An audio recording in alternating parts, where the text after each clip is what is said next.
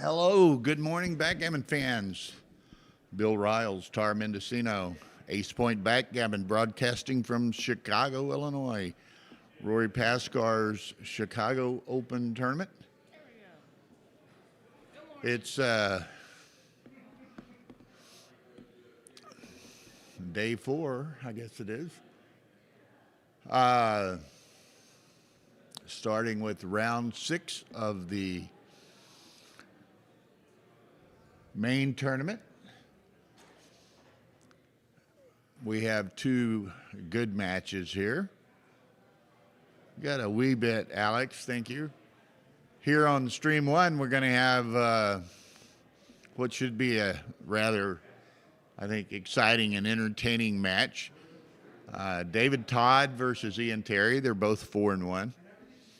And over on Stream 2 on the Ace Point Backgammon YouTube channel, and they've already started play, we have the 2 only undefeated players, John O'Hagan and Anthony Niakiani from San Diego. He's got a tough 2-1 play. Yeah, so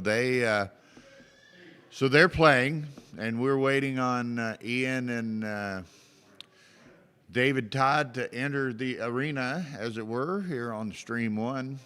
And of course, this is on the Backgammon Galaxy YouTube channel, and we certainly appreciate Backgammon Galaxy's support of the tournament and the stream, and using a beautiful, and you'll see it when we switch over in a minute, but a beautiful Galaxy Nova board with a Neptune inlay. And so they've been very supportive of us and this tournament and all the tournaments that we do. And you'll see today, those of you who haven't watched anything yet this week, we're using a new electronic scoreboard system that we've developed in collaboration with Backgammon Galaxy and Wilson Semilio and specifically, but it'll be for use in Monte Carlo and then later New Orleans, Dubai, Texas. But the scores are displayed and up by the player cams. Hey, how's it going? Pretty good. You ready? I guess so. Who are these fish you're putting on Stream 1? Yeah. So you can just huh? Yeah, we'll take. You gonna leave it or take it with you? Well, I'd like to take it, but I'd like to keep it away from the board equipment. Yeah, as long as you put it out on the far end, she won't say I'll anything. wait for them. You can drink up. There they are. I'm not in any hurry. Let them drink and relax. Here, I'll just set it here. Is that okay? Yeah, if you want. We'll get rid of it in a bit. I have a Bethel box on your match. Is that what you prefer? I don't care either way. You want Bethel box? No Bethel box. No. Okay, I'll take it off. I want a copy either way. I'm going to show you. I'll do it. Okay. Good luck, guys. Wow, we got some gambling possibilities here. Yes, sir. Okay. So Ian and David are entering the room, so we'll be switching over to that board view here in a moment and the player cams, and they'll be kicking off.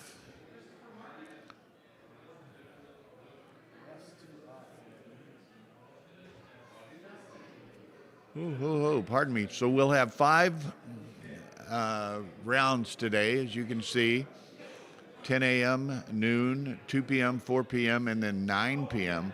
Now, at 8 p.m. tonight, there's going to be a demonstration match / lecture between Dirk Sheeman and Jerry Tanzi. That'll be streamed. They'll be provided handheld, or not handheld, but wireless mics, so they will be describing their plays and their considerations and what they're doing. They'll be taking questions from some of the live crowd around here, but that'll be streamed as well, so you might find that entertaining and instructive. 2 of the great players in the world, really, and Dirk Sheeman and Jerry Tanzi. So that'll be fun, so be sure and tune in for that. And then tomorrow is finals day, so we'll work through all the rest of these preliminary rounds today and see where we go. Now, like I said, O'Hagan and Nakiani are the only undefeated players. No way. Not the speed, just how to shut it off. So you'll finish at like 17:57. And there are, let's see, do I have that up here? Yeah, there are 2, 4, 6, 8, 10, 12, 13 players with one loss. Now, the only, Big round buttons. the last player to have less than 3 losses is the champion. So, yeah, Joe, that'll be fun, and like I say, it'll be streamed.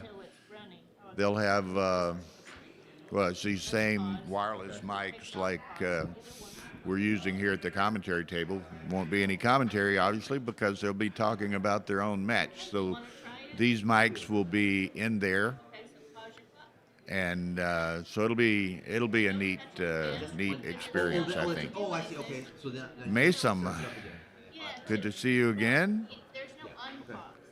It's just pause, and unpause is when the So clock is Tara's actually reviewing the clock with David. Maybe he hasn't used a tap and set clock before. sometimes And she, and it's really straightforward. She shows each of them how to use the electronic scoreboard, which is nothing. You can, and I posted a picture of it on my Facebook page today. So if you want to look and see what that looks like, you can. But just to the left of the board here, there's an actual physical little monitor with the score on it. So the players can see the score easily and just change it with a hand swipe, and it's automatically updated here on the stream up by their names is the score, and that gives us more real estate for the board, uncluttered real estate for the board. So anyway, here we go. Set of 5s is a nice roll. Now David, you will enjoy. David's kind of an old school guy, loves to play back games and mixes it up. He's not the contemporary bot style player that many are. He doesn't study XG. He doesn't use it. Ian's much more of a student of the game, so it'll be very contrasting styles.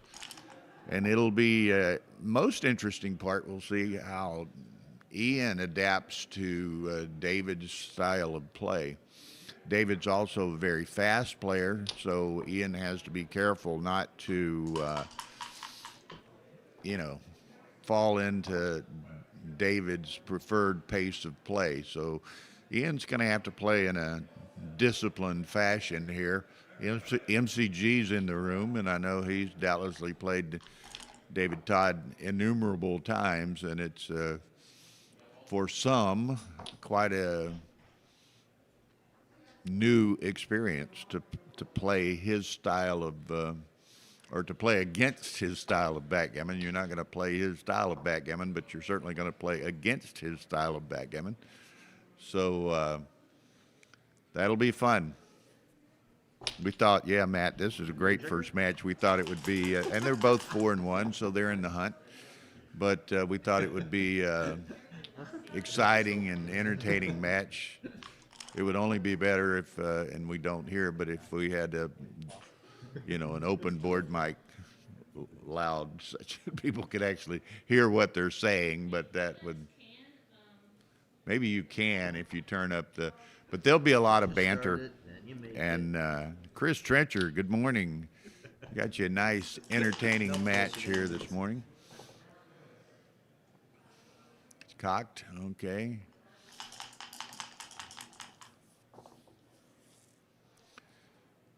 Let's have fun. 3-1. All right. Not a real obvious one to play here.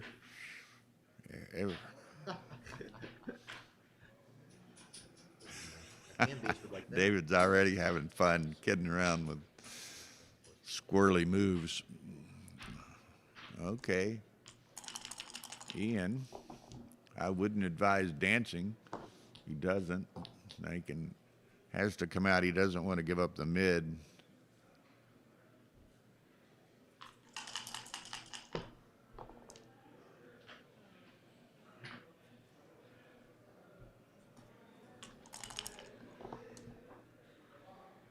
Okay.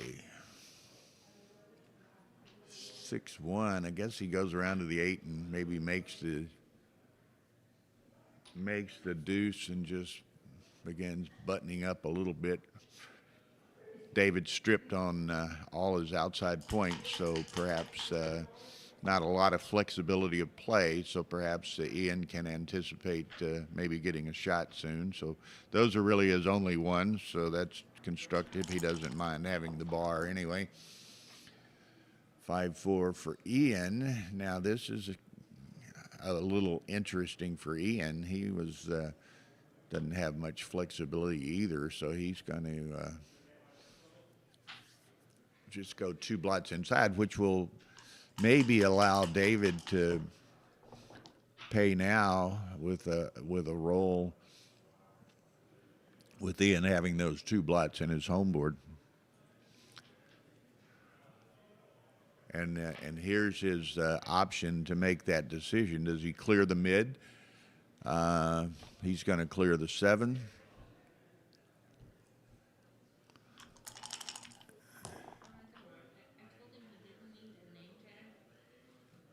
Oh.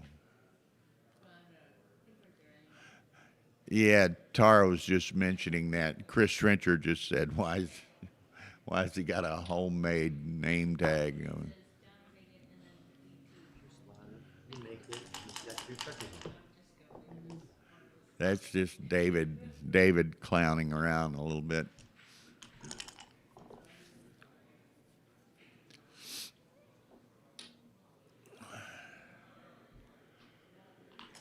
Okay, so now it's a tough roll for both of them. It's kind of a standoff type deal. Now that's a nice roll for David. He'll probably just go 4-2, I think, and just make it really difficult for Ian to play on this next roll. He either has to play into a lot of defensive opposition, or else he's going to have to crack. So.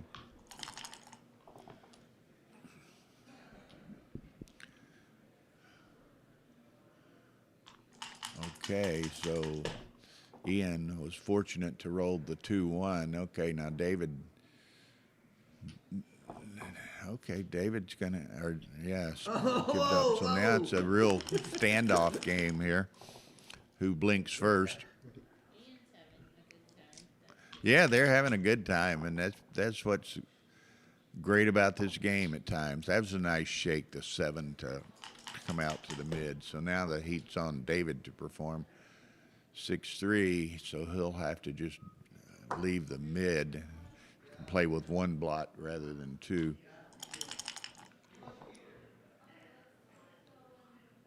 Okay, Ian hits that. He's going to lift. Ooh, nice shake, but has to jump out into a double shot and with an indirect 3rd shot. Okay, but now Ian's going to have a fair number of returns for David. What's that? Double 5s, 5-6, 5-1. Okay. So some good performance in rolling here by both. Okay, Ian gets the 6-1. So I guess he's going to have to. Well, he's going to have to hit, I think.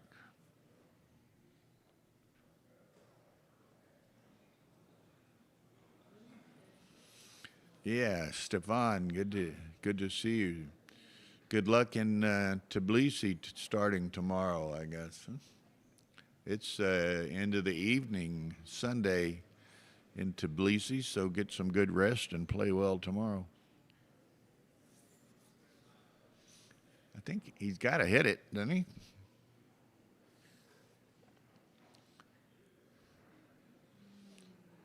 Yeah, I mean, he's got to hit it. He's leaving a shot somewhere anyway.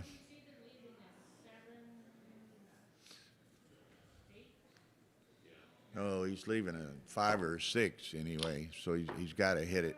He can play to the 12 and then he can play to the. Yeah, okay. Tara points out he can make the 12 and play out to the 14, leaving 2 indirects.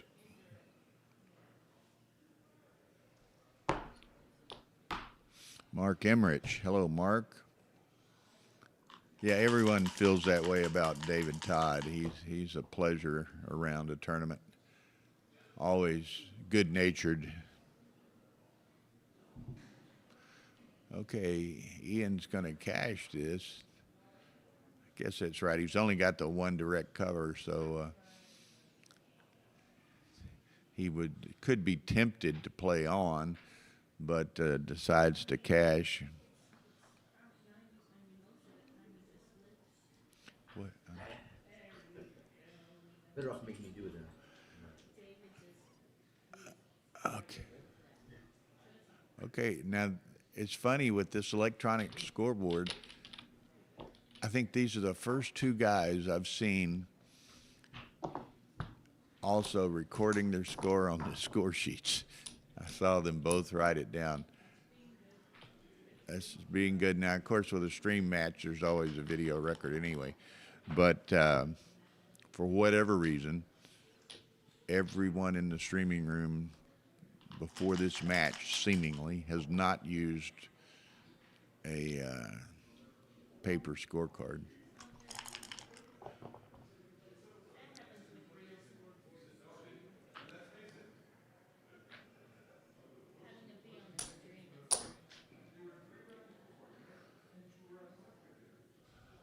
Okay.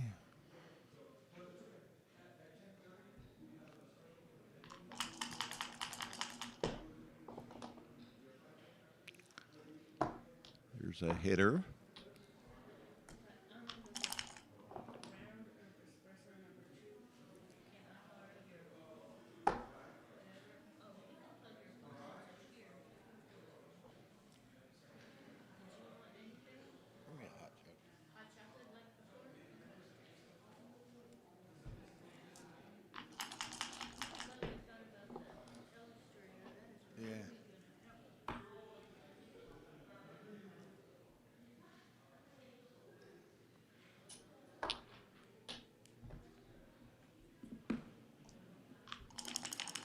Good morning, Boris.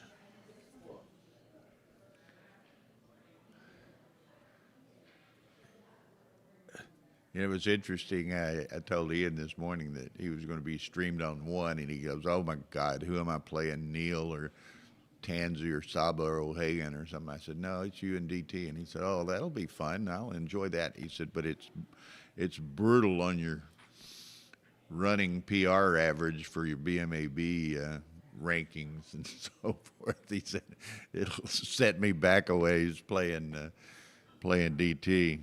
Scott Morton, good morning. As you come in and start watching, you might be sure and hit that like button for us. Keep those numbers up. 4-5. Now, does David just bring it around another checker on the 11, or does he come down to the 8 to have another builder for the 4 and the bar?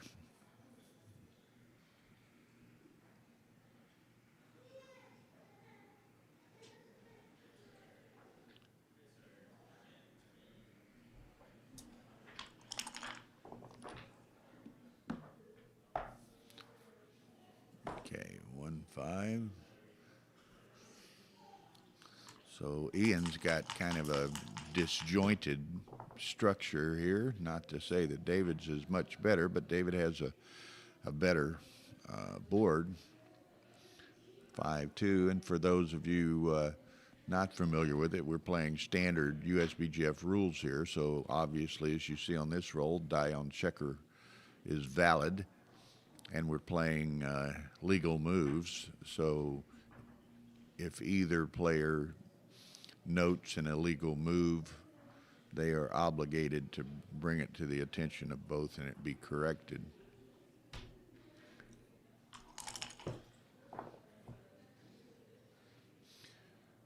Set of fives, that'll work to a degree. Now he's going to have to, I guess, give up the mid. He could go on. He's going to go to the mid, so now he left the caboose at the station back here, though. It's disconnected, so he'll have to try to, as I've said at times in the past, get little Wilbur moving back here.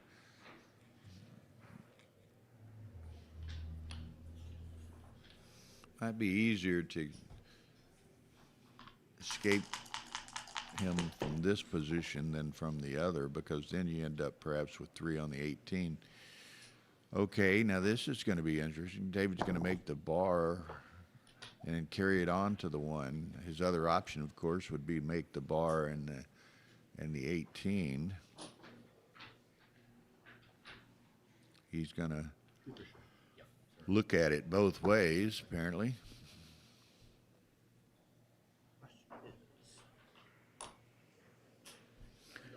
Yeah, I think this is better long term, Alex. I agree with you.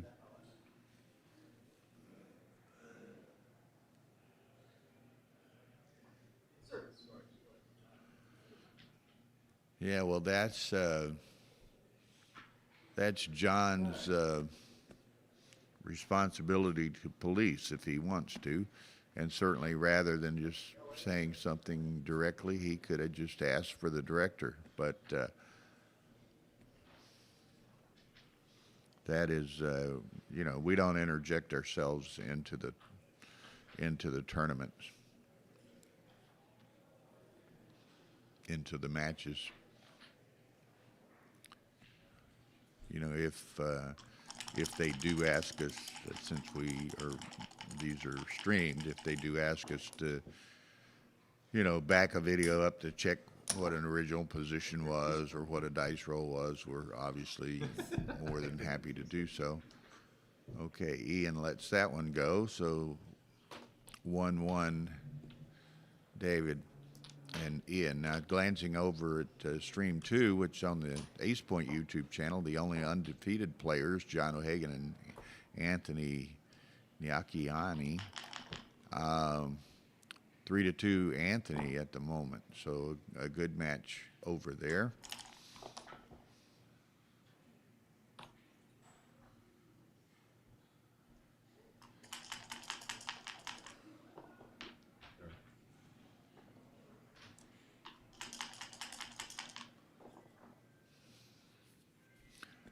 Well, again, that's I agree with you, Bob, but that's for the players to police themselves, and John is certainly an extremely experienced and competent player. He knows the rules. He's seen it all, and here we have a video record, of course, to review if there is something funny going on. Okay, Ian takes this cube. A frisky cube, as Alex would say. Perhaps that's cocked. It actually, I think it's cocked because it actually wavered as it went down into the interstitial space there. Get in my polysyllabic for the day.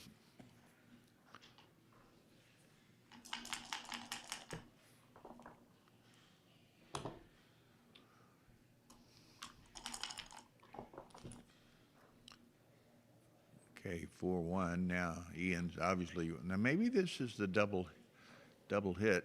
I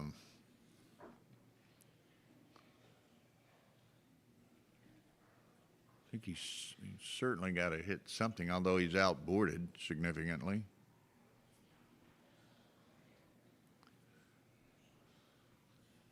I think Ian's temptation is to hit 2. He and I play quite a bit, but he's going to step up.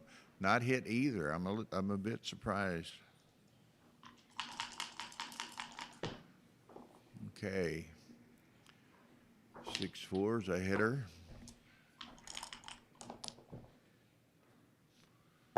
3-6 for Ian. Okay, David just continuing to force the issue here as the rolls allow him to do so.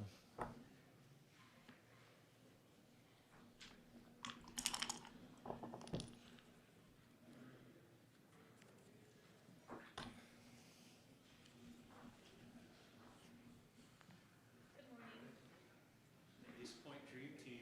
Oh my goodness. That's true, Chris. He's, as you say, way outboarded, so he has to be a bit careful.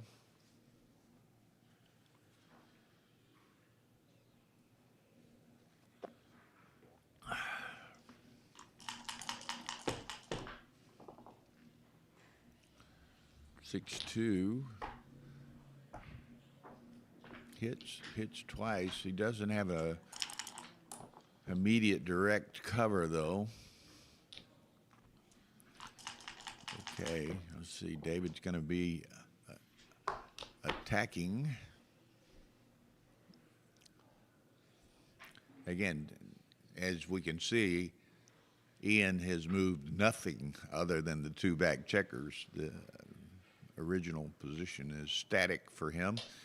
So David can play rather freely even though the cube has been turned.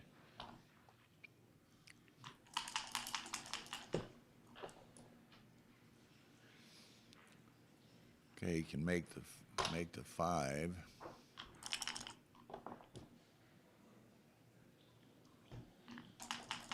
Okay, he's got to bring some more ammo into play here.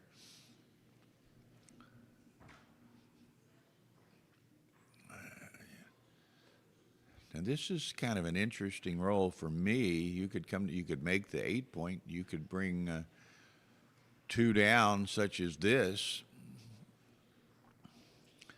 Then real pressure on Ian to perform.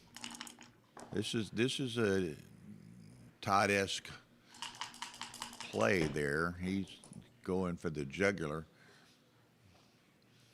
Not exactly what he had in mind, but the shift puts the second one up, brings that covered. Very, very good play.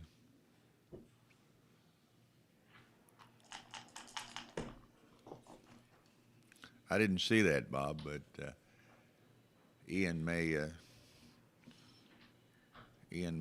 give us a repeat of it here. Certainly maybe a G without moving anything if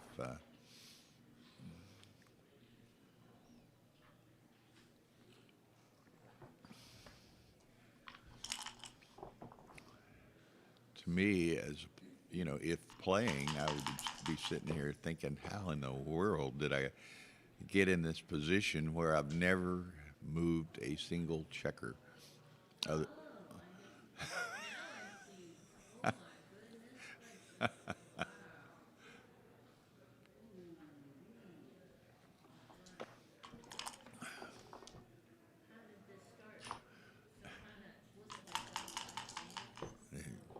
was double 3 and then a hit, and Ian started dancing. Okay, DT would love to hit him, but can't. So, gonna bring in the reserves. The artillery is focused on Ian's blot there. Ian would like to focus on that blot himself, and there it is. And a hit. That was close to disaster for Ian, and at least for the short term, he's put it off. He's just gonna try to, you know, as long as he can keep playing here and moving checkers, he can greatly reduce the chances of getting gammoned here.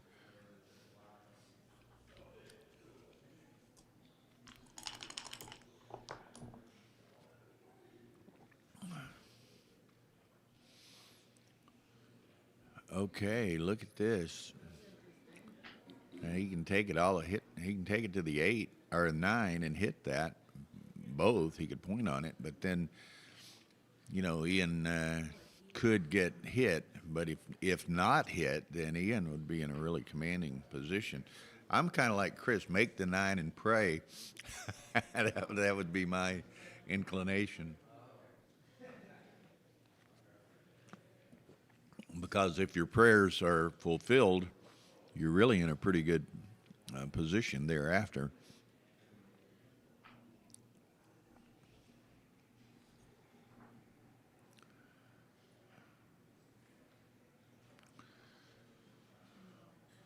Wow, Hagen just got gammon on a 2 cube over there, so Anthony is up 7-2 against John.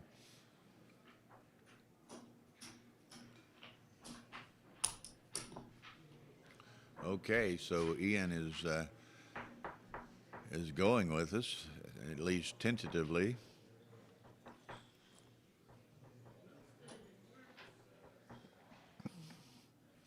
But it also, I mean, it's 20 pips of freight moved closer to saving the G as well. Can't convince himself. It's a little provocative and whatever we should say. He's going to do it this way. I think he wanted to make the other play, but he's just not confident that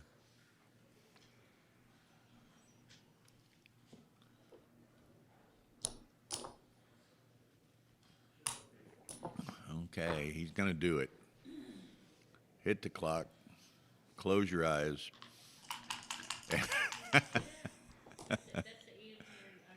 Oh, he got hit. So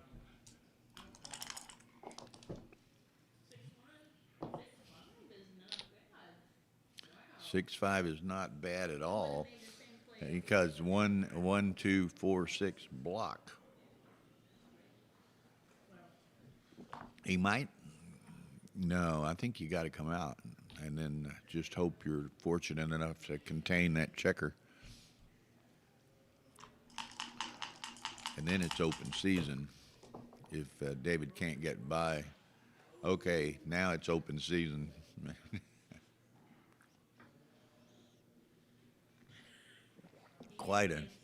Yeah, Ian's such a, I don't know, what's the right word?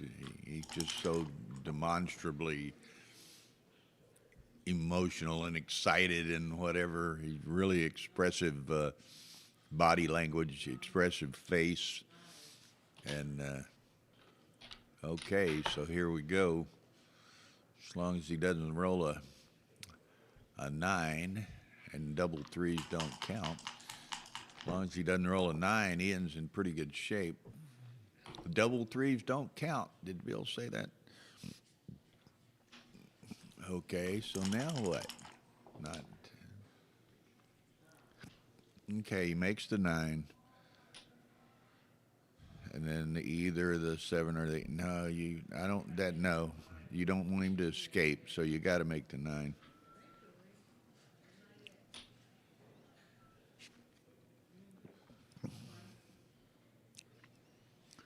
Okay, so now this is going to be interesting. How much a 1-6, very nice. I was going to say, how much does Ian have to accomplish before you can even think about a reship? Oh, 6 prime. Reship coming, incoming.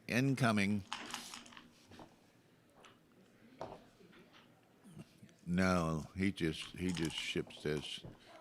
What are you rolling for? You're not going to gammon him, just cash it.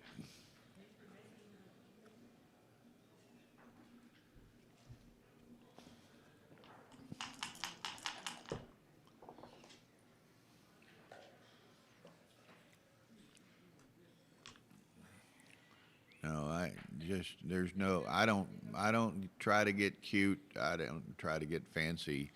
It's very unlikely you're going to get a second checker. Just cash it.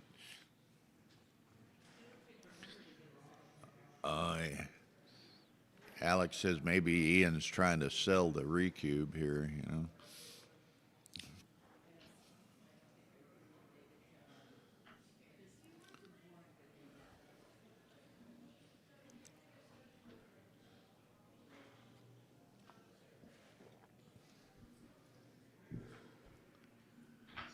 Okay, got to let that go. David hates that.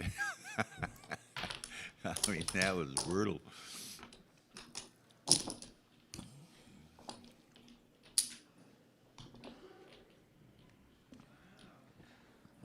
That was a turnaround. That was a probably very likely a 6-point swing right there.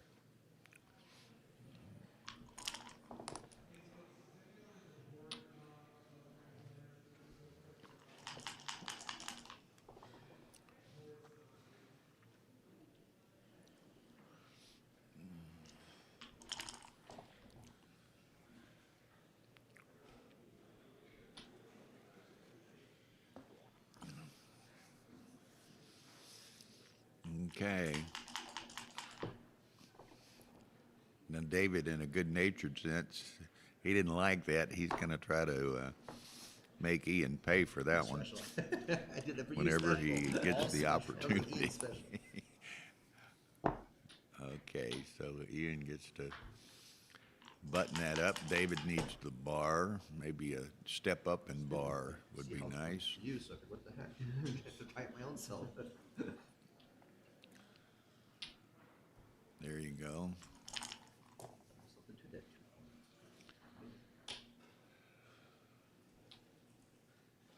Okay, all but forced.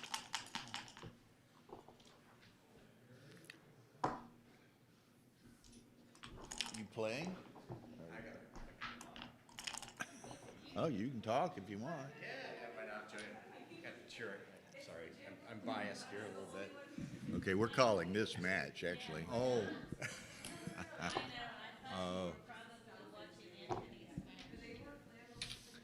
But an entertaining match here with Ian and David also, but All right. always, So are Ian and David, what are they? Oh, they're both 4-1. Okay. yeah. Got it. Got it. These are undefeated, these have both lost one. So So, this is and- live right now? And Yeah, they're both live. This is on stream one. But this which is the one that they hear us on. Correct. Okay. All right. Okay, so two-time world champion Frank Frigo has joined us. So got the lucky bye this round, huh? I don't feel so lucky at the moment, but I'll take it. How many losses do you have? I have 3 losses. So you're 3 and yeah, 3. Yeah. Okay. Yeah, I had a little bit of a rough night. But it's Well, all right. this is always it's always exciting to play or to watch play. Even David Todd, you know, he's so unorthodox. He likes to mix it up a little bit. I don't have a lot of experience playing it, but I'm familiar with the fact that he has a bit of the old school imaginative plays. in him, I think, Absolutely. is a way of putting it. Yeah. Yeah. Which, you know, obviously you have to be real careful with that because you can give up a lot of equity, but you also do things that a lot of players haven't seen before, and it can be real frustrating to play against. And I think there's a psychological component to it too, which is when things go south, you feel a little snake bit. Yeah. Well, that's It like gets in your head. It's like Ian was saying this morning, you know, and I told him we were going to stream him. He's playing DT, and he says, "Oh, that'll be fun, but there goes my BMAB PR." Yeah, it's not going to do well for your PR. Hey, take it from somebody who set the world record for PR in San Antonio. Well, Tansy almost he played Dmitri last night at the last round five, one game, 16 cube. Oh, And Jerry took a bad 4 cube. So Dmitri lost, but played 2.2, and Jerry was 11.2. it happens. I'll bet Jerry wouldn't trade the PR for the win. I'm sure I'm sure that's correct. Yeah, it happens. It happens. Okay, so Looks like Ian is pounding away here. He's just fully focused on the frontal assault and he'll get the back checkers moving at the appropriate time, assuming he doesn't get stuck. Like,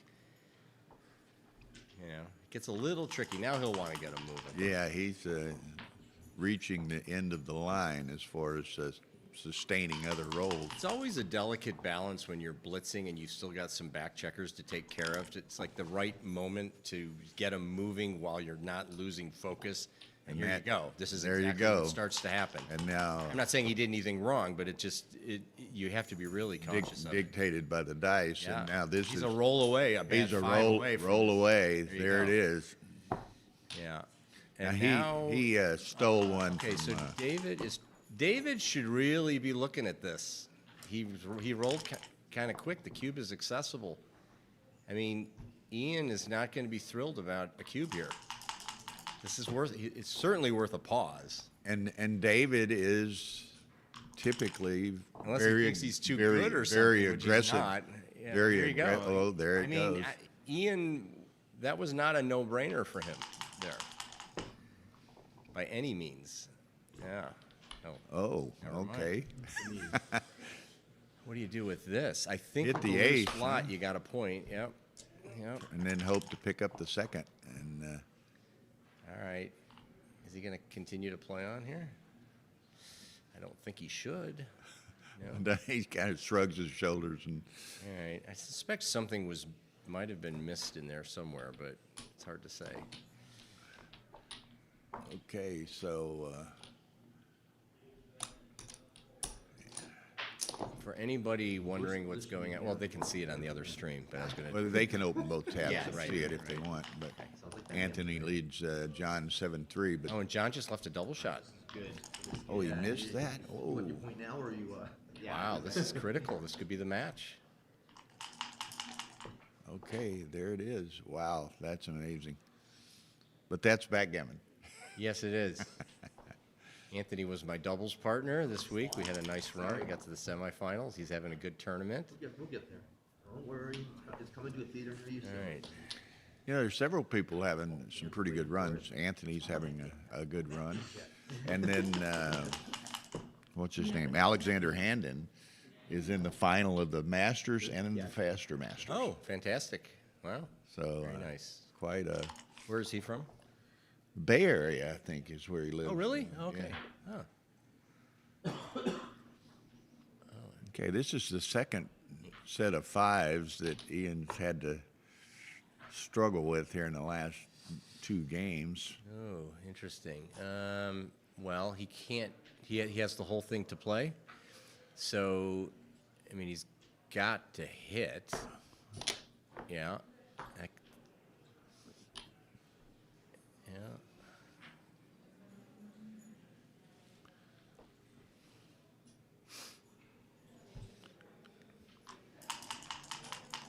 Oh.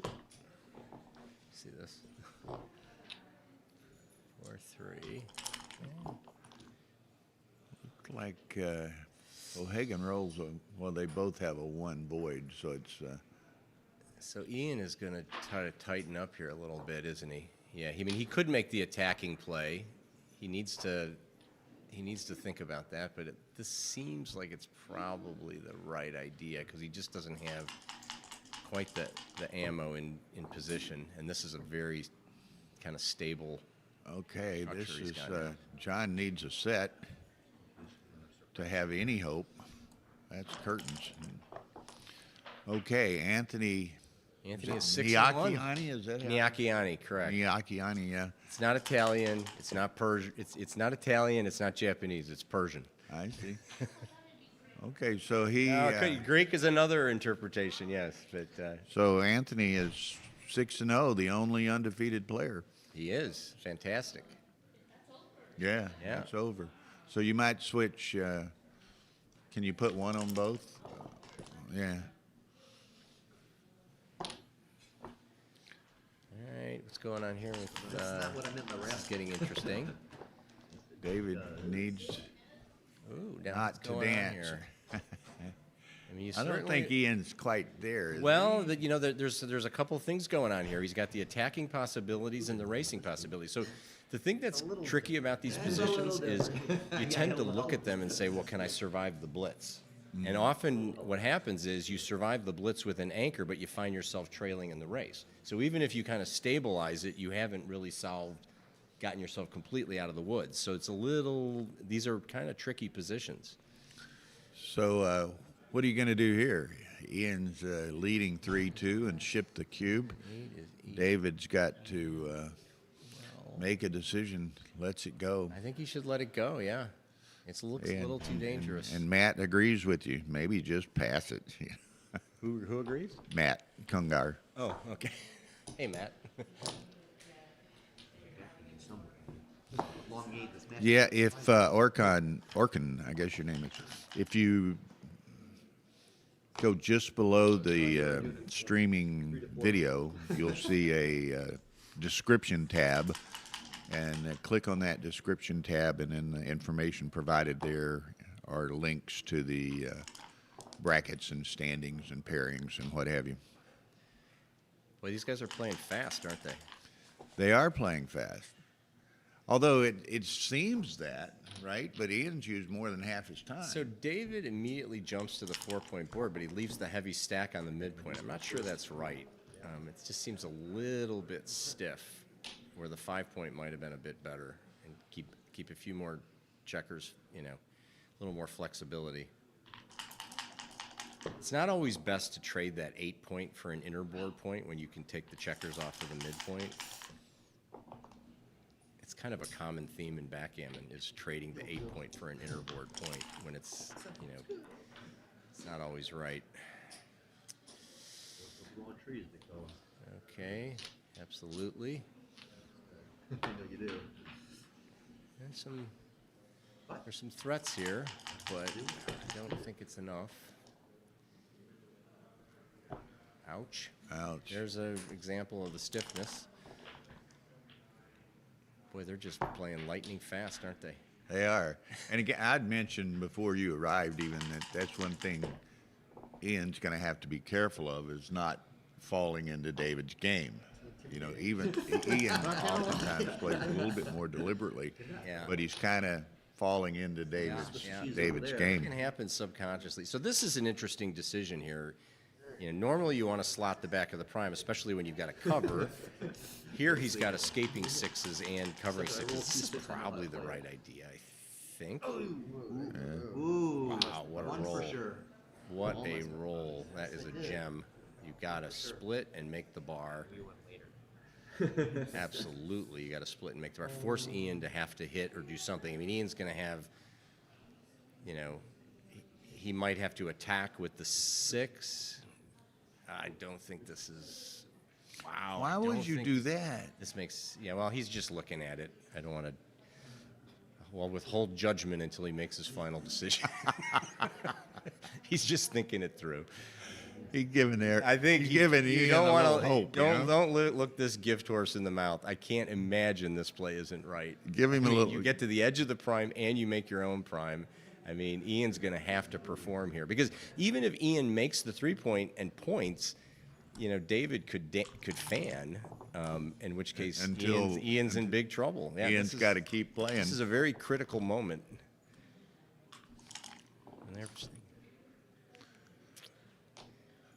All right.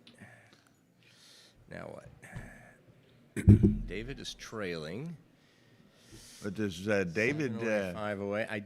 It's interesting. I think it's a little tricky because he's a favorite to come in, and most of the time when he comes in, he's going to have to play that checker on the midpoint, and Ian can still kind of hold the it's prime a a little weird bit. position from my perspective.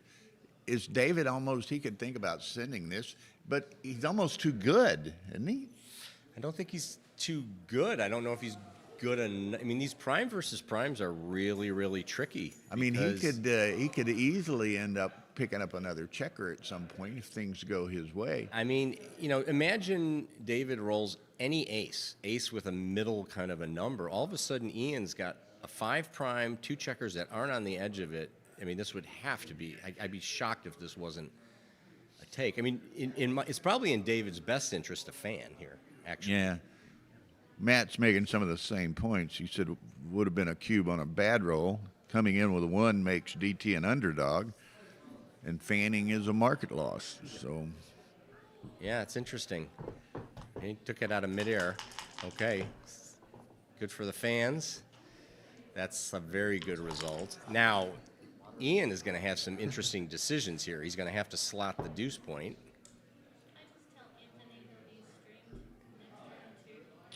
in all likelihood, yeah. Now, this This is a fascinating decision here because he could slot the deuce because he buys time, and he also gives a cover. I mean, I'm not sure. You lose more gammons. This is a little bit dangerous. I don't know. I mean, there's a balance between sort of not wanting to lose gammons and trying to win the game. I think at DMP, I'm slotting the deuce for sure. Chris Trencher was saying he slots the deuce on that, so as does MCG.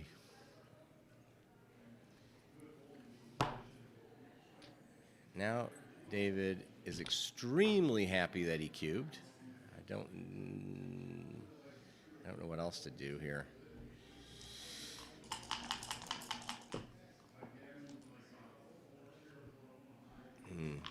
Danger. Danger, danger. Almost nothing can go wrong for, I should never say almost nothing because things can always go wrong.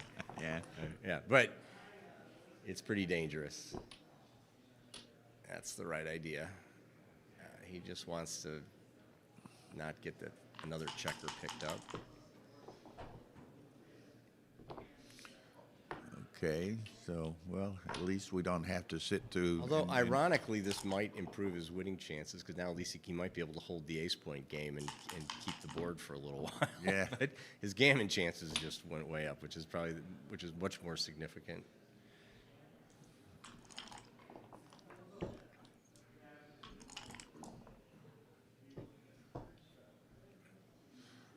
Okay, he didn't want to do that, but So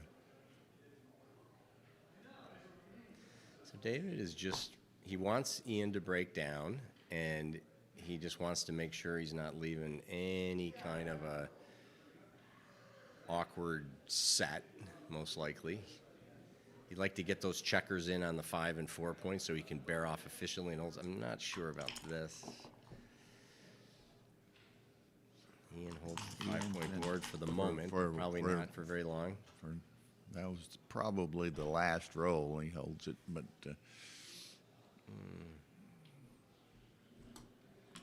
Seems okay, I guess. yeah. I don't know if any of the viewers have a gammon rate estimate here. 3 checkers on the ace point behind a prime.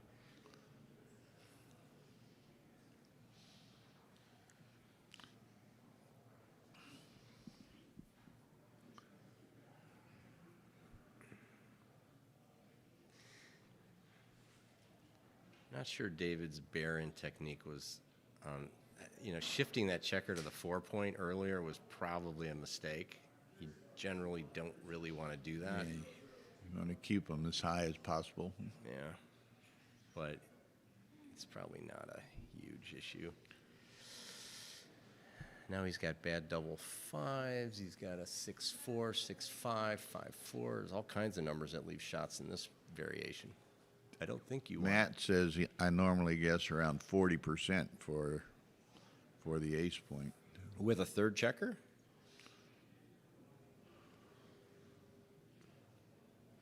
But less with spares in bad position, so maybe more like 30% here, he's thinking. But even with the 3 checkers. Okay. With 3 checkers, Matt? All right. Well, a few shot-bearing numbers here. That's not one of them. Yes, 3 checkers, Matt says. Okay. Well, and Ian's kind of fortunate in that it could have been a lot worse than it was. He's still got a 4.5-point board. Yeah, he should be able to save this, and there's even some winning variations.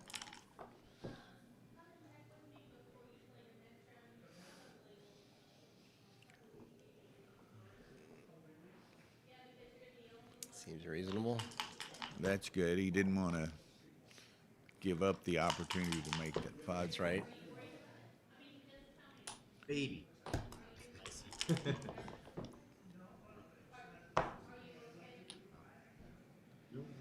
Ian's actually come out of this okay. I mean, Amazingly. he's probably not going to get G'd, and he's, now there's going to be a bunch of bad 2s. And David hasn't, no sense leaving. I mean, you've got a 5-point board. Oh no, for and, sure. No, David's there's a bunch of shot generation here. Yeah. like it is. that. Okay, Ian rolls an ace. This I'm not sure about that play actually because he could get. He could have gotten an extra checker off, and Right. Ian's probably got to leave soon anyways. So I'm not sure I like my barons. I don't know that you had to hit there. Okay, so looks like Looks like it's going to be 4-4. So looks we have like a it's 5-4 4-4. match. Yeah. Now, let me ask you. One gentleman was asking Frank, directed a question to you. How do you count pips over the board faster as an advanced player? Do you have any thoughts there? I don't. I generally don't count absolute pips, so I tend to, everybody's kind of got their own technique, but I count differences. So I'll just sort of transpose checkers and try to create symmetry in my head a little bit, even without checker shuffling. So I start in the outer board and I think about it like as 12 columns. And I move checkers around to try to create symmetry and then count the differences. And that's just something I've done for a really long time. And I can generally, I tell a lot of people there's a lot of ways to count, yeah, and you have to just experiment with them and see what you are comfortable with. yeah. I don't generally labor over absolute counts. I try to get a gauge on relative counts. And then if I'm getting close to a cube decision, I'll do it once. I keep a running count from that point forward. And if I'm getting very close to a cube decision, then I convert it to an absolute count. Because once you know the difference, you only have to count one side. Right. And so that's generally, I try to gauge difference. And then when I know it becomes relevant, then I start to drill down on it a little bit further. Okay. Well, thank you. I'm sure they appreciate that insight. Ian absolutely has a double hit here. This is a critical moment. Oh no. Okay. Now what? Ian. Welcome to Disneyland. He rolled kind of fast there again. They're laughing about it, but it's the same. He rolled very fast there. That was Very certainly worth a pause. This is the. Well, here's the thing, though. This is where maybe there is a little bit of psychology in it. I suspect David loves to play these kind of games, so I might go just a tad bit late in a back game where he might have a very hard time giving it up. Yeah. I don't know if that's a fair statement or not, but I don't know if that's the way Ian's thinking It's about like it. Matt said, Ian should cube even playing BT. I suspect he's correct. Yeah. This is a hard game to play. But here's the case in point. He's not. It's like Trencher makes the same. Let him play it. I double. Yeah.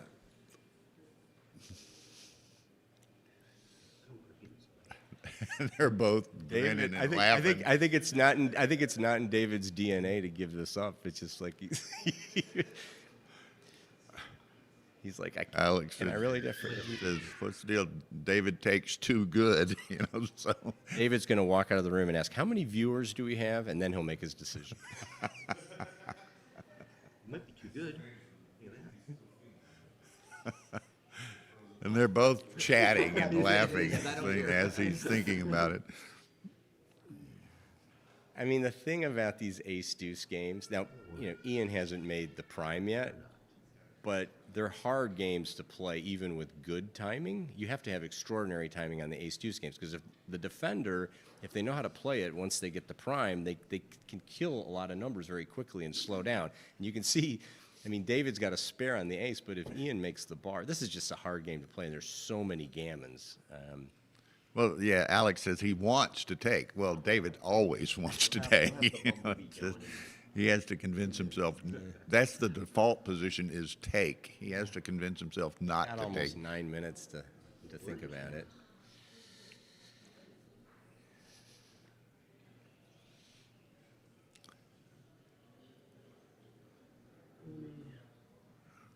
Here's the thing, even some of Ian's aces here that don't make the bar, he may not mind hitting, actually, right? Because it brings it. There we go. Oh. I thought he was. He tricked us. Yeah.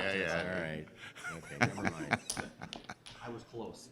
I was on the precipice. Yeah, when we selected matches this morning to stream, And these guys are both 4-1 anyway. I thought, now this is going to be a fun, entertaining match, you know? Yeah. So now, Ian's leading, right? 5-4, but he's 4 away. And when you get to 4 away, even with a lead, you look for, gammonish cube turn opportunities because of the efficiency of putting the match away. So even with a lead at 4 away, you can really look for some good opportunities. All right. Like approaching now. Yes. Oh, so much for that. That'll offset things for the moment, but there's a lot of returns. I don't know who that is. Oh, shit. Some guy said David passed. He must have taken his meds today. Ian's thinking about whether he wants to keep the 18-point and hit outside. I don't know. Not sure. I mean, this at least brings another builder into play. Oh, my. Yeah. This is now too good. He almost has he has like almost a free play on here. I don't see any. He's got 5s too. Yeah, exactly. Okay, 6-5 has.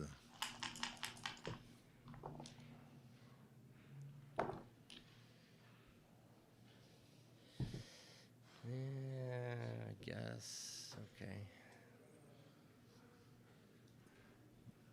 He could have paused and just thought about. I mean, sometimes in 2 good positions, it's not that you win so many gammons. It's that you almost, in some cases, you almost have free optionality. Or even if the gammon chances are very low and you still have cube access, you can just sort of experiment and play on a little bit without really losing your market. I'm not sure this was one of those instances, but Okay, I mean, they're going to you take don't a break. necessarily have to have super high gammon chances for it to be a play on sometimes. One thing, I hope everyone is enjoying our new electronic scoreboard and the score display. It gives us more real estate for the board and everything for the stream. So I think it's really, I mean, you played in there. Yes. With that scoreboard, it's no different really to the player. Oh, no. But it makes a huge difference here. Yeah, it's great. It's great.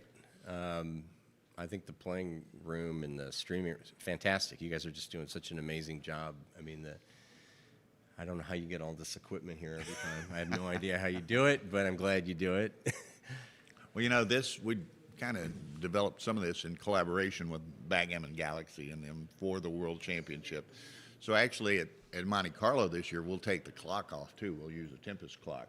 So the clock will be offset as well. Okay. And digitally displayed. So you won't see anything but the board and the cube. Yeah. And that's it. So it's real elegant, clean, uncluttered stream. Yeah. So you got all this stuff you have here is going to go to Europe with you. Yeah. Wow. Oh, I mean, not the TVs, obviously. Yeah, not the TVs. And actually, even some additional equipment, because here we have 2 streams, 1 commentary, right? Monte Carlo, we're running 3 streams with 2 commentaries, so there'll be a bit more equipment. It'll be 3 streams. 3 streams, Wow. Okay. 2 with Was commentary. it 3 streams last year? It was 3 streams last okay, year. yeah. Very cool. Ian is back at the table, waiting David.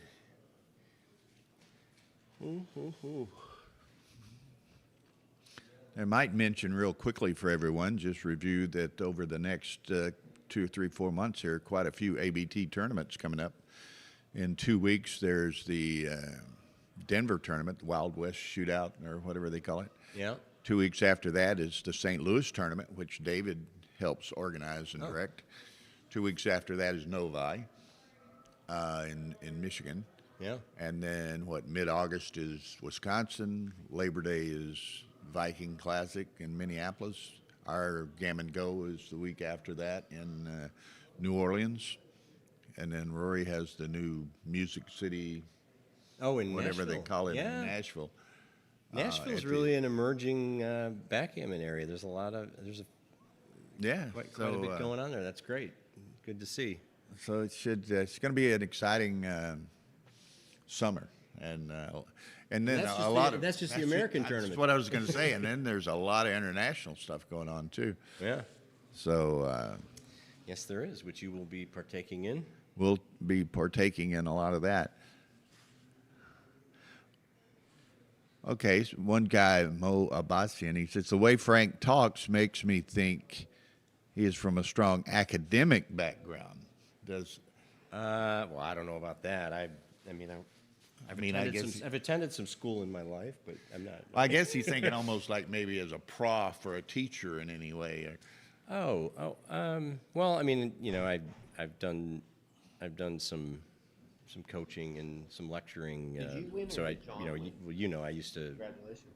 consult with a lot of the NFL teams. Yeah, what was the name of that program? Zeus. Zeus, Yeah, yeah. and then the company was Edge. So we used to work with consult with a lot of the NFL front offices and coaching staffs and general management. Yeah. Now again, and maybe you didn't hear this earlier, and we've got additional viewers now.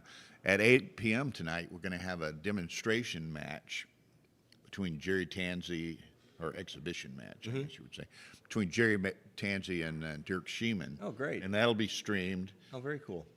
People will be watching it. They'll have these wireless mics to What a great- describe their Yeah, what a great plays idea. and thought processes, and we'll have a wireless mic we can pass. People can ask questions of them as well. Yeah. So that should be very interesting.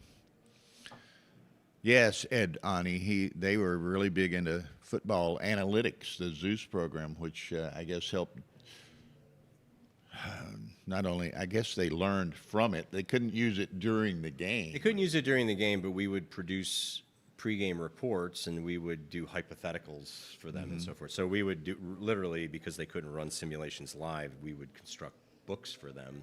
And they could have the books with They would have the books. So On the so sidelines that- or something? not on the sidelines. So it would be up In in the the booth. coaching booth. Yeah. Okay, So okay. the head of analytics would be on the headset with the head coach, and the head coach might say something like, it's 3rd and 8.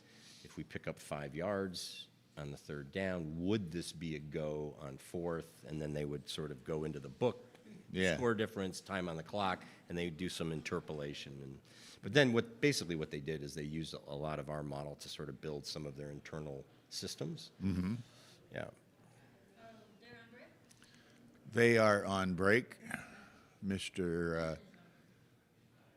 Todd's on an extended break. Yeah. But Frank and I have been having a good chat and answering some questions and keeping them entertained and amused here, perhaps. And Bear is out there playing with the long-haired Dachshund. who is? Bear. Who's playing with the dachshund? Bear. Oh, there's a long-haired dachshund and bear. I understand. Bear is. Bear's your Obadal. dog? No, Obadal has a little. I don't know what it's like a long-haired Chihuahua. Lapdog. Long-haired Chihuahua, teacup size. I mean, little bitty thing, and its name's Bear. He's playing with a long-haired Dachshund. Our dachshund's at home and boarding, but I see. Yeah, that would be a little bit for you to keep track of a dog while you're doing that. Oh, yeah. I'm guessing that would add an extra element of yeah, and our guy complexity is to your week. and our guy, particularly when he's with us, he's extremely protective and defensive and what have you. Yeah. He's not the social. At least I don't think so. So this Dirk and Jerry thing is tonight at 8, you said? Yeah. Oh, great.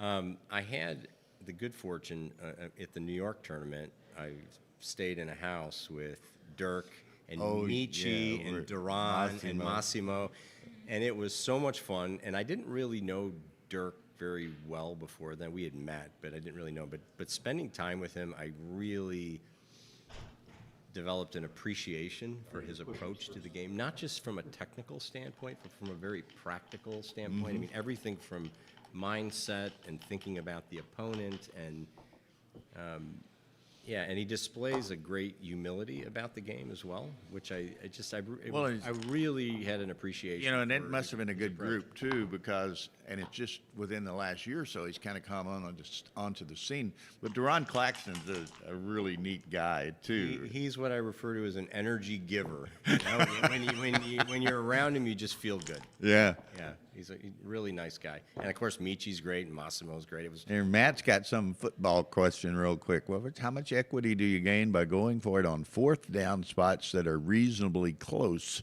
So, like, how much do you gain by running a third down play that is 2 yards short of the marker? Well, I mean, it's all about context. But the thing about it is, and this is what the Eagles use to great success, is by knowing in advance what their fourth down decisions would be. They would make plays on third down that were less predictable, because oftentimes the defense will give up. Like if you need 8 yards for a first down, conventional wisdom for the defenses is we'll guard that first down marker. But if you know you have a viable fourth down go, you may just take the 6 yards they're giving you and then Right. immediately line up and go for it without hesitation. So that's actually was a pretty effective strategy for them, knowing in advance what was the right decision and then taking what the defense would give them. So, but in terms of equity, it's all contextual. I mean, Was the Zeus still in use, or have they all kind of evolved? there's variations of it that are still in use for different purposes. Yeah, yeah, it's sort of been co-opted into some different things. Yeah.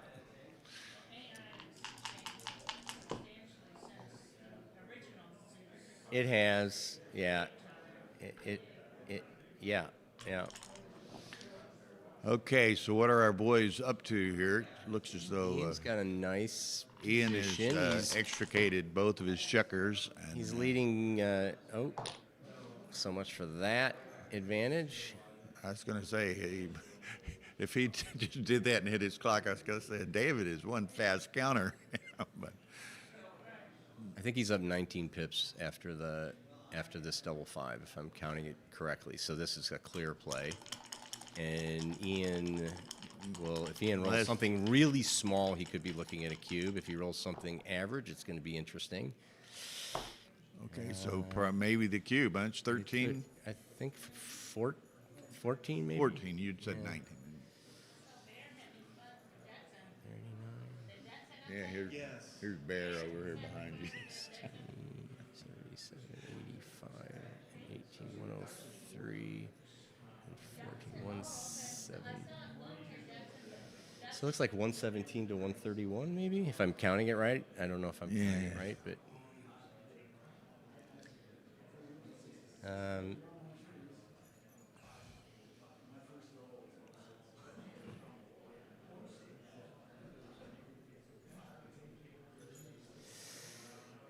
Not an easy. There's somebody, Mr. Brain. I remember when Rich Cottle was coach of the Eagles.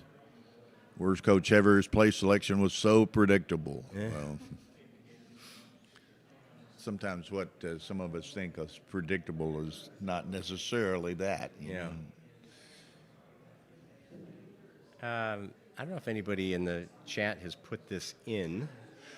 But I haven't seen. Nobody's been. I don't think anybody's been putting them in. I haven't seen it any. looked like it comments was related. probably a pretty close. If my count was right, it was probably a pretty close decision. The only thing is, though, that makes this a little bit different is Ian at the score is not going to get his typical cube vig, right? Because his redoubles are going to be Killed. little. He's going to have to be. It's going to be very difficult for him to give a recube. I mean, you know,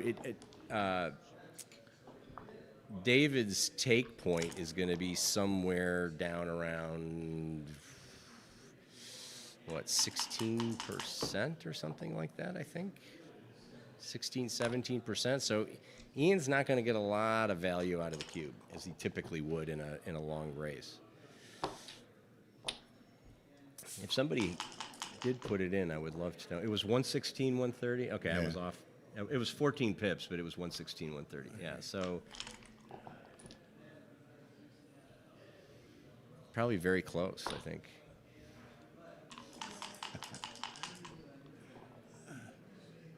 What did Alex say if he rolls what? If he Rolls rolls the the cube cube. instead of the dice, he'll get bigger numbers. There, that is some extraordinary insight by Alex Ashigian. I hadn't thought about that. You know, it was interesting, and I thought this was so funny. Maybe 10 years ago, Akiko played this Philip Kazamiya in the finals at Monte Yes, I Carlo. remember. Sure. And they were telling this Kazamiya, they're from, Well, they're German, I think. they're German, somewhere Yeah. in North Germany. I forget the town. Yeah, his father plays too. Yeah. And anyway, at their club, in their normal chouette play and money play, they rolled the cube to start the match. So to determine what the cube starts on. Wow. All right. we had a guy in Louisville some years ago. We had a lot of characters at the Louisville club. There was a guy by the name of Derb Oldham who died many years ago, but he was a real character. And in his board, he had one cube that went up to 64 and then another one that started at 128. Wow. And I always used to joke with him. I said, Derb, that's funny, haha, you know, as a prop. And he goes, no, you don't understand. Like, this comes into play occasionally. Like, all right, maybe I want to be part of that game. Can you imagine at a chouette or something rolling the cube to start the game? You know, maybe it starts on 32 or something. So Ian's got a big problem. Like, if you can see here, like his fours are really problematic. And this is the problem when you have an open 4-point is every time you roll a 4, you go deep. You generally don't replenish, especially when you've got checkers on the ace and deuce. Now, here he has no choice but to replenish a little bit, but that's not necessarily a good thing. So this is, he's gonna need a big set and soon.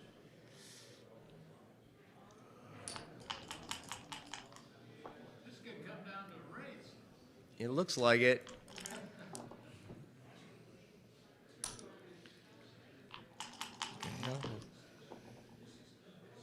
All right, opening.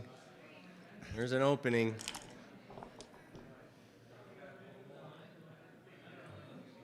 I think he has to, do the fives. It's probably going to be a last roll. Oh, looky here. Wow. Whoa, boy. Ian reached back and gave that one the gusto, didn't he? And again, settle down, son. You got to get a Settle backboard on that board. down. Oh! Solid, man. There we go. They didn't see it out there. 13 bad numbers. That's one of them. There's one of them. Oh! Well, that cube isn't going anywhere.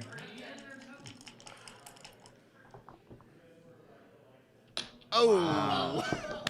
Wow, the fact that he even Got there. yeah. Okay, so All right, so now we got the classic 3-point match. 6-all, 3-point match. Solid. So this is fun. This is the match I anticipated when we selected this match to stream on Stream 1. Okay. Entertaining, exciting. Is that because you knew Anthony Niakiani was going to crush John O'Hagan so quickly? No, but Where is Anthony? I wanted him to hear that.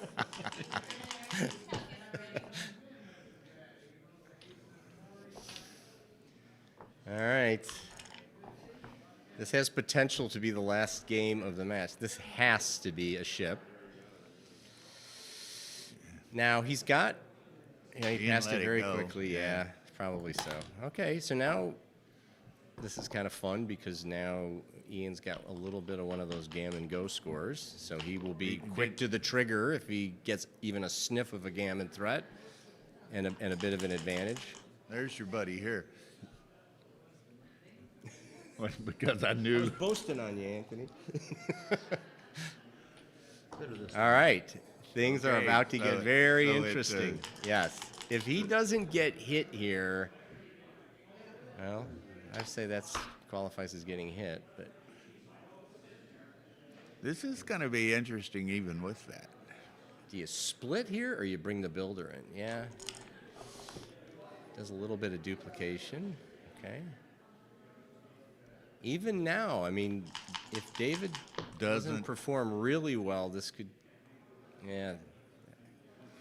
He's got the 2 blots, though. I might go ahead. I grabbed the insurance policy. I Yeah. I don't. Ian should really pause on this. Yeah, that might have It might lost not it. have been there. It would have been an easy take, but it would. It there's not a lot of pausing going on. Okay. One of my biggest things I like to preach is when you have access to the cube, get in the habit of pausing, because otherwise sometimes you just shoot past really good. Okay, there it is. That's whoa. Here we go. Well, I think he's double. This is an absolute double hit, especially with that blot in the board. Well, you know what you said. It kind of goes back to a saying I've heard related to Kit from way back that Yeah. I don't think so. I Yeah. don't think so either. Why don't we just go ahead? every roll or every turn is another opportunity to cube. Absolutely. So you just however cursory you may think about it, each turn almost, if you Yeah. have access to the cube. David better perform here. He's in big trouble. Big trouble. Ooh, that's an awkward 6. He's going to have to just slot it. Yeah.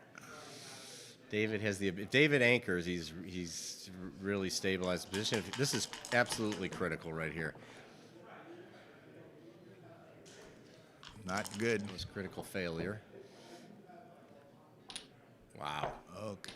Now, Might It's he a have? little- Might he have? Well, well, I guess. he's. It's enough. Is that any good?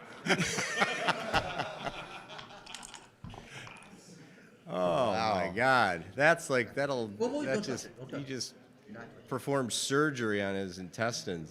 it. Jeez. Not supported by the wall. Not touching the wall. Well, it happened so quick. I was then wondering if Ian might have played the 4 off It the wasn't touching the 18. wall. Yeah, I mean, and it's a not little- have it's a- the it's- 3 it's a stranded little- back there together. I mean, it's tricky. How would it- Yeah. Tricky. I mean, there's such a gammon premium that you got to really. What are they doing Well, now? it looked like it was cocked, and then he Oh. wasn't sure if it was cocked, and then it tipped, and now it's now it's certainly cocked. It was kind of wobbling. I don't know. I'm not going to call it. I'm going to let Rory. Well, we know it's cocked in its current position. I can rule on that.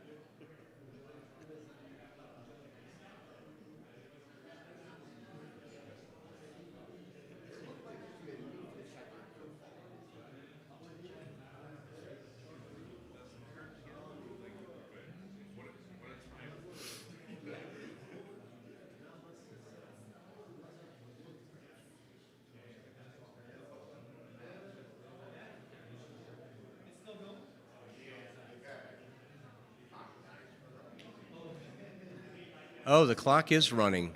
Is that why Bill went over there to tell him? Did you tell him about the clock? I'm sorry, Bill, did you tell him about the clock? The clock's running. Oh, okay.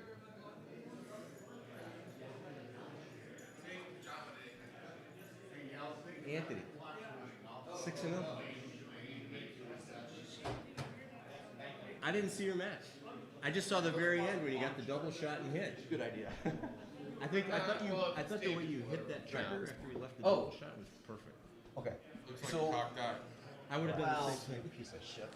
All right. So what happened is, it was in the middle, and it was What's that? wobbling, Yeah. Wobbling. like that, Just like Did they that. get it yeah, figured out? And for a while, And we didn't. I don't know. It didn't. If It didn't. necessary, Tara It could. was. It didn't look cocked or not. cocked It looked like until he. It looks like the to table, me the question but I on my couldn't mind tell is for sure. They is got a nothing- closer view. Is Yeah. the die I usually will make below the checker? dice calls It's like always that, wobbling, knock dice, right? but this one was Below just the so plane of the checker. Not if it's if it's such a wobbling, critical it's gonna position. Yeah, there's a. Let Rory. I think yeah, Ian would prefer this to be a cocked die. Is that safe to say? So then we didn't touch it, but then when we got up, it And fell if on. necessary, I It was guess up to, but it wasn't being. they might need you to look back to reset the clock also. No, like right now. No, I get Yeah, it definitely ran down quite a bit. Okay, all right, fair enough. Probably almost 2 So we minutes. need to Probably, adjust this yeah, clock. probably maybe 2 minutes. Oh, no. Overrule Oh, committee. change. Committee. Committee. So we need to give them. What is the exact verbiage of it? Just so I know. Basically, a die is a roll. Yeah, this was such a critical juncture. No, somebody said 521 who backed it up already. She Oh, can okay. verify, but Yeah. Oh, yeah, 521. Yeah. The side Several people are saying the that. side of a checker if it's like on the board, All right. cocked, and does not lie below the surface of the checkers. But it did lie below the surface. But no, if it's wobbling, it's still on. No, they were only doing the commentary on the other man, but I caught the very end. Yeah, but that's still. No, I just got here a little. Alan gave me a heads up that I wasn't playing in the first round today, so I got here a little bit late. Yeah. 521. You might have to change your flight on Monday now. Okay. I'll just. That's fine. 8 p.m. Thank you. Oh, I thought you were like. I thought you were midday. Thanks, appreciate it. Just in case you were 6-0 at this point on Sunday. Yeah, it wasn't pushing the wall. Okay, I didn't know. I think it was ruled not cocked, or did he re-roll it? I don't know. I heard Rory saying just because it was wobbling doesn't mean it was. Might have been the biggest though. A wobbling doesn't constitute cock. Well, it's got to be theoretically supported by. There's not a lot of cases where a dice can be wobbling indefinitely. I'm not sure I've seen that before. I've seen a lot of weird things. I don't know if I've seen that. Okay. Several people are saying, in their opinions, the 5-4 should count. It looked like it. And Rory is in his pajama pants. Yes, Tara and I mentioned that earlier Rory's today. in pajama pants. He said? Looks like it. Oh, all right. Here, look. You come straight from bed? It's the pajama day at the Chicago. What was the ruling? Did you? Is it? The roll was valid. Okay, that's what most people thought. It's actually only the second dice on checker rolling I've made the entire weekend. I'm normally Ooh. 10 or 12. David's got a tough decision here. He could make the. Yeah, he wants to play them both out for sure. This has been the match I thought it would be when entertaining, exciting, intense. Has they been on stream one the whole time? No, Niakiani and O'Hagan. What do you do with this? Do you pay off to Oh, they were on one all the time. Niakiani and O'Hagan were on two. the elite? Because, well, I'll talk to you. All right, so what does David do with this? Does he just tidy up to the 10-point, or does he make the 14? The 14 looks a little stiff, but he'd be paying off to the 6-5. I would pay off to the 6-5 for the coverage. This creates some board. It is, yes. Wow, what do you do here? I guess you do this. Do you do this? Yeah, really. I don't know. I mean, with those stripped outside points, it's really tough for him to hit you on the mid. It was never an issue. That was not completely clear to do that. Okay, Ian gets one around.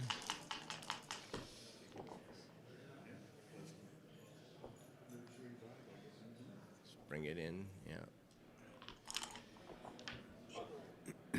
Whoop. Boy, Ian's really good. Boy, they're He's like shooting his dice at David's. they're bottom. like Yeah. both of them. Ian more so, but both of them throwing dice all over the room. 7-4 during, or you think it's right? No reason to keep it outside. I don't know. It's probably not a big difference. Yeah. Ooh. You'll be counting this. Yeah.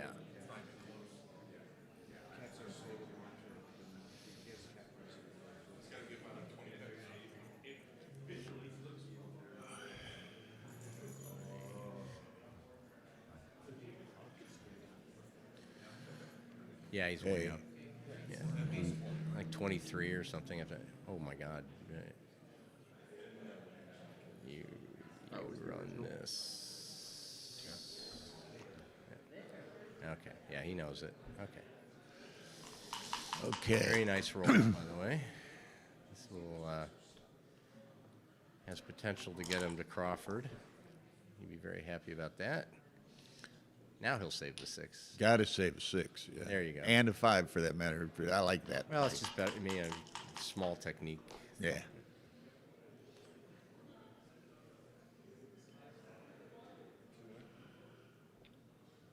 Yeah. Well, and maybe not the way I'd done it, but he needed to cause Ian grief if he could. So, okay. Fast. All right. Looks like we might be headed to Crawford game. This is no good. That one. That one's cocked.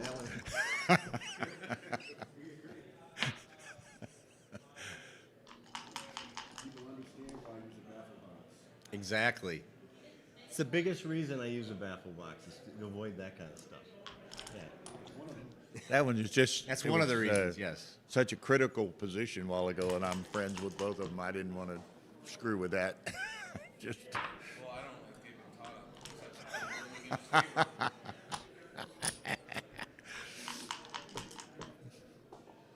For those of you on the stream that are missing out, Rory's in his pajamas, as per usual, right? Staff pajama day on Sunday. Yeah, okay. Are you serving cereal? You didn't tell Tara and myself. I thought Tara might have the reaction she's having right now.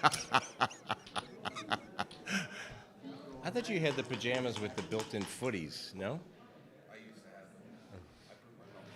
them.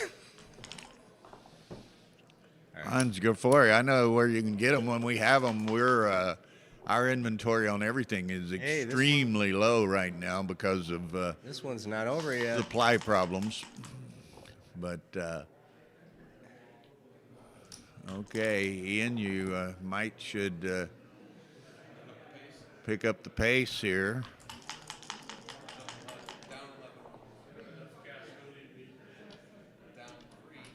Okay. That helps significantly. Feel a little heat? A little bit.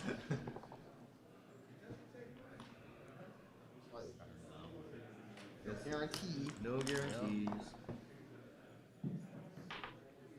It's gonna be hard. Gonna be hard to lose from here. Okay, does David get a roll at it? Long parlay. No. Okay, so great match. Almost 300 viewers, only 62 likes. You people doesn't take any effort at all to smash the like button. So You don't even have to smash it. You can just click on it. you can click on it too. Yeah. I was one match yesterday afternoon was like that. We had a huge number of viewers and not many likes, and Olivia was sitting with me. I said, "Okay, we got to have double likes within 10 minutes, or she's out of here."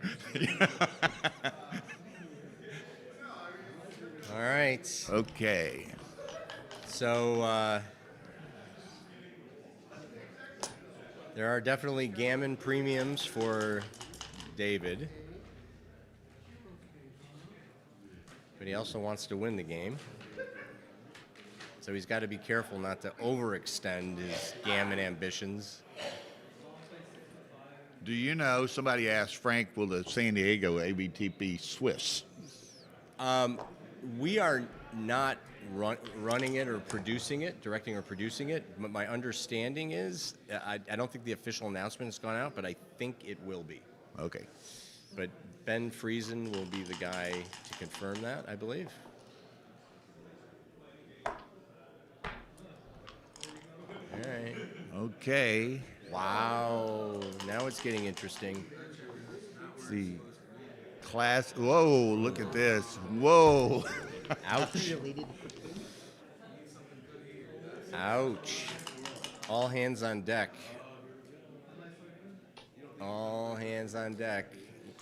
You know, it's like earlier, Rory, one game, Ian got gammoned, Rory.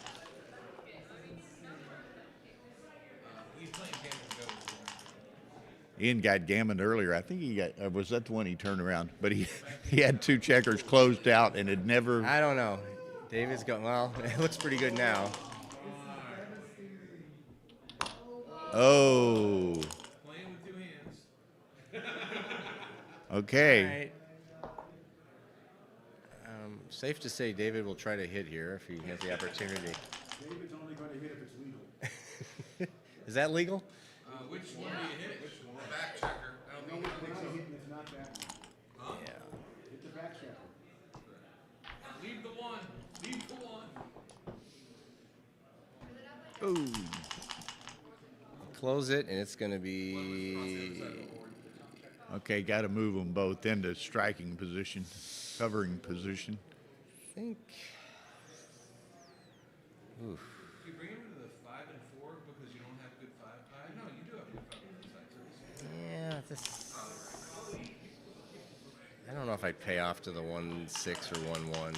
Yeah, I think it's over. Looking bleaker and bleaker. It is pretty bleak. Ian was here earlier, right? Hadn't moved a checker, and he's two checkers in the air. This should about seal it. No. All right. I guess that's okay.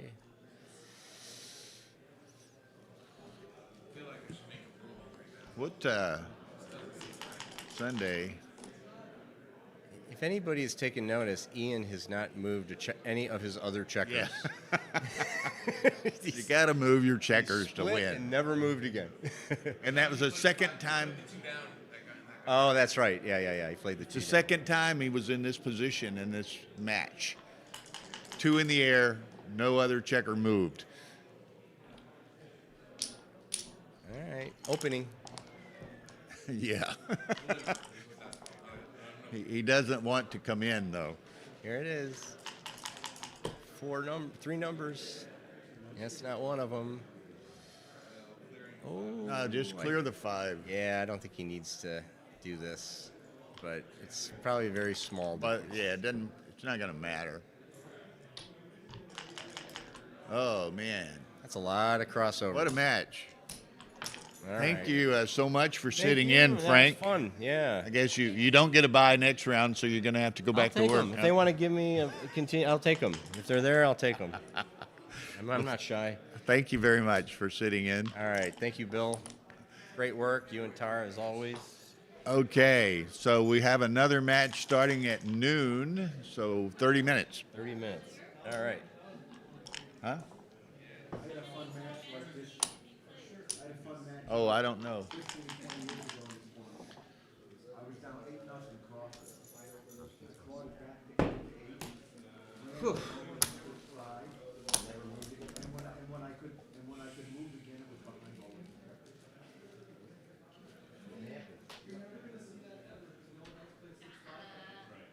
Ian? Back there?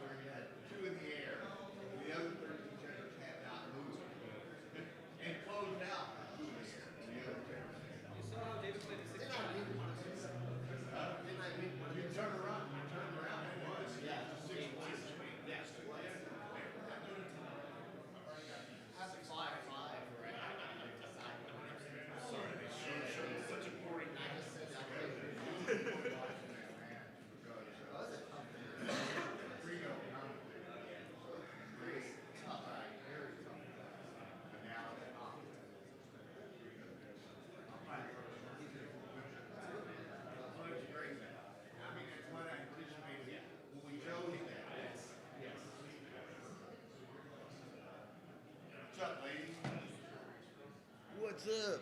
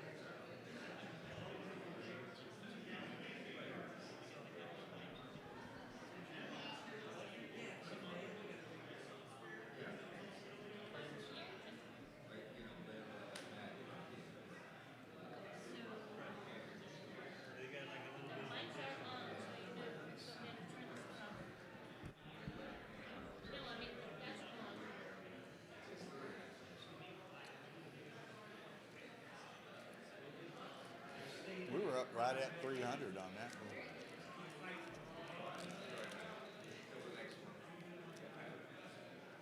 Jerry lost the second time. But that doesn't mean it's out. That's right. Effectively, he's on his last lap. Yes.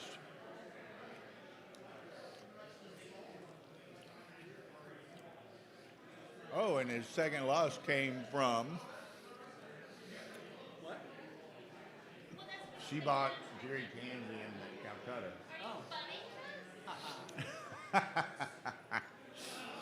Why would you buy Jerry Tansey? Exactly, right?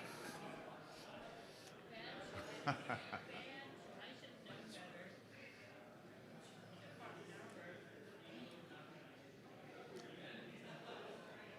Who won the O'Hagan match? I'm sorry? Did John O'Hagan win? No.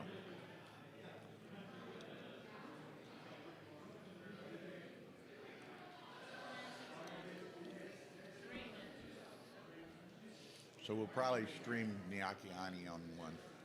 No, I already told him he wants to be on 2 in the spot. Okay. Okay, so I'm not gonna mess because again, it's just you're just around 7. Yeah. Okay. Whatever. So the answer is There'll be he there's doesn't want to. there'd be some good match opportunities here to put on. Who is he paired with? Or you don't know? It's not done yet. Did you see the end of that Ian and David Todd? No, Ian told me it was a heartbreaker. 8-7, he's gammon go, right? Ends up with 2 closed out. His 13 checkers haven't moved. They were all in their original Oh, position. really? And he lost the game? Gammon, right, for the match. He was gambling. Yeah. After He was closing up the other guy 8-7. out? In my opinion, as long as you are not paired with who's called out so there, who is it? 'Cause I don't know who that is. Then let's do you on 1, right? Well, it's possible. Let's see what the pairing. There's a ton of. Paired with Anthony, because Anthony's gonna be on 2. Because that's just where he wants to be. You know how that is. Okay.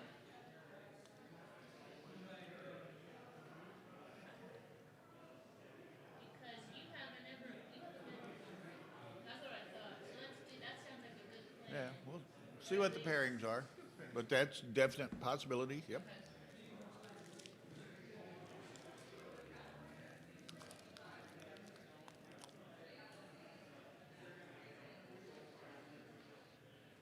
Well, Jerry's definitely the favorite out of everyone with 2 losses.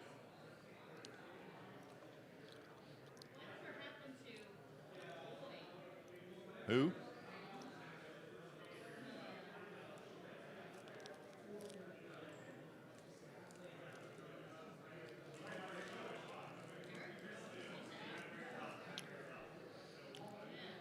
Yeah.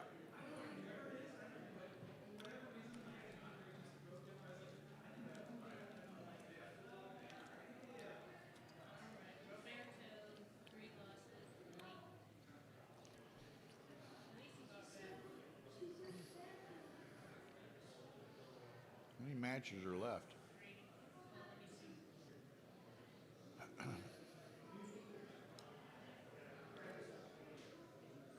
You may want to turn that off as long as you're comfortable with What? I said you may want to turn that off unless you're comfortable with it being on.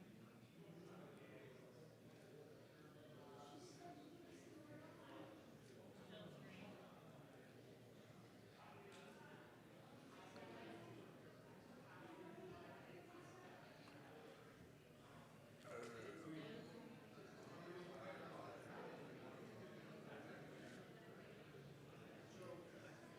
I'm looking forward to going back and watching that.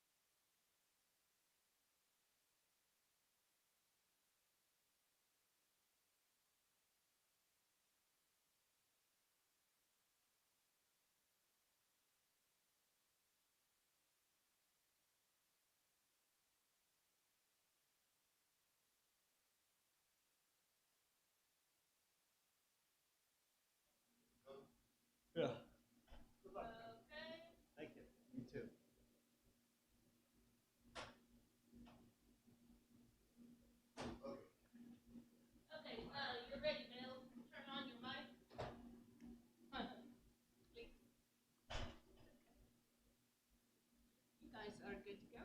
We're ready to start? What does it say? Whoa. I have 5 minutes to give guys 8 minutes. Hagen and Dmitri? Yeah. Well, this It's got various time I settings. had to check the, get the reset clock. many of the players I have lost. Yeah, I sort of like that setting. We're- 5 minutes for him, 8 Yeah. minutes. That sounds good. Am I live? Okay, we're live. Hello, folks. We're back, joined by Ray Fogerland here, All right. and we have a pairing between, and these guys are both, what are they? I can't even read. 6-1, I think. John O'Hagan and John O'Hagan Dmitri said he was Obakov. 5-1. This is the 7th round. Okay, ready 5 to and start 1. or not? So this is, yeah, you're right. All right, Dmitri. So Dmitri Obakov, John O'Hagan, great pairing. 2 members of the upcoming USA national team going to London for the World Team Championship. And so this will be fun. And both grandmasters. Yeah. Oh, look at this. But they don't like the same 2-1 play. John splits his back guys rather than slot. Dmitri covers and splits. Who you like in this match, Bill? I don't know. I mean, this is You were going to bet on one of these guys. this is a tough call. 2016, that's a 10-year-old shirt. Did you see this? Oh yeah. February 4th. Yeah, 27th, that's a 2016. Texas Backgammon That's Championship. the one that, Yeah. what's his name brought this? Buckner, didn't 2016, it? yeah. Well, I'm going to wash it on the 10-year anniversary, Here we go. whether it Dmitri. needs it or not. Can I have one of those? Okay, thanks. All right, but is this game over already? They're setting up the Oh, checkers. Dmitri, yeah, Dmitri. He And cast. I can't. Okay, I'll take Dmitri since he won the first point. All right. I think it's that close a pairing. Well, I'll tell you what. I'll take John O'Hagan under any circumstances. This guy, he doesn't seem to ever stress about anything. Plays that I'll think of a long time about and make a blunder. He gets it right in 2 seconds.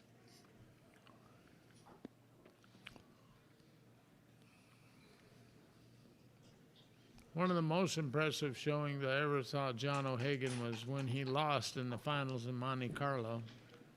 And he was outplaying his opponent the whole time and getting dusted by the dice. He never changes expression. I still have trouble with that. I change my expression sometimes when I'm losing. We hadn't noticed. And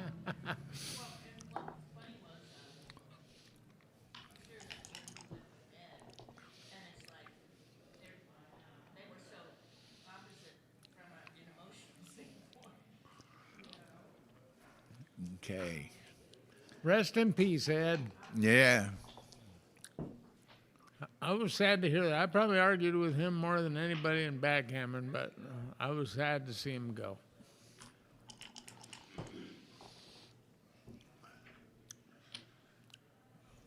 Another guy who doesn't stress much is Dmitri. And Saba. I mean, they're just, and Jerry for that matter. They're just steady. And Dana. And Dana. All these guys that are grandmasters, there's something about that. Well, Victor disagreed with the comment that I, basically reiterated what you guys said, that I was very stoic, he's not as stoic as he apparently appears. Just doesn't show it.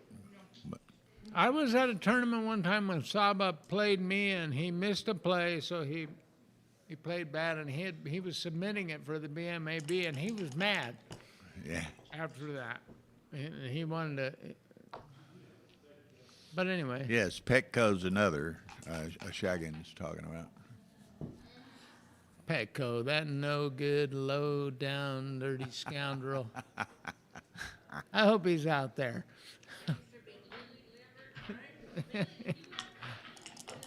Yeah, he is lily livered. Well, that's more like Okay. I think Petco's number 5 or 6 on the Backgammon Galaxy now. So There's Stefan. Hey, Ray. He's in Tbilisi, and it's nighttime in Tbilisi. The tournament starts tomorrow. oh, okay. Well, Stepan and Petco travel together. They hustle all over the world, those guys. Well, Petco's didn't go to Tbilisi. He was on that cruise last week. Well, Stepan's another guy now that guy's got the biggest heart in all of backgammon. There's nobody tougher than him. Uh-oh, here we go. We got a take. Dmitri double with a shot, but John's up enough in the race that he'll try to scramble around And it's fight. be too excited. John's got the ace and deuce point, so he's got 5 checkers out of active play. That's okay. I saw that very structure beat Dooley when he had 8 men off against Irina Litzenberger, who won her first Iron Star. Well, the other one who was wonderful over the board is Matt. Yeah. Yeah, you have to like Mac. He giggles, which sets him apart from any other backgammon player.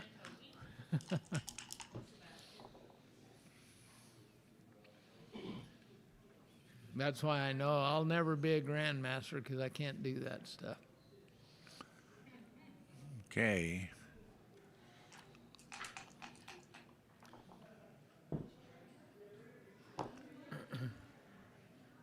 All right, John.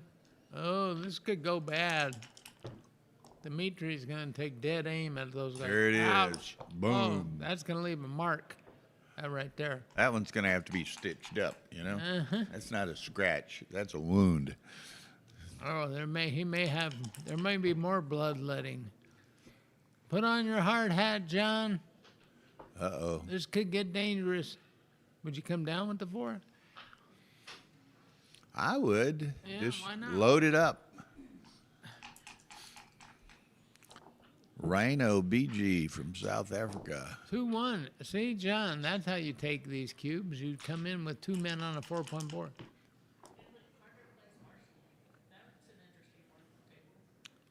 Carter plays who? What about it? Oh, wow. That would be exciting.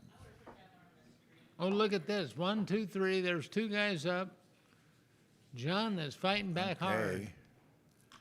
Dmitri needing a 4. He entered 2 guys. Puts up goalposts around the ball. Okay, John needs a 6.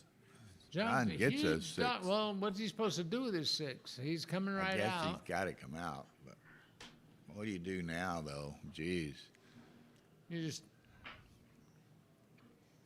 I guess you go to the midpoint. I don't know. Philippe Salnave. What's up, Ray? Huh? Hi, Philippe. Let me know if you need any more CPR, brother. He fainted at a tournament. And you being a And former firefighter, you had the... I sat there with him and held his hand for a minute. Apparently, he had something bad to eat or to smoke. Oh, John, I'm starting to see your strategy, John. And after you make that prime, Once he closes them out, then he rolls double aces, double 6s, right? yeah, well, he may have some trouble because Dmitri, Didn't cooperate? no. I'm starting to like black in this position, Bill.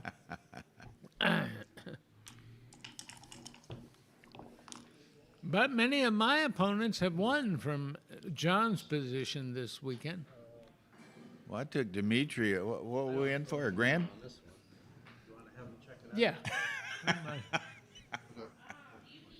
What kind of odds were you giving me? I think I can that's see cocked. that. That's cocked. Looks cocked. From here, that looks cocked. Well, It's like leaning, it's hanging by I'd the say wall. If you want to. Aren't you the coordinator? If you want me to. if they want a judgment, I will do it. check might come a look. Yeah. If I can see the far side of the die, I think you're right. It's got to be it's leaning. leaning against that wall. Yeah, on whether or not this is cocked. She goes in there, do you need Bill? Yeah. Hey, I'll handle this. I'm like British. Doesn't hurt to. Not my position. Now, Bill, probably the correct procedure is to grab the two checkers on the 5-point and slide them gently, and if the dice falls, but they just made the ruling already. All right. It was what it looked like. Uh-oh. Another double aces, and John might have a chance. It'd be, he's got two chances now, slim and none. But he's fighting. He's firing away. Dmitri's fanning. That's one of the requirements. But John is going to take two miracles. Oh, look at this. He's going to put three guys up. Oh, no, he's got to come up to the edge. All right. Yeah. Good play. Great roll and good play. Nice. Dimitri's needs some sixes. Yeah, well, he's using my strategy. There's one of them. He'll just figure he'll win by fanning. It's not a very good strategy. Now, what was it about that bet? How much was it? I'm starting to look better. I was going to play the same bet you and Phil always play, right? Yeah, well, that It's a grand unless I lose. Yeah, if you lose, you just don't pay.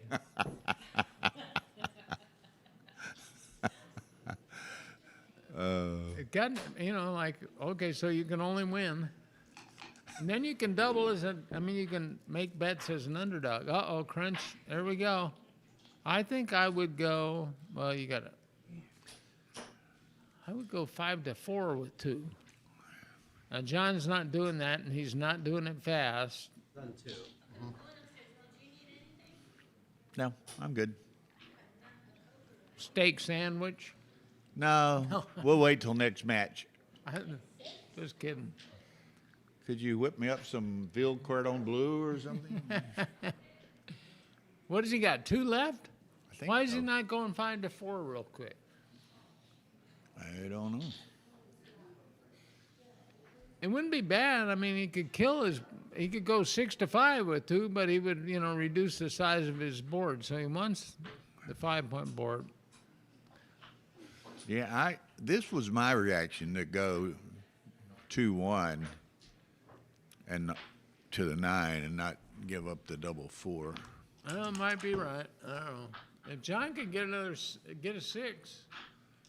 Okay, John needs a 6, and he moved the 1 up so he didn't have his 6s duped. Now, should he hit or not? No, that's fatal to get hit there. So maybe. Well, it's Maybe he's it's not fatal to get anchored against there too, probably. Yeah. But he could actually run off of that. Now he's got 4s and 1s to hit and 6s run. 5s and 1s.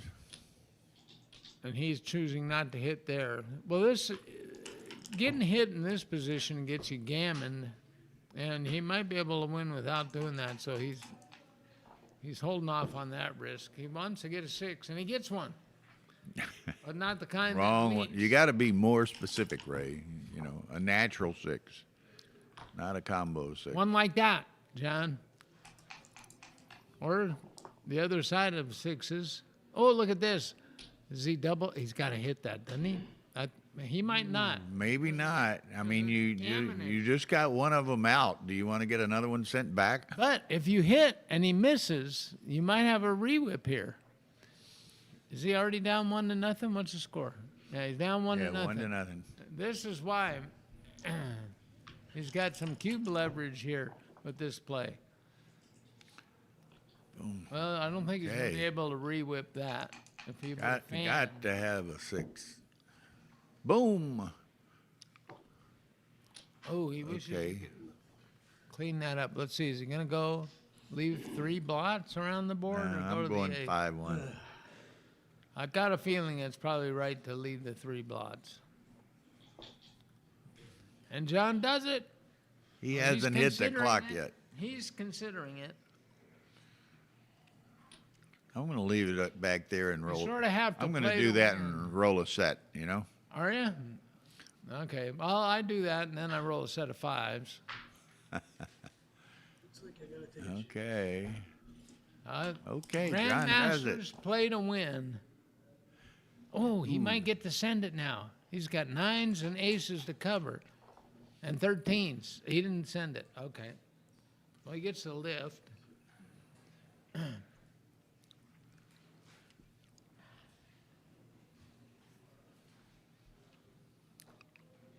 Dmitri must be nauseated at this point. This game, how did John get out from 3 guys from behind that perfect prime while Dmitri was fanning? It's just so. Dimitri's still smarting from that loss to Tansy last night. Oh, One game, 16 cube. is that right? Yeah. 0-0, one game, 16 cube. Yeah, those are. And Dmitri played 2.2 and Jerry played 11.2. Bad take. Oh, wow. And that's what keeps him from being undefeated, huh? Yeah.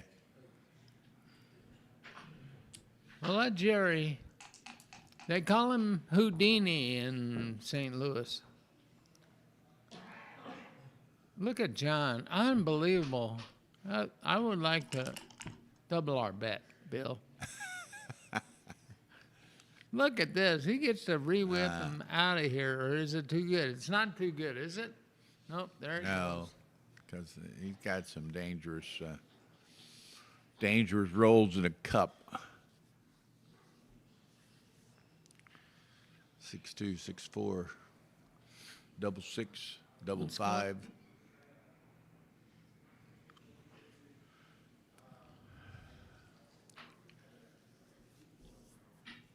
Well, there's plenty of shot equity, but Dmitri passes it. All right. Man, that's like taking candy from a baby. Dmitri had that. That was like almost impossible to win, but Dmitri fanned so much. And that's the benefit of taking the cubes. You can get lucky.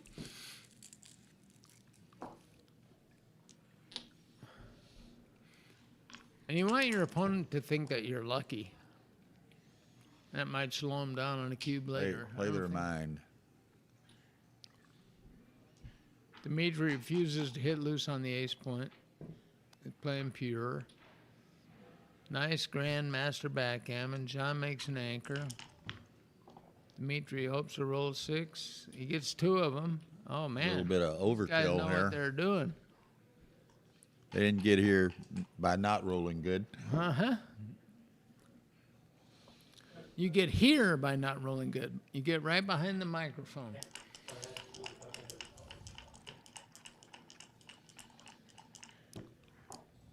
Well, Dimitri's he thought about it, but he didn't send it there. This is John's last roll of this game, pretty much. Although, Dmitri could have a little Not trouble. easy to clear that 18 point. Right. He might have a little trouble with that, but he should send it anyway. He's not going to do it. That must mean it's wrong. I guess he figures John has an anchor and the race isn't all that bad. You would have made John pay to see that roll, huh? Yeah, that's why I get to commentate a lot.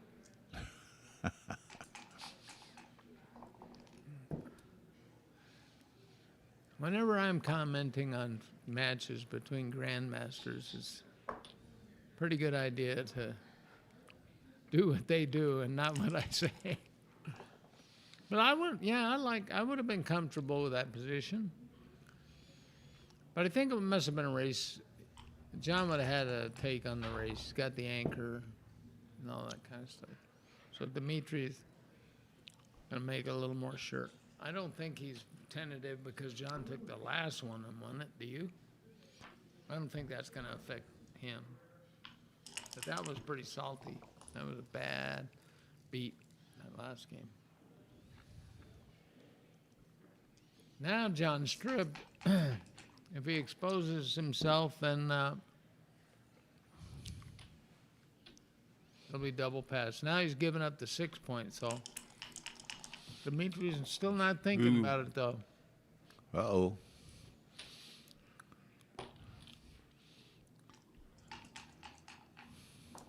Now John would like to roll small and 2. There it is. There it is. Wow.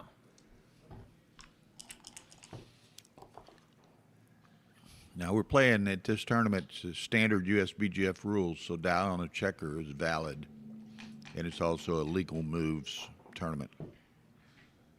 Now the shoe was on the other foot, but John chose not to. He had a 5-point board and a fly shot and a 6, but he chose not to double. So, Respect for each other, huh?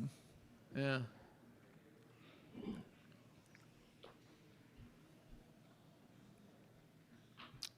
Now Dmitri, after he cracks his board and leaves 2 blots, he's gonna, and John takes it, so the race must be close enough. And Dmitri might not get by. He's almost certainly got to leave it some kind of direct shot here. And John took that effortlessly, that he decided before he sent it.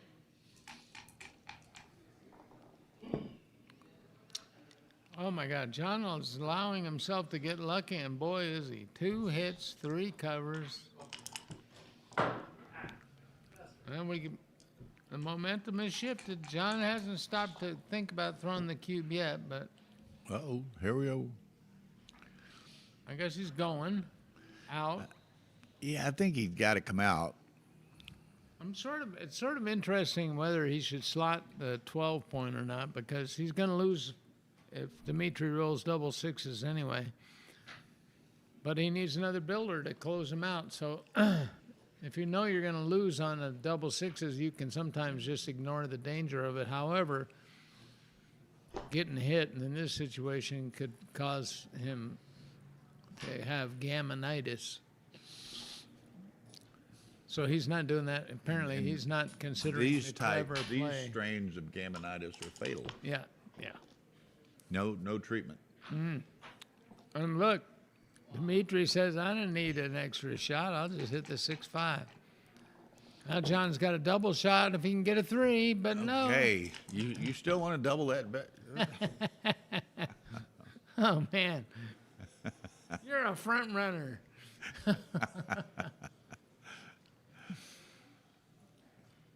All right, he can. All right, Bill. Would you Would I? put No. 3 up? I'd put no. Wouldn't a cube? I would. I would put a second one up and then No, here's what you do. If you hit him, no. Now I would hit the I would leave myself I would a hit. shot at it maybe. I would hit 3 checkers, and if he enters one, then you can double. Or he already redoubled. He already had that. Okay. It's his cube, so. All right. But if John anchors, the gammon is likely going to go away. And he's got some shot equity and stuff. Okay, thank you. There you go. There's enough to split it with Ray, but it's up to you. You want part of a Coke? No, thanks. I got a bottle of water.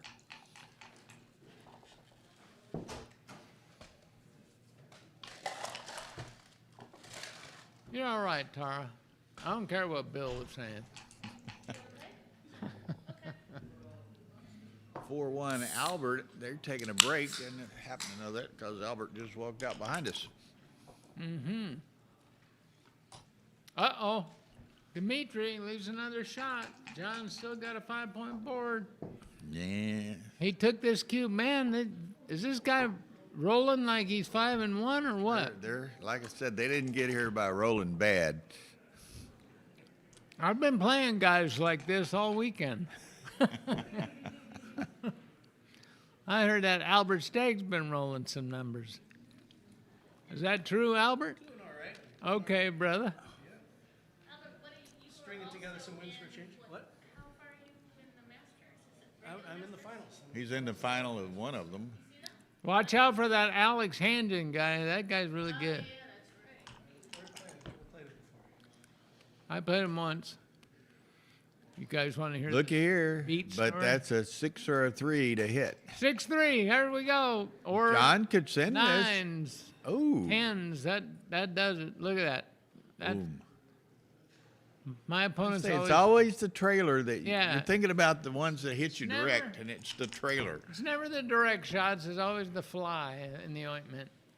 Okay, he's in again. All right. John is. How many guys does Dmitri have off? Too many for John to double. Now he'll come around. He's got double sixes blocked. This is nice. He got 4 off. Look at that. Dimitri's got hit 3 times and And he in rolled there a 6 single every time. And John misses. Wow. John's probably cursing. I know I would be. I need a bigger thing. This is the Sabbath. You're not supposed to curse on the Sabbath. I'm not supposed to curse anyway. But that doesn't stop me, Bill.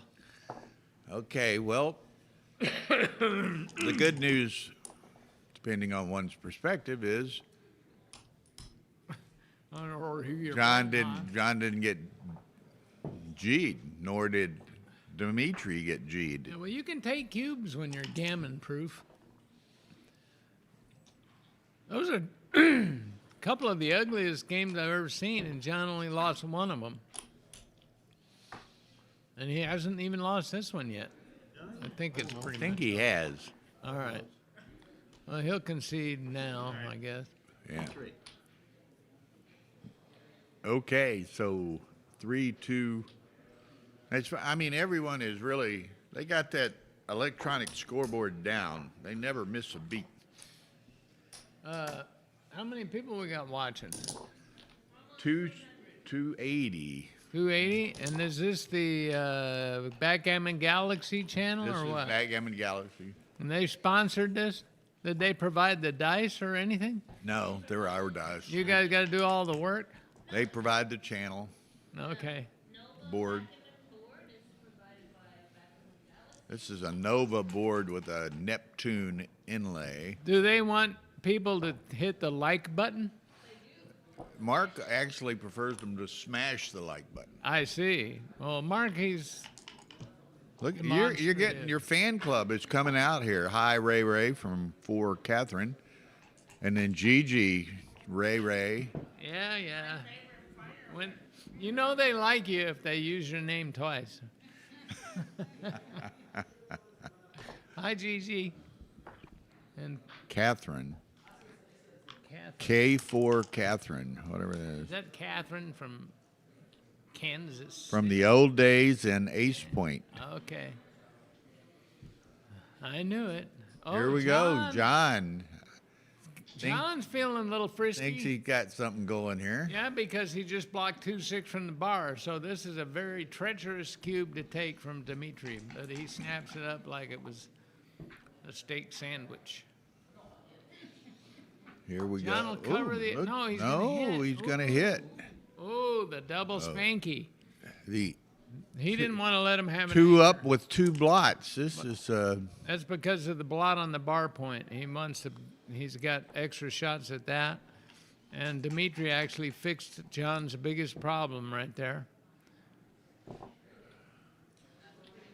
Ace. Wow, is this guy, how did he get into the 5-1 group? What a shake, huh? He gets hit, enters and makes 2 more points. Now he's got his vacuum cleaner out. now Boris Dektiar Clean up the board a little bit. Boris Dektiar wants to know is what about Cool Ray? Is it not cool anymore? Oh, I'm pretty cool. Yeah. That was, like, Those were the days. in terms of nicknames, you want to make up your own. See, when I was a little kid, I had my basketball. I wrote Cool Ray on it because that's when they had Cool Ray sunglasses. Yeah. Oh, So I do remember. if other people, make up your nickname, you might end up being Spanky or something. Or even worse. Yeah. Might be somebody that doesn't like you making that nickname, you know. And Yeah. And it could start with A. we had a guy I worked with one time, and somebody had a guy I worked with, and he was an engineer. The draftsman had nicknamed him Chicken Lips, and where he came from, I don't know. Yeah, right. But I mean, he probably didn't like that one much. One right? day on a Saturday, a bunch of us were working, and we made a phone order of some burgers or all, and he decided he's going to go pick it up. You know, He goes over there. I want to pick up an order, and they said, "What's the name on it?" And he says, "Doug Fowles." Well, we don't have a Doug, and he says, "Well, you know," What do you they got? go around it, and he said, "What do you got?" Chicken lips. Look at this. Dmitri hits another shot. These guys have any of them missed a shot yet? They haven't missed a shot. They haven't failed to enter. All right, but this is not exactly perfect. But Dmitri will find a good play. He'll take it. He's not gonna. He doesn't want to re-roll it. No, he wants it. He hit the 2. Now he's covering. He's just figuring out how to play the other ones. There he goes. A little distribution. And he doesn't mind getting hit so bad. He might be able to come in and make another anchor or something. A little overkill there. Look, there's another shot that somebody hit. Unbelievable. Not only did... Oh, look, John's apologizing to him for that shake. But again, he's Sometimes you just feel guilty you're rolling so good, you know it? but not that guilty. You know? I was doing that to Frank Talbot, and he just kept getting more determined, and he hung in there, and he beat me last night with 15 people watching. But Look at here, 2, 3. see that? And his fingers never left his hands. He's all very calm. Now Dmitri finally fanned for once. And you know what it was? 2-6 from the bar. John covers the slot 10 pips away from his other men. Oh, this could get gammonish, Bill. I think we should revisit the amount of our wager.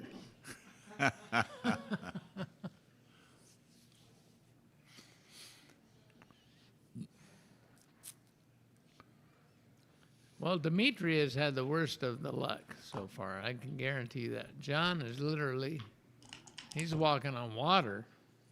3-5 from the bar. Uh-oh. Oh, no, 2-5. I've been losing a lot of games from John's side of this proposition this weekend. 3-5, all right. Well, what do you say? I don't think- 15% of the time you get a shot? I don't think he can run fast enough to beat this gammon, so he So he's better gonna he have- better get a shot. You better rely on his shot equity. So he can play like, he can just slot the points, and he doesn't have to worry about doing everything. He just try to build a prime. Just try to Because, contain if he does get the hit. yeah, you're not going to save the gammon, so no sense stacking everything on the 6 point. Give yourself a chance to win. Build a prime over there. And that's exactly what Dmitri will be doing. He could come out here, have some outfield coverage, but he's coming down. Okay. He wants to clean up his house, so in case he gets a visitor.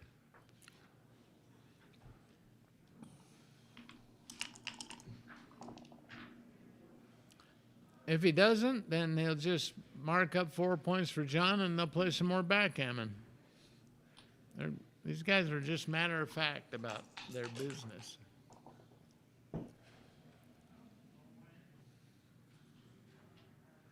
Now, John's looking for a situation. He's trying to minimize shot equity. He can take 2 guys off the 5 point. He could clear the 6 point, but the problem with that is 6s and 5s will leave a shot anyway. But if he moves off the 5 point, then 6-3, he'll be leaving a shot. 3s will make it problematic. So he's thinking this one through. What you do? What would you do, Bill? So you got the whole play? 5-1, yeah. I clear the 6. Okay. You got to jam anyway. Don't leave anything to chance. Well, I mean, if you clear the 6, you're leaving shots on 6s and 5s. I think there is an intent, Gigi, to stream the women's final. Probably not the doubles final necessarily. And I think the Zavil board final, Rory wants to do, or has promised people that they will be streamed. I think I need to get in the cancel gammon because there's 1,500 added and it's only a $60 entry fee. I might be late because I'm over here jacking my jaws. I'm glad you clarified that.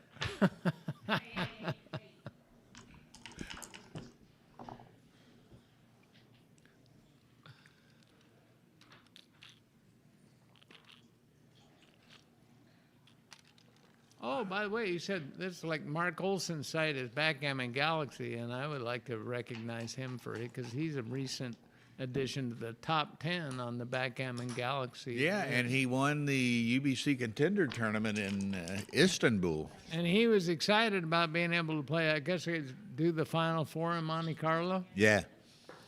I would So be far, excited if- Michi won in San Antonio. Mark won in Uh-huh. Istanbul. Hideaki Ueda won in Tokyo. And first week in July, there's the 4th one is in Stockholm. Yeah, I wouldn't like my chances playing over there. I finished 6th in this one. That was good for me, 4.35. Well, John rolled that big set, and paradoxically, he's in his most danger now. If he rolls something with a 2, he's going to have 3 blots on the table. And when you're playing somebody that's 5-1, they didn't get there by missing shots. So he's thinking carefully. He wanted to build a point or lengthen his prime, but he didn't roll anything that did it. I think in this case, I would slot the 8-point. Leave blots all over the place. There you go. Yeah, you're just. If you get that shot, you want him to come in and hit you.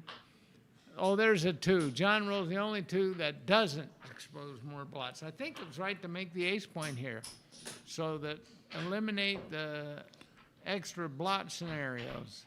There he goes. Wow. 6-2, 4-2, 5-2 would have left all that stuff up. Dmitri would have missed. And this is going to be like a routine gammon now, unless John rolls an ace, of course. What's 6?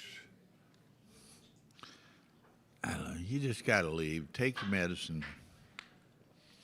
No, stay there. You got to stay there. Oh, let's see. Then he's risking a backgammon by staying there, but only Right. on 4s, 5s, and 6s. But That's he's twice as likely to get a shot. Twice. it's or 8. 3 It's times 8%. 4-1, 5-1, 6-1, 3-1. All leave shots, and 2-1 leaves a shot. So he's got 10 numbers that leave a shot, and only 3 numbers that backgammon him. So he should probably stay.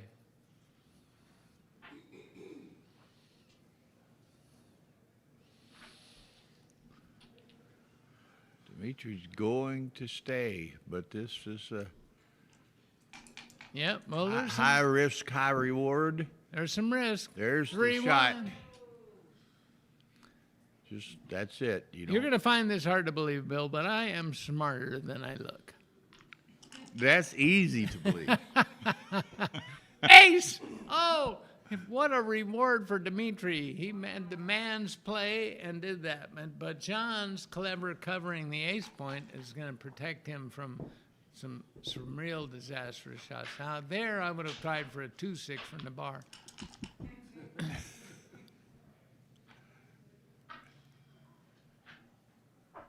Oh, have you met Spanky?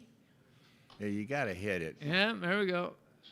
There, now a 2-6. John was just waiting for a better moment Better to throw it, I think. Later, better moment. Oh! Oh! That was close. Dmitri sweated a little bit. That was close, but this is not horseshoes. All right, so what do you think? What do you think Dimitri's chances are of winning this game? He saved the G. 5%. He saved the G by staying back. Yeah. 5%? I don't know what it is. I'm just guessing. Do you know what it is? I think it's one time in 15 you win with the last checker, but there's 3 on the board. So it's got to be, and one time in 15, that's 7.5%. So this must at least be like in the 10% range, I guess. Okay, and he's gonna Got somebody with a computer out there put this in? put keep his spares high. Try to get off as he can. 3-5.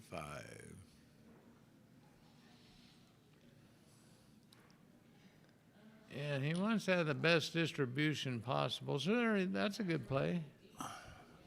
That's good. 1, 2. Take 2 off. 2 off, and 1 to the ace. Yeah, your only hope to get us off as fast as you can. Now I've Now got double backgammoned with one guy on the roof where the guy never had his 5 point. Uh-oh, that's okay. He doesn't mind doing that at all. If John ever enters, he just loses. He wants double 2s here, doesn't he? 3 and 2. Yeah, all right. Uh-oh.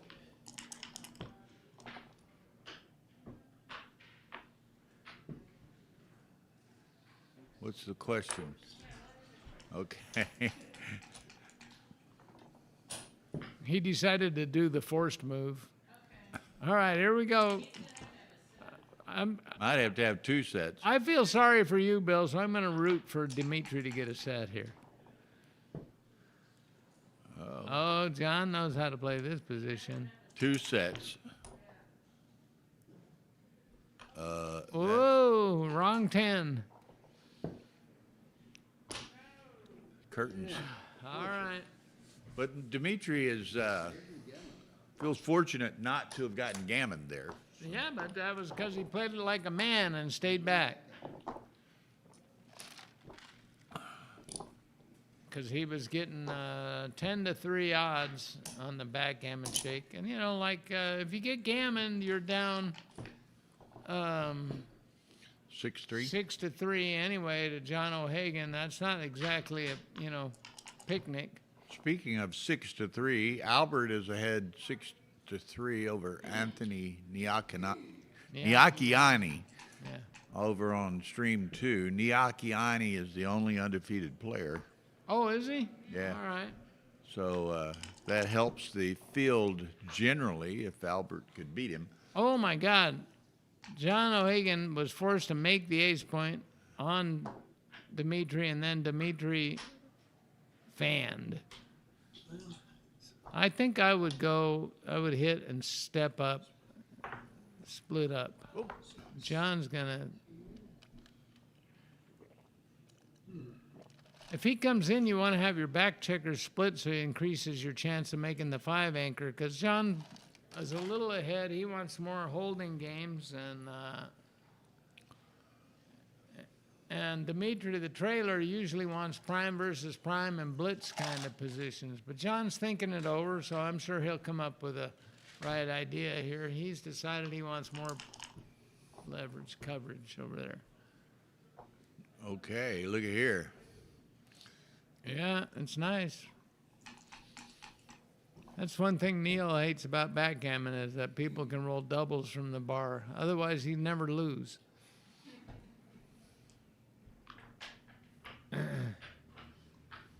Well, John avoided some trouble by not splitting. He wouldn't have been able to make an advanced anchor anyway with that number.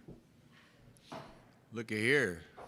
Now this is interesting. Oh, because that's because John's position is so pathetic that Dmitri can double on the come. Look at that. He would have lost his market there if he hadn't sent the cue before. This is highest level stuff, guys. And John's going to fight fire with fire. I'll just slot. Dmitri said, I'm 5-1. I haven't missed a shot all weekend. So he'll spank this one. And then what's he going to do with the 4? Bring it down, John? Bring it down. Bill, bring it down. I think bring it down. Bring more wood Nope, to the he's- construction site. He's Nope. taking it out, All right.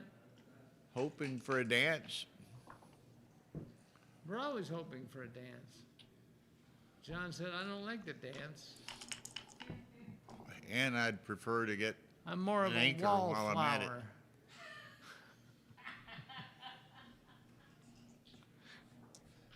Don't laugh, Tara. You're only encouraging. Yeah, cut that out. I'll keep telling bad jokes if you. Look at this. John had one builder and he pointed on. These guys are awesome. Makes me want to play some backgammon. Maybe I'll get a good roll. Okay, John's looking for fly shots. 10s are good in this situation, especially double 5s. John cleans up his house a little bit and waits developments. Dmitri makes another point. Again, Dimitri's a solid favorite. We'll see if John can mess him up here. Oh, this is going to be another exposed checker. Dmitri would like to start hitting some of these. He could pick up a little gammon equity. He missed that one. I think I'd go 6-5 and step out. Seems natural.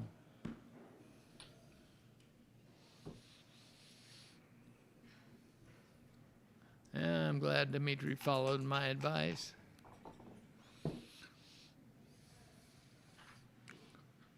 John rolls double 2s. Can't come up. So smooth. Okay, Dmitri wants to safety that checker, which he will. He either wanted to safety that checker or point on. Now here's on the John's here's the head. tip in counting. Oh, I was going to count pips, but he rolled double 5s. And John's in the race. Let's see, that's 56 and 13, 69. 69, remember that number. Oops, he got hit. So the race is sort of, Changes considerably. that with that ace, Dmitri picked up 13 pips. That was a great shot for Dmitri, back in control. John could have been patient waiting for his racing opportunity there. All right, Dmitri wants to use his builders. And he can't, but he can make the bar. Make the bar. But not at the expense of leaving a blot. But John has a So he's going the ace. He's going to, the no blot version is what John has a blot in his home board though. Yeah. Right. So if you're going to volunteer one, it should be now while there's that, because what's going to happen in the meantime is they'll fill it in. And it'll be more dangerous to leave a shot later.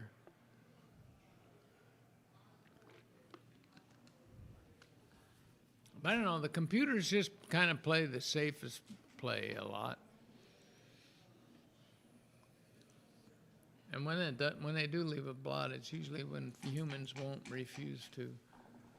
All right, John can, he can consider getting in a race. Those three guys on the 17 point is 30, 51, 46. John's down pretty good, but there's reasonable shot equity.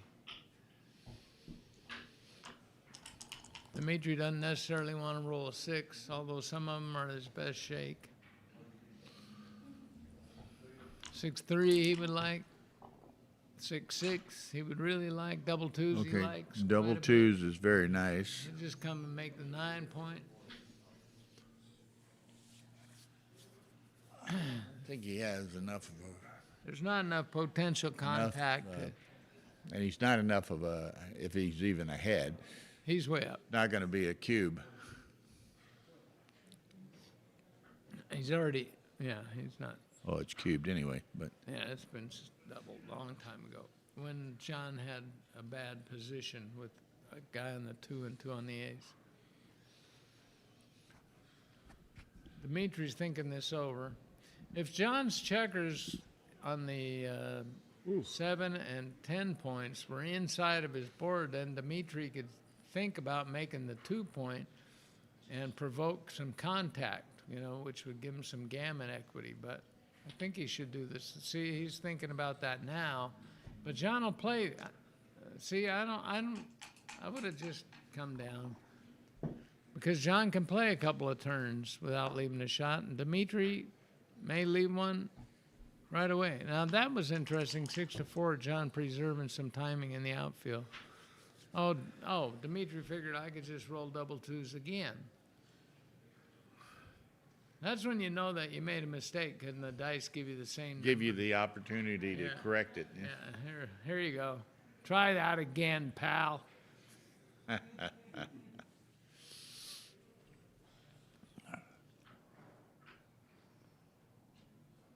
Okay.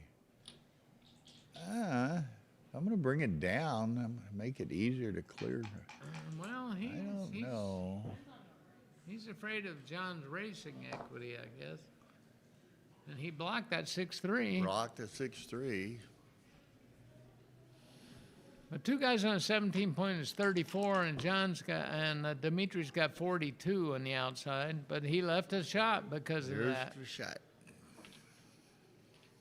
And John's got a 5-point board. So now every number is good for John. The low numbers all contain aces, and the big ones run, right? Boom. Okay. Well, that may be the first shot John's missed.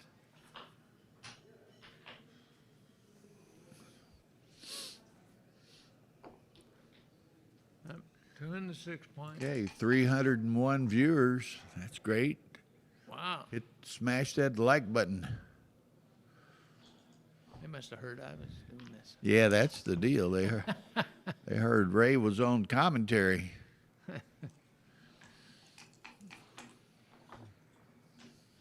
If they make comments with asterisks and stuff in them and exclamation points.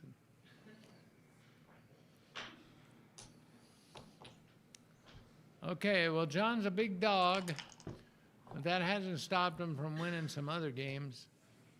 Let's see what he can do here. There we go. That's how you. 6-5. If he can average 3 checkers off per turn, he'll be in much better shape.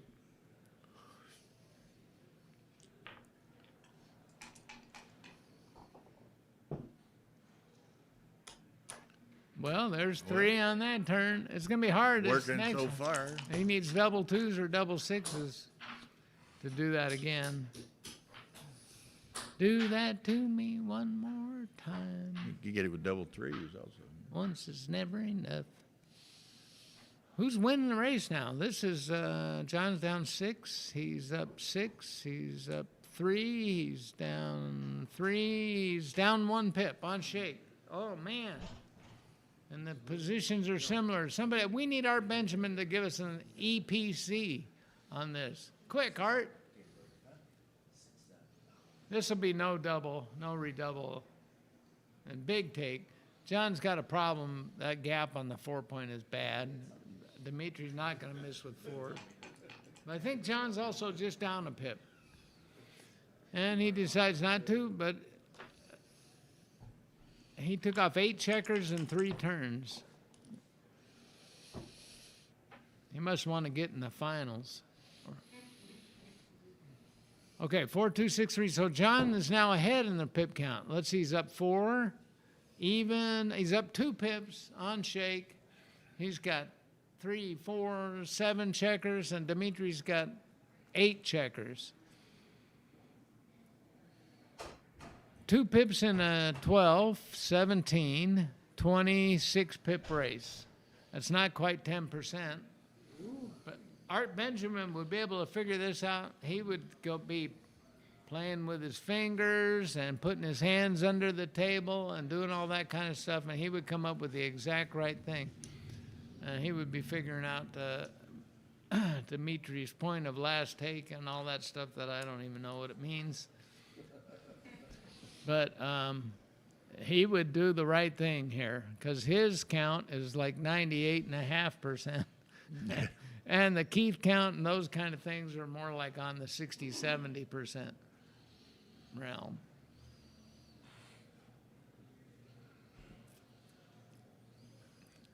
John's pretty good at math, so he'll figure this out.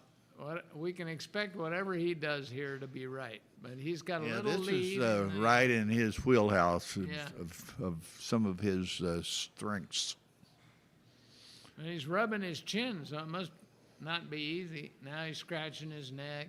Dmitri's gone on board. I already figured this out. I'm taken. That's what I like to go. If there isn't a plan B, you got to go with plan A. Dmitri doesn't care. John's got to do this right, or they strip him of his Grandmaster title. For the regular people out there, like me, you're ahead, so you're not so inclined to be whipping over bigger cubes. If you're playing somebody that passed everything earlier in the game, you might want to test them out with this one. But that's not the case. That was not Dmitri. That's not the case with Dmitri, okay? He's going to do the right thing, so you better do the right thing. But John's taking his time. I think I counted this up. It was 2 pips, is that right? He's up 4. Even, yeah, 2 pips. He's 2 pips up in a 26-pip race. That's not 10%. He's got a gap on the 4-point. That hurts him. He's got 3 guys on the 2-point. That hurts him a little bit as far as our... Gary O, no redoubles, a 180 error. To redouble is a 180? No, if you don't double, it's a 180 error. Oh, really? If you don't, the way I read it, NRD, no redouble, 180 error. Yeah, it's a 180 error to redouble. That's what that means. Correct. Okay. Thanks, Gary. I don't care what Bill says about you. You're all right in my book.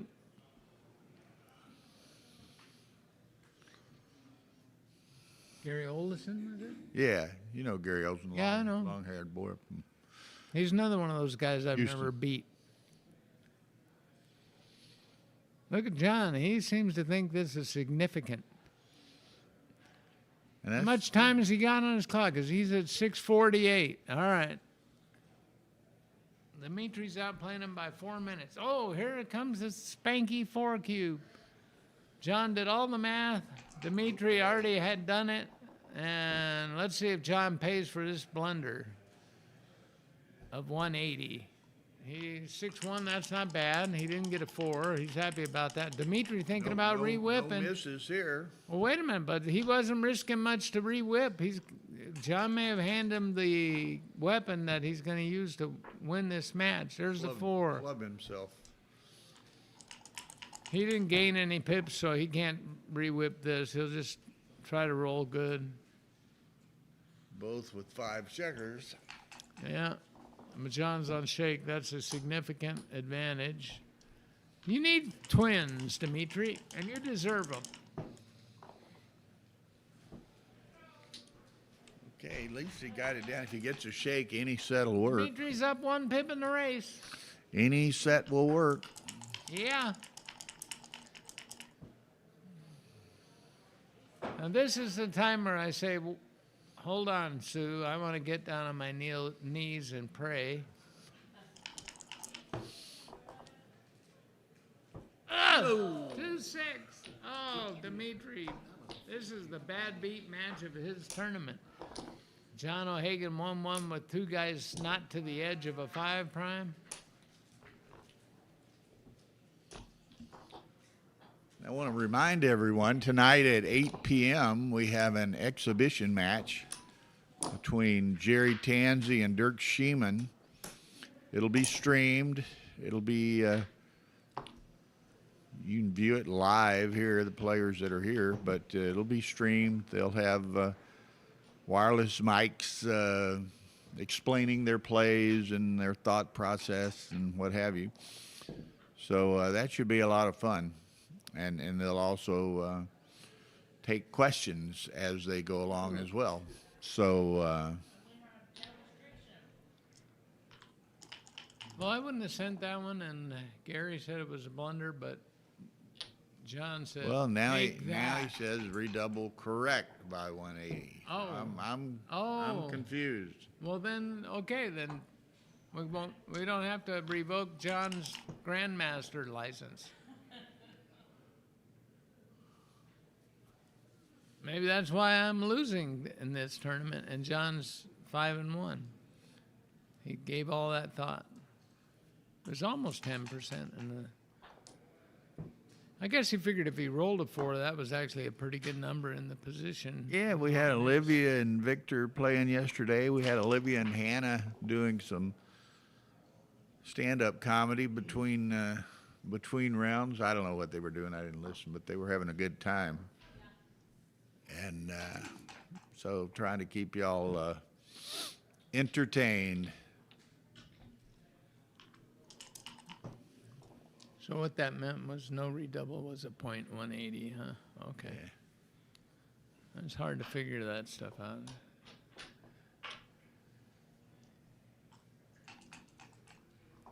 Can't infer from text sometimes. Nice double, John. That's good.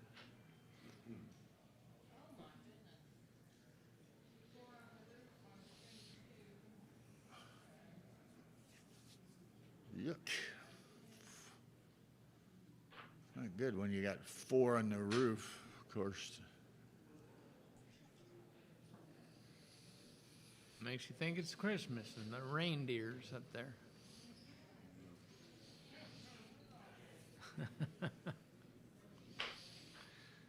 Rudolph the red-nosed checker.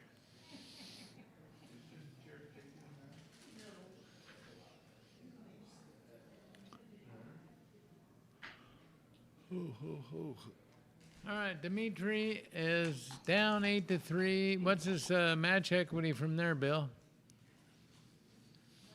He's 6 away. It's like 10, 11% here.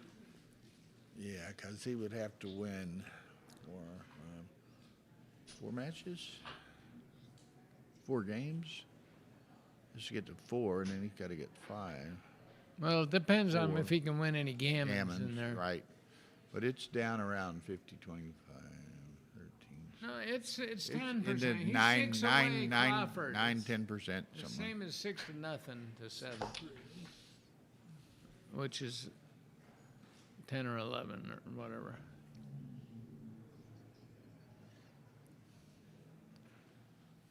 We could ask Neil about that. He knows that stuff. He makes up all the match equity tables. Well, Dmitri, he steps out. He's going to have the maximum contact play. He doesn't care if he gets gammon. He just wants to win. He wants to take advantage of any fans. Look at that play. It worked out. Then he just needs to pick up a second checker. Oh, he got 2 of them. Both of them. 1, 2. Oh, no, he's going to do beautiful. All right, he can always Okay. get that guy later. Now, Dmitri being even away, this gammon would be huge It's here. huge, yeah. He wants to stay on odd. He wants to get to 5, and then he can gammon Then he's John only a for the match on a double. Gammon 2 cube away. And John really doesn't want him getting to 5. But it looks like he's not much he can do about it. I come out with a 6. Oh, he could hit him, but he's got to make the 2-point. Has to make the 2-point, and you can think about it. come out Think about it after that. Make it with the 4 and come out. No, he wants more builders. I don't know. He'll figure Well, it he out. could make the. Whatever he does, I'll bet on it being right. He decides. Now to the only question cover is with coming a out 6. or going 6-4 or 8-4. All right.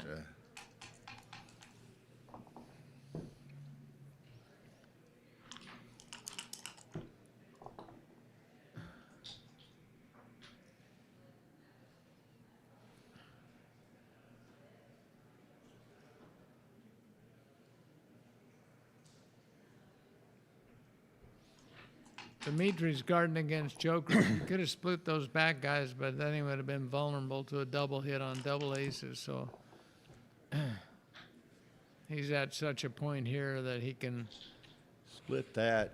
worry about Pick up that jokers. third checker for certain.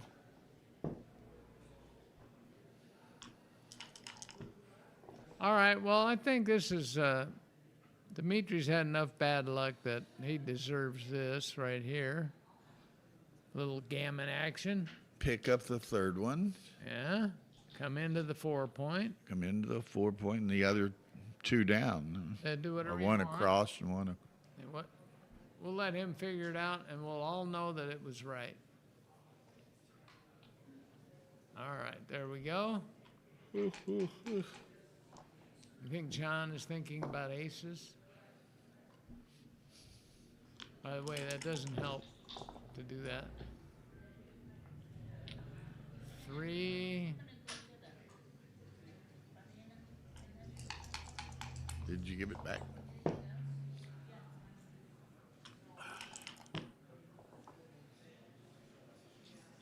The bananas are so much that you need a credit card? I'll give you $1. How much are they? I got a whole bunch. You want money or you want? No, I don't want cash. I'll take some cash. Okay. Oh, well, now, Dmitri actually, does he have to crack a point? Maybe he wants to anyway. He'd like to get it. Backgammon doesn't mean anything to him. So he could clear the 6-point. And that'd be just fine. Because he's going to bury his spares if he doesn't do something like that. So I would go 6-4 with 2 here. Let's see what he does.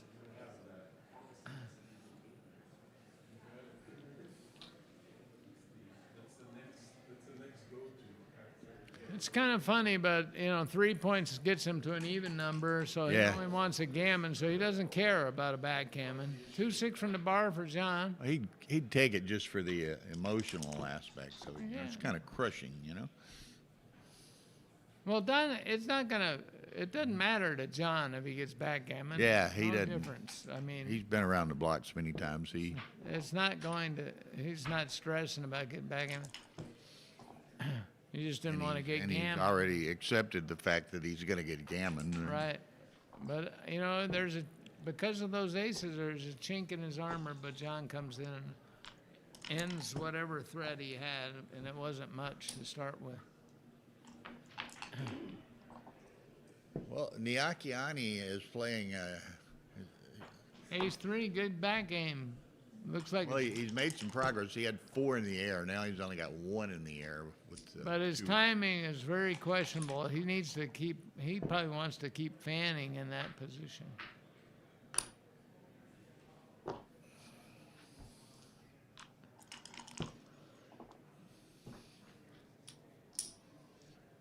Nice shake. Meanwhile, back at the ranch, Dmitri is routinely gammoning John. And we're going to reach post Crawford 8-5.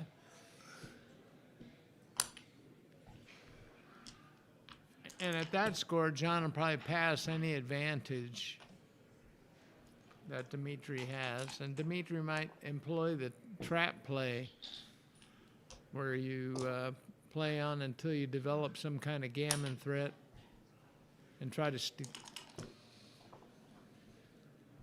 No, that's not. That's when you're at even. Okay. That's not right. Bananas didn't look good, so I got Doesn't look like a banana.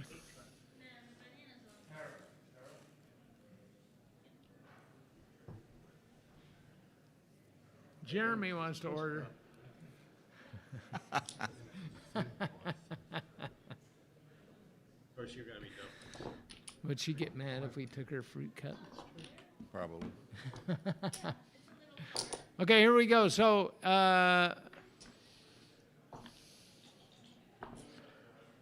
question was, Oh, they didn't put post Crawford up there. they did now because they put the Cuban play. Yeah, but that's what that post Crawford True thing is enough, for. True enough. But now we know. Oh, John got a 6-5. Okay. John got a 6-5, and he took because he was winning, but he could have passed with any disadvantage. Now, will he slot? No, he's going to only leave fly shots. Well, he's got one back, which makes sense, perfect sense. Alexander, all he's got to do is rest and relax today for his 2 finals tomorrow. You know? Are you still alive? How many losses you have? 3? More than 3? Yeah, well.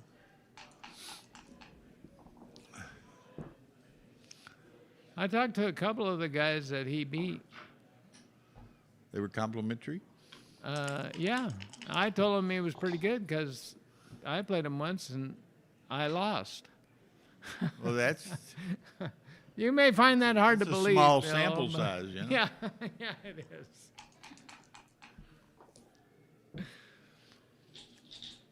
John is playing just the kind of game he wants to. He's got all those checkers stacked up nice. And Dmitri is licking his lips right now. He wants to bring 2 guys down. Give them those fly shots. Can provoke contact.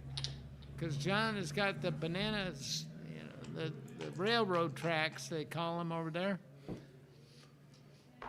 4-2. When you're 5-1. Look there, Marianne Make Neese points with that. acknowledging Cool Ray. Huh? Hi, Marianne. Don't tell anybody that's my nickname. Oh, Dmitri. Can't find he didn't make another point, so he just puts him up. Now, I saw Dirk Sheeman doing this. He must have switched points 5 times in one game. You give that guy a chance to fan, and then you just continue on your merry way to the Gammon City.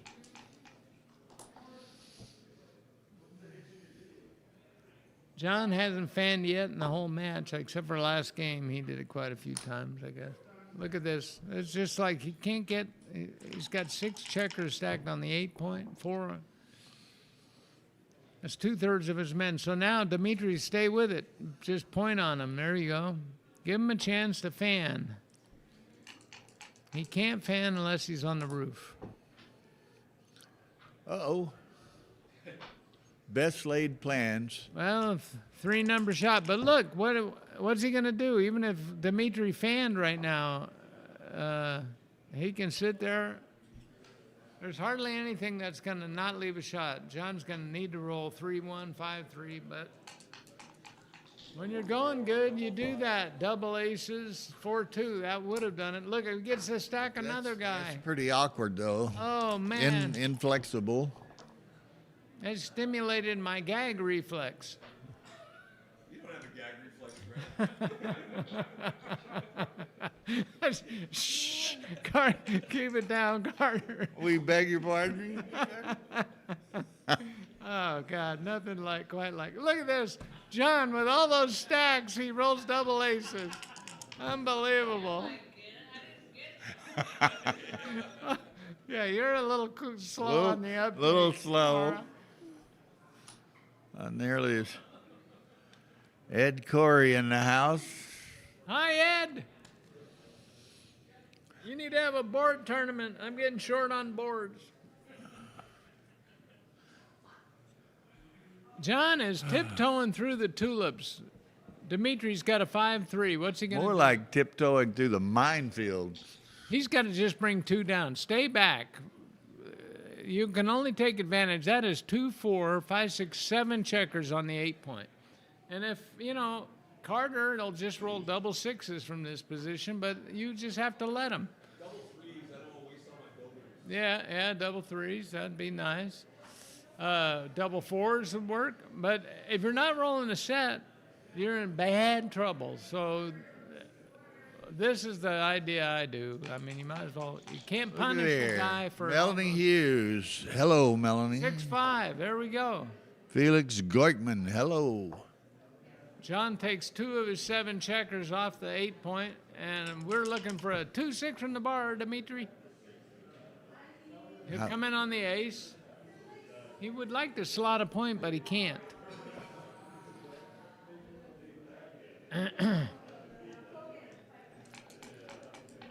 Dimitri's provoking contact that would maybe win him a gammon. Oh, and John Here we is go. paying for this check. Oh, look, he's going to clear the 6 point to he's leave not- no he's not gonna- blocks. he's not Yes, gonna he do it. is going to do that. You Watch. think he's going to do that? Yep, 100%. That's just buying time, baby. Yeah, but we might have to adjust our bet again. Dimitri's trying to do this. Meanwhile, nobody's ever counted the race. I don't know. Dimitri's his game plan is to get a blot and hit it and then win a gammon. But he's Uh-oh. he's Nope, no failing blot. in But regards. his non-blot leaving numbers are deteriorating. And Dmitri can't seem to even slot a point. He wanted to make the 3 or the 5 point every shake. He could come out now. Let's see. He is down 10. Here we go. 26, 20. Well, it's a close race. Pretty close race. But Dmitri hung around waiting for that shot as long as he could, but John was not cooperating. And, you know, not a lot of people had the Pardon me. stomach to clear the 6 point like John did, just to not leave a shot.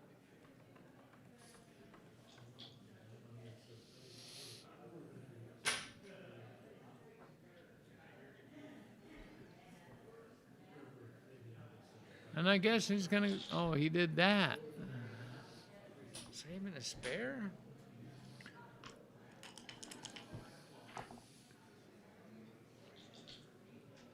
Okay.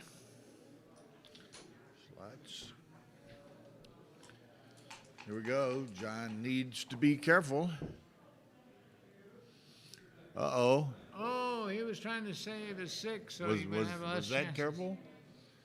He done left a shot. He's just got to leave it on the 8, I think. I would play the 6 from the 8. It's only 17 numbers. Plus, it's much easier to clean up. You get hit a lot more, though. And now, John's a favorite. That's 24 and 12, 36, 36. John's up.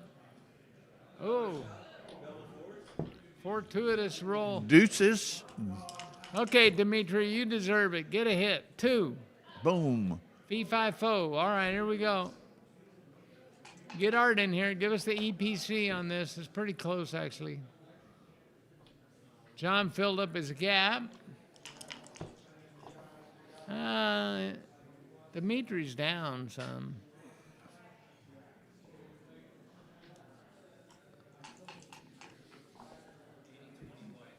It's looking pretty good for White. Yeah, it's All right. not looking too red hot. I'm liking everybody rolled double 3s. A herd of 3s went by.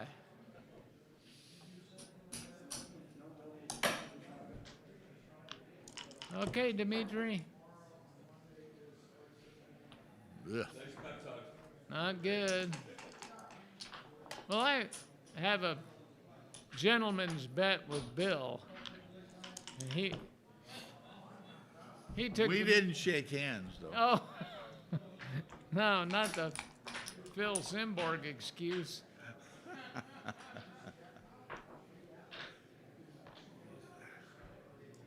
Well, John's waiting for Dmitri. That's very polite. 4-1, Dmitri, not so good. We've, whoever K4 Catherine is, who was talking about the old Ace Point days, I'm not sure who she is, though.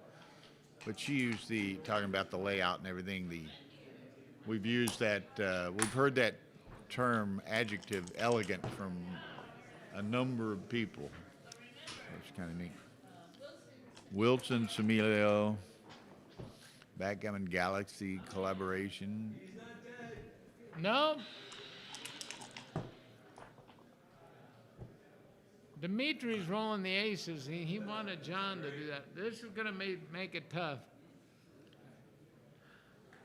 I like to be a good sport and roll an ace for my opponent, then give him some hope. A sporting chance, huh?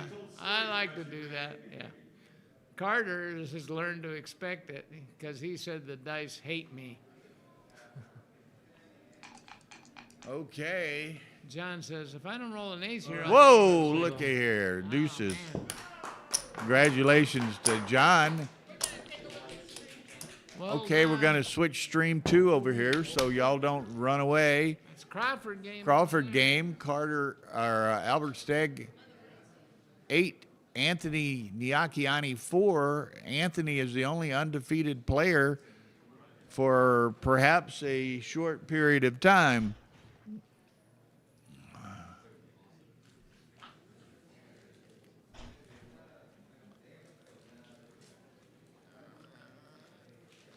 We got to rethink these places that put a sunroof right over the Yeah. commentary. Indeed. It's going to make my hair turn gray, Bill. Going to burn your scalp here. Okay, here we go. It makes me look old. That's a hazard. How come you're in the shade? You knew which seat to sit in. Hey. You're smarter than you look. My mama didn't raise no fool.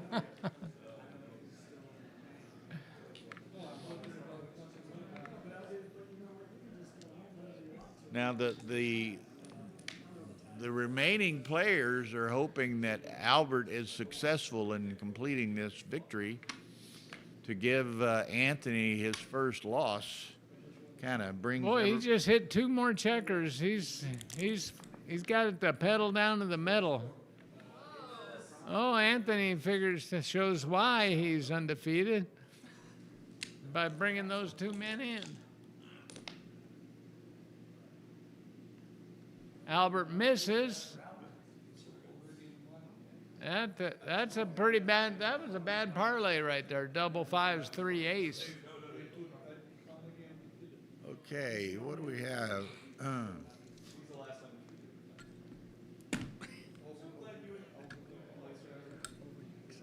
Someone's got to invent a foolproof baffle. Okay, so let's see. Still, well, Stegan. So we're going to have 5 players with 1 loss. Here's. Not necessarily Anthony's fighting. He's rolling good shakes here. But let's say Albert wins this, then those 2 guys, Saba, John O'Hagan, and David Todd. David Todd? David. No way. Yeah, that's right. 2-6 from the bar.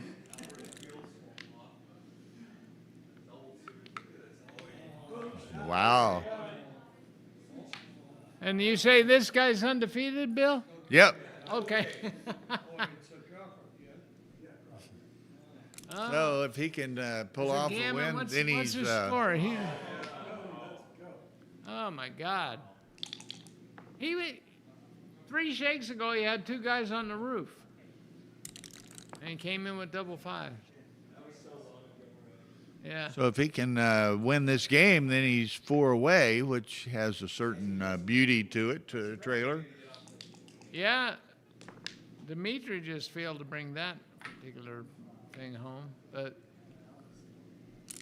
when you're 6-0, you're liable to gammon somebody.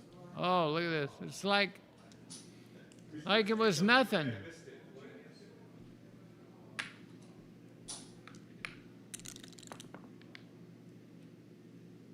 All right, so the correct technique is to stay back and hit another checker. Now,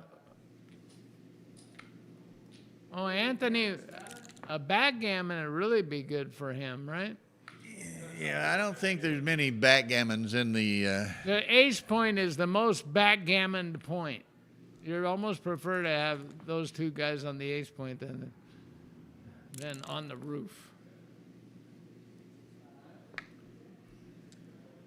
And then sometimes you get hit and you still win a backgammon because he's crunched. But anyway, so he would like to do that. Probably not going to happen, but he wants 1 or 3. Winning a gammon really doesn't mean much. I think so.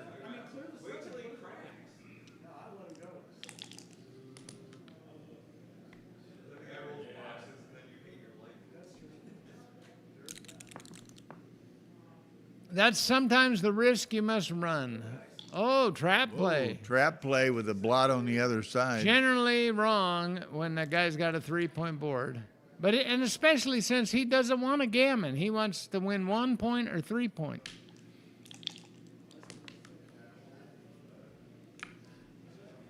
To get to 7, so he only got to win 1 game. That's pretty a big deal for him. Yeah. He quickly did the trap play, and that was pretty much wrong.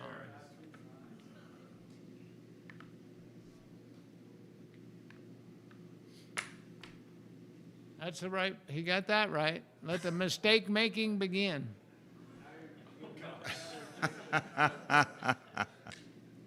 There we go. Good play. Uh-oh. A little box tuplets here, and we'd be looking at some backgammon action. That ain't gonna happen. No? You guarantee? Trust. They're our dice. Yeah. Albert will quit backgammon if he gets backgammon in this game. It's going to be hard to get backgammon now.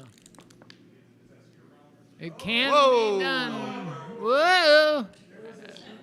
Little double aces.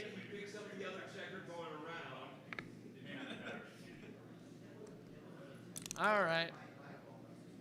Anthony's going to get what he least wanted from the position, 2 points. No, he's not going to get 2, is he? He's only going to get 1. He's okay. Take 2 off. Don't overthink it. Thank you. He could get 2. No. Yes. No. Okay. So here we are, post Crawford. You can turn the card over, boys.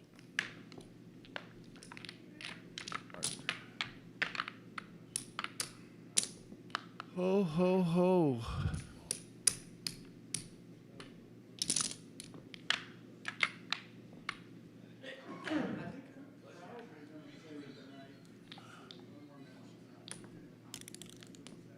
Cubes back. Post Crawford. There we go.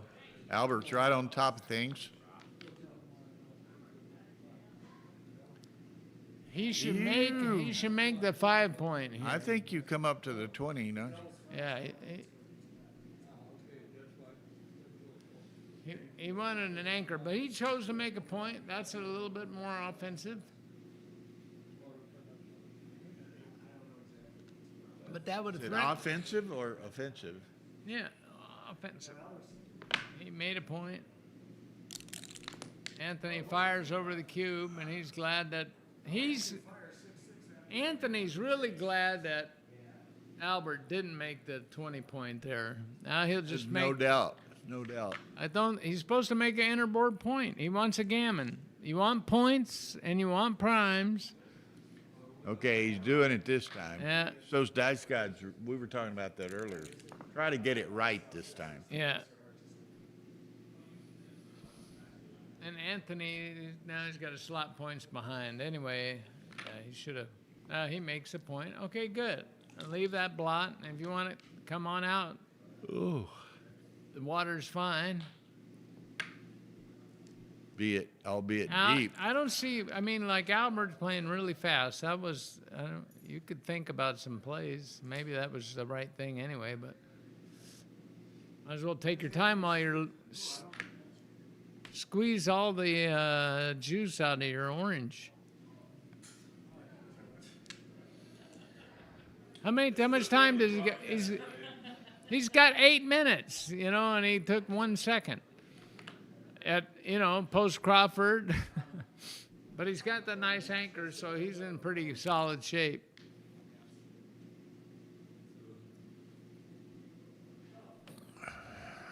think Anthony should just come down. And he's got some nice contact back there. He's split.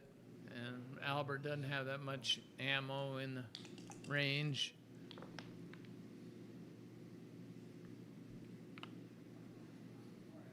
Fly shot alert.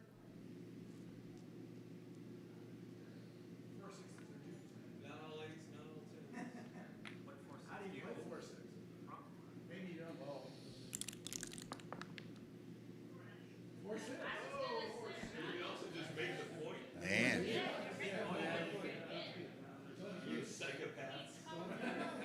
Hit, hit, hit. You gotta hit. Got to hit. Go for the G. You're wanting a gammon. You're not going to really get one against that. But you don't have such a great game if you just make the bar point anyway. I mean, Anthony's taking his time. You hit him and let him fan.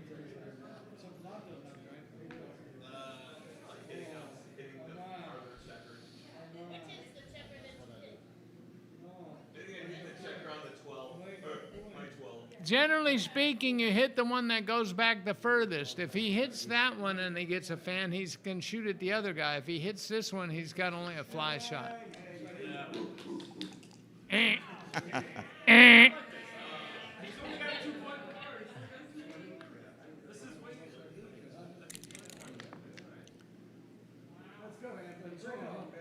Okay, looky here. Yeah, if you're planning on rolling double fives, it's clear to make the bar point. But it wouldn't be so bad to make the 3 and the ace here and challenge him to come off there. You can hold that bar point because you want a gammon. You make a 4-point board and all that. It might be wrong, but it's the right idea.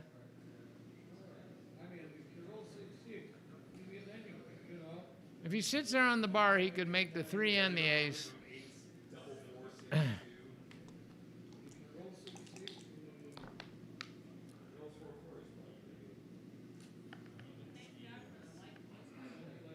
Yeah.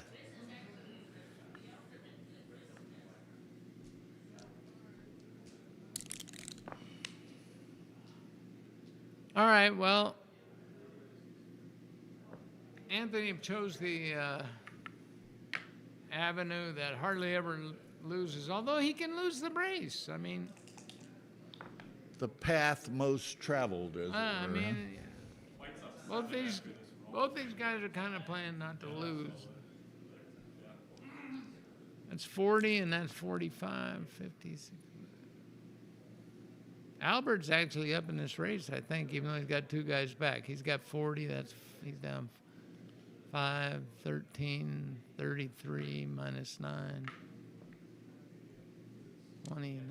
It's close, but Albert's up, I think. I don't have the exact count right now.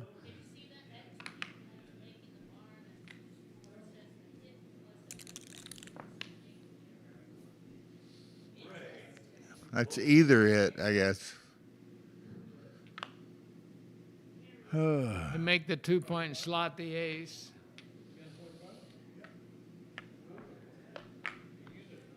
This is not right. Why? Make points, man.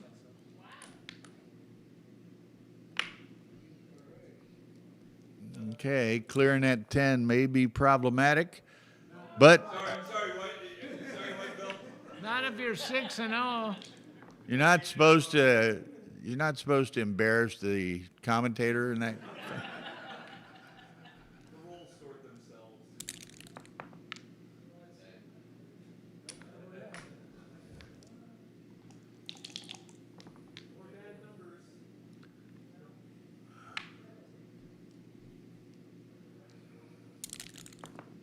Is this going to be double aces? No, 4-2. All right. Just take the win. Take the win.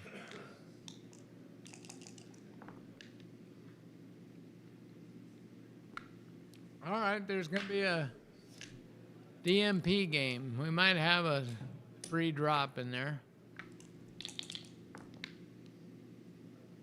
Unless lightning strikes here. If it does, it might come right through that Sky skylight. gonna follow the sun's rays. Yeah, Ray. the sun's rays are on Ray right now. He's sweating. Okay, so Oh, look out. oh, late action. Look out.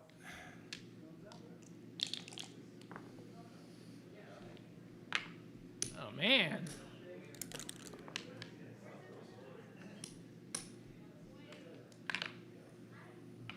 So 9 checkers. Okay.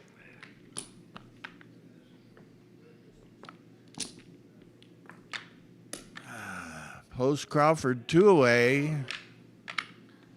Okay. It's seven.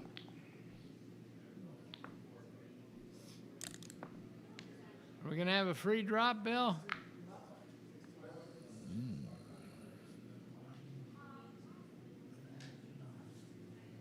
And bring it down. It's not time to come up with DT plays. DT would have slotted the bar in the 4-point. Just to show you a little difference. He's 5 and 1. Okay, so Here's a double. here it is. And Let it go. a correct pass.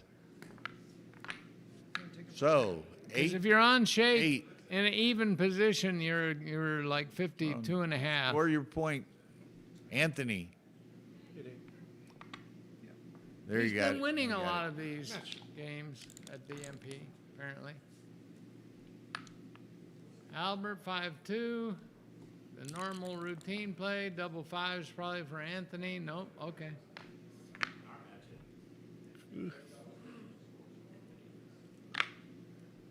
Yeah, well, he won all of his matches, so I figured he must have been doing pretty good at DMP. 2-6 hits. Don't miss it. There you go. Oh, man. Fee-fi-fo. Anthony makes 5-point. Now, why? Oh, I mean, you got to do that, but these guys are playing fast, and this is a pretty big deal, this match, especially for Albert. Yeah. Anthony still be winning the tournament if he loses. Here's the 4-2. Nice. Okay. But if Albert goes to 2 losses, that'll make it tougher on him. Hit and cover. Nice. 2-6 from the bar? Nope. 1-6. 1-6 from the bar. All right. Look at that. In this particular circumstance, even better. You know what I've noticed, Bill? These guys that haven't lost much hit a lot. And haven't missed much, huh? 6-3. How you do that? Whoa. There's fine howdy doody. I think maybe I would come around and slot the 9-point. You got the anchor. I wouldn't hit on the 3 because then what do you do with your 6? Yep, men would do that.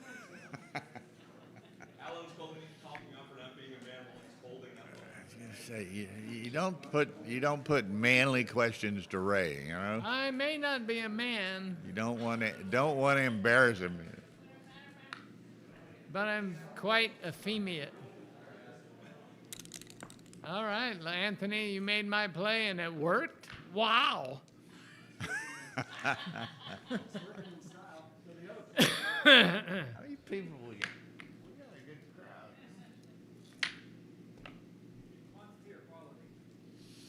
Both. Now, this is where you separate. Now, the double spanky?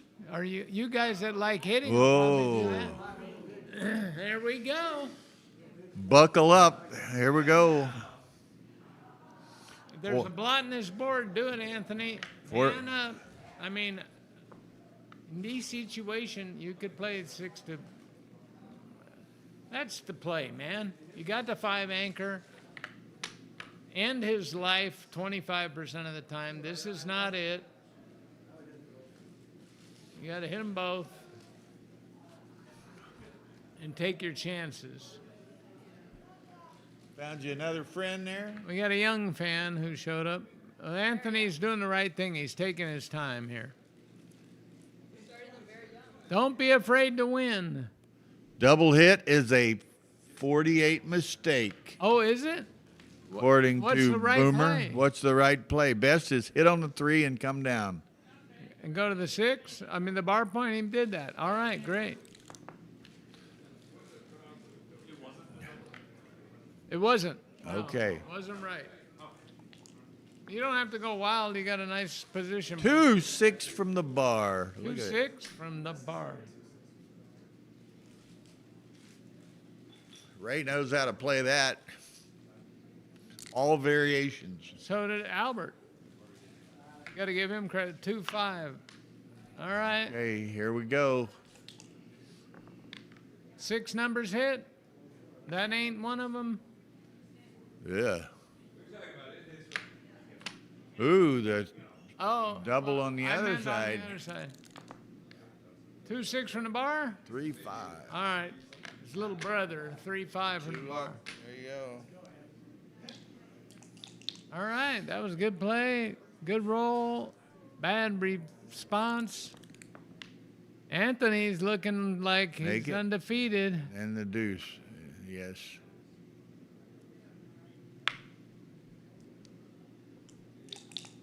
I think I would have maybe come up there. I would have thought about it. All right. He brought some more wood. He's going to go after him on the. Oh. 5 in, 3 down. All right. Okay.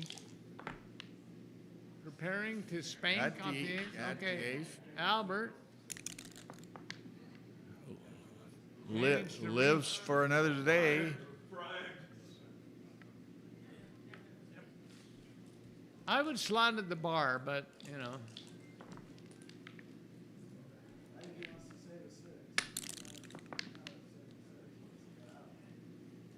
He'll leave now.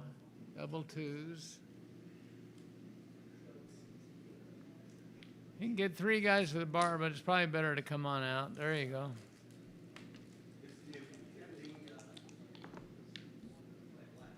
You're still threatening any guys that have to come in over there.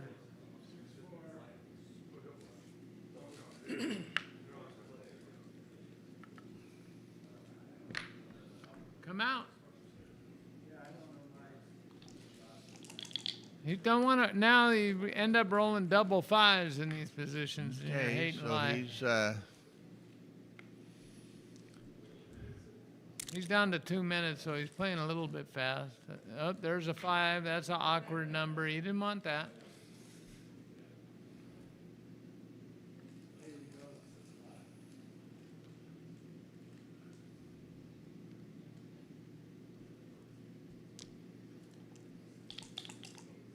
It's going to be just kind of a dice game. If Albert can fire off a fly shot, he would be liking his life. I think here you slot the 5 point and you break the midpoint, and then if you get hit, at least you got timing for your ace point game. This is not the right idea, I don't think. You want to make the 5 point. You don't want to have a stack. Look out. Of course, that's good for Albert in certain ways. Yeah, it Just helps his accelerates timing. the game. But he wasn't thinking about his timing up till then. He can slot the 5 point here, I guess. But see, that stack is hard to play with. That's why you just put the pedal to the metal and play like you're trying to win. Whoa, pardon me. 3-6. I think I it's play in it and in off. the deuce and take it off. Prepare to clear the 6 point. Pretty routine. 3 and 6, that's it.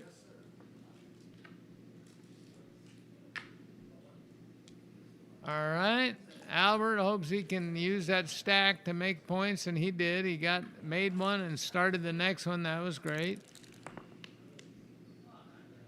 4-3. All he's got to do is win. So Yeah, he cleared it. Now he won't leave a shot on the 6 point anymore. That eliminates one way of losing. Here we go. But any shot that 4 comes off, 4-3, it's just take 2 guys off. You're not going to leave 3 guys on a 5 point. Play the 4 first. That's force. There you go. Okay. This came off here, right? Yeah.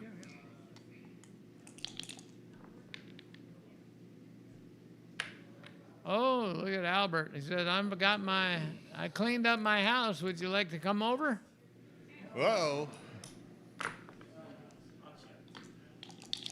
You say this guy's 6-0? Bill? I don't know how. What do you think? Okay. Shot time. No. Wow. Double 2s can make this pretty interesting. It could give some extra equity to Albert, but I kind of doubt that Anthony's in the mood to Well, throw almost it up. any 2 would help Albert. Whoa. Okay, Coup Classic, get out of Dodge. Coup Classic. We got it right here. Oh, 15th checker. Fee, 5, 4. Boo! Okay. Congratulations to Anthony Niacchiani. Remains the only undefeated player. I would hope so. All right. Okay, we're supposed to have another match in 6 minutes, so don't go far. Don't go far. I got to get out of the sun,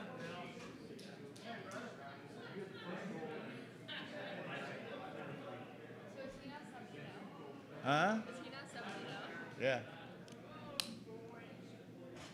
Everyone was hoping for the Okay, let's see. What do we got?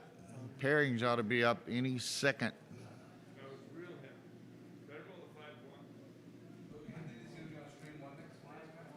I'm sorry?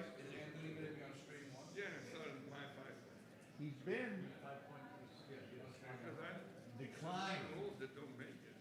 He hasn't wanted to play on stream one, but we may force him now.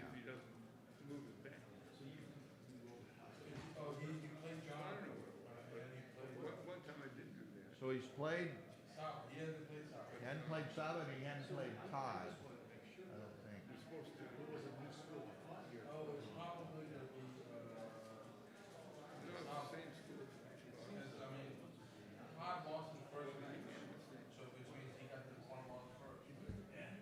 Okay, Bill, who won? Niacchiani. So he's 7-0. Wow.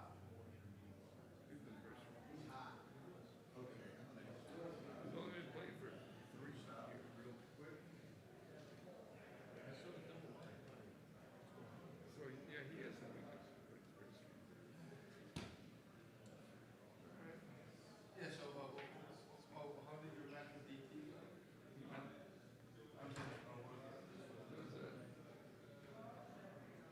I rolled the anti-joker.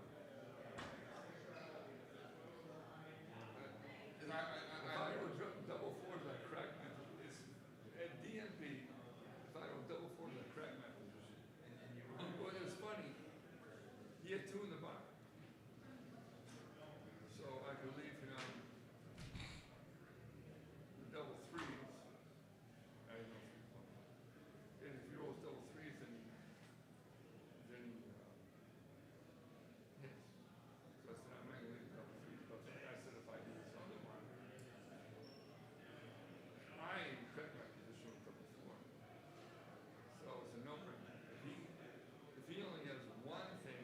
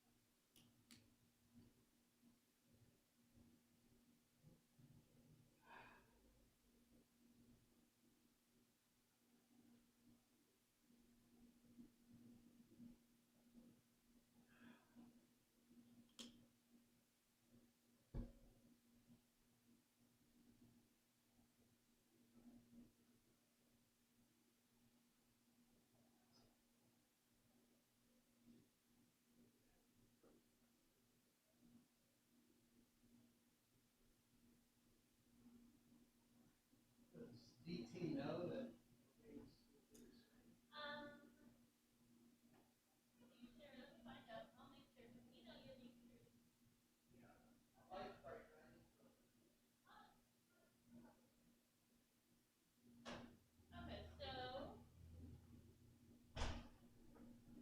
Where do you want us?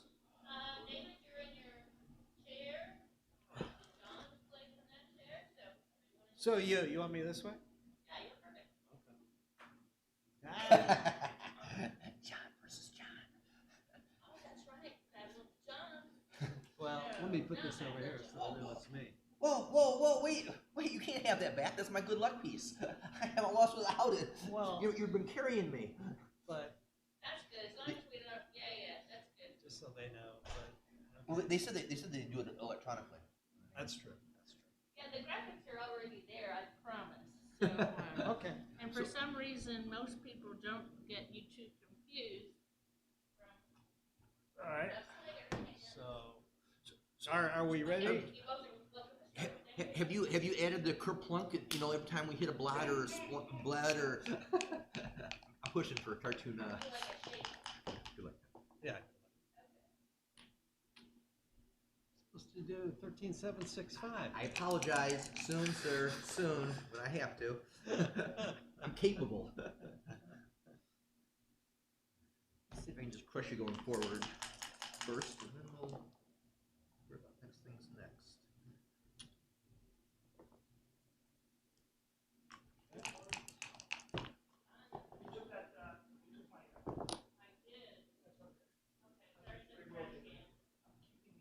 Just gonna make my ace point the paint, but all my fans will boo me off the stage. That's right.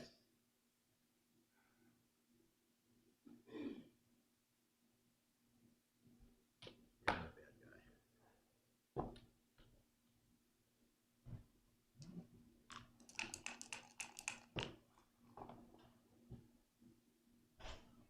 1, 2.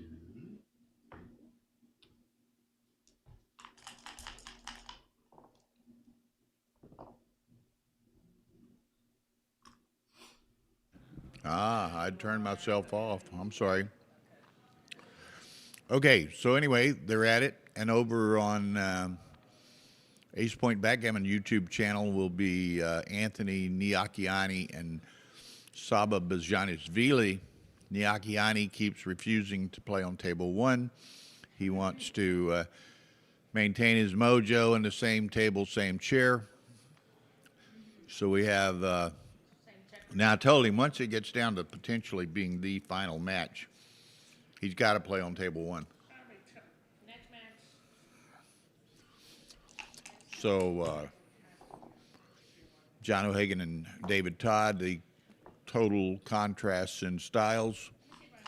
We've already seen that with a couple of his early plays.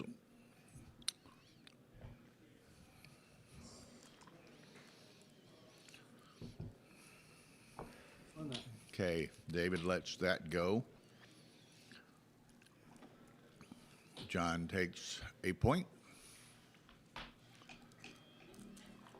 Ooh.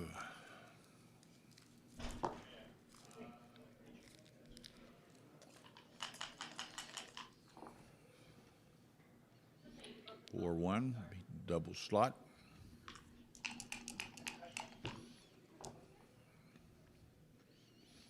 6-5, safety, run.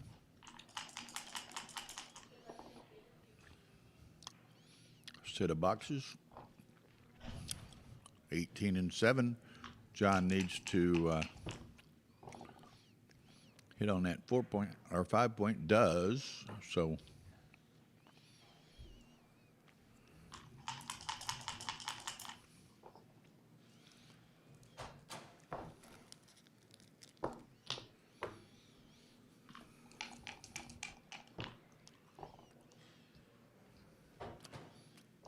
Four hits and out probably. The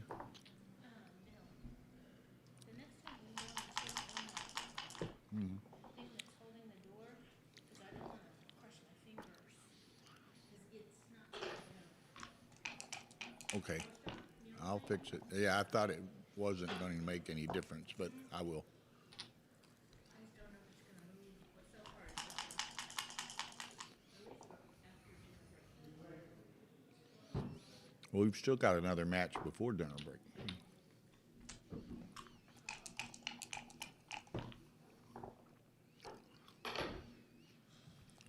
5-4 makes the 9 point now. This John, yeah, rather than give him a double shot, he just goes 6-2. 3-1, he's going to slot that.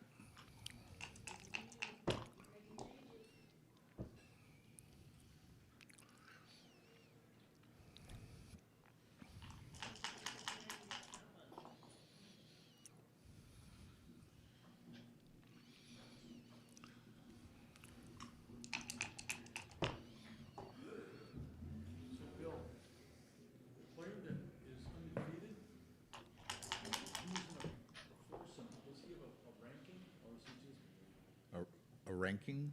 yeah, like a world ranking? No, in fact, he hasn't been playing tournament backgammon very long, so he doesn't have much of a history. He's not the, but he's 7-0 right now, right? Right. It's not uncommon to have players go 7-0. Now, after this match, then it starts getting more and more rare.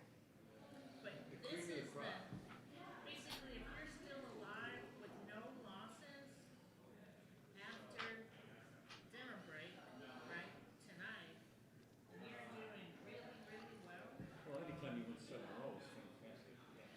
well, he doesn't cash at 7-0. You see what I'm saying? This is where the win-loss records start to match. So if he loses one, then he will be the same as, what, at least, Well, there's three guys at 6-1. So if he were to lose, then Saba and him both would be 7-1, and one of these guys would be 7-1. Shit, his field went for $200. Yeah. What a buy. right? In retrospect, yeah. See, the deal is you can still win the tournament with 2 losses. Yes, yes. That's the deal. So then you have all of these people with 2 losses who still are in contention. And Rory, Much for your PR. Preamble. somebody considered the best player in the world, was that Victor or Saba? That was Dirk Dirk Schiemann Schiemann. from Germany. Is he on here? Yeah, somewhere. Right there. Dirk Schiemann. There's, and the BMAB ratings, there are 2 people who are super grandmasters, Mochi and Schiemann. Yeah, and Schiemann has a slightly lower average PR than Mochi. Remember, he's in the middle of doing commentary. Didn't the Japanese fellow help you last year with the commentary, Bill? Here, probably Michi might have a bit, but okay. So anyway, where are we? No problem, man. Hagen trying to figure out a It's all good. 6-2 here. Nobody's gonna fire him yet. It's all good. You're gonna erase my question with David. No, it's good.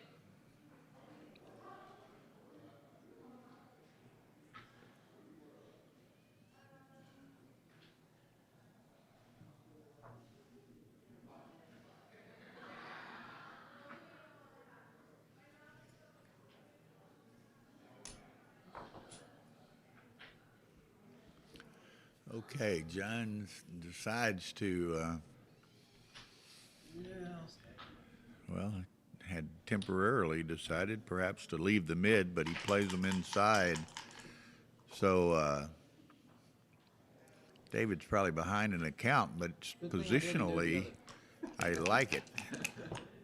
Now let's see what John rolls here. 4-5. So that's a shot somewhere.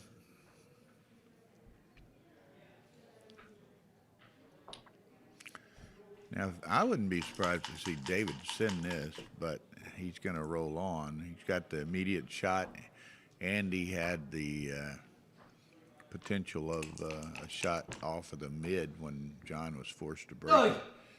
Ooh, double aces. What a shake that is. Hits 2, makes the 5. Wow. Todd just shaking his head over there. Now, does John cash this? Yes. See what Mr. Todd does with this. Is that the McGill shirt? Gotta be. What's up? McGill? Yeah. Okay. Sorry, when I go to Boston, 224 take, big take. So let's, yeah, I mean, I can say it. Who's commentating with Bill? That would be no one. Empty chair.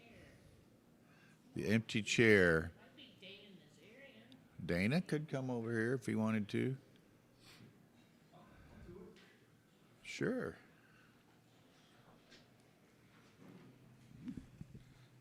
So I was Now we have whispering to GL, he's going to take. Dana Nazarian. It's a 224 take, according to. It's a big take? Yeah. Yeah. I mean, look at the 4 checkers on the deuce. It's going to get, and he still has to clear that prime. So he's probably going to get hit loose once, and if he hits the shot, he's the instant favorite. So And David is not one prone to drop in any event. it's a big decision. It's a good use of the clock right here. But boy, John whipped that so fast. He didn't. He threw the super joker, and then 3 seconds later, he cubed, and I was like, Well, and that's probably. he still has some work to do. But yeah, it's so volatile. If he throws a 6 right Is away, it a maybe? And I don't think John is a, how shall we say, intimidation, gamesmanship kind of bullshit. I don't think that was. No, he just assessed the situation. He processed it so quickly, he was sure. And this is why he probably said there's 11 market losers when I roll a 6. Yeah. So Somebody was asking if you have a Persian background, but it's an Armenian heritage. 100% Armenian. Yeah. Oh wow, perfecta. Look at this. How do you do that? I got to learn how to do that. That's how He you. did that against me. He beat me 9-0. Yeah. That's how you're 6-1 playing at the number 1 table. You know, you roll like that after sending the cube. And he's a pretty good player too. That has Yeah, something to that do with has a lot to do with it. You get a very good player and very good rolls. It's a pretty good recipe, you know. So he's looking at bad doubles here. He's got to stay off the 1-1. He, So Jerry had 3 losses. wow, he didn't take. He made that look so easy. That was incredible. So now I think it's right. There, one of your buddies here talking to you. Who's that? Tony. Can I explain why it's such a big take? Because John has a lot to do. He had to leap the 6 prime. I know he made it look easy. He had 2 blanks, 1 and 3 blank, and 4 on the deuce point, And he's got 2 checkers semi out of play on the and he deuce had point. 2 blots in the outfield. If Well, if it but- goes yeah. south a bit, No, I mean, the main thing is he's got 2 gaps in his board, and they're not easy to fill when you want to make the 3-point, but 2 of the checkers that you need to make the 3-point are on the 2-point already. They were semi out of play. But he just threw perfect, 5-3, 4-1. So following an initial roll 6 to get out.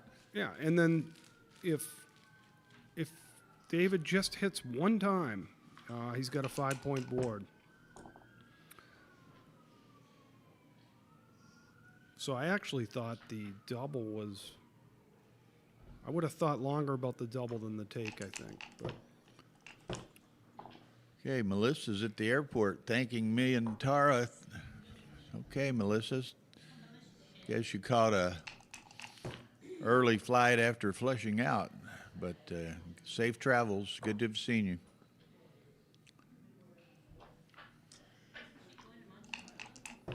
I'm not sure. Are you going to Monte Carlo, Melissa? Tara says she thinks she heard that or thinks you said that.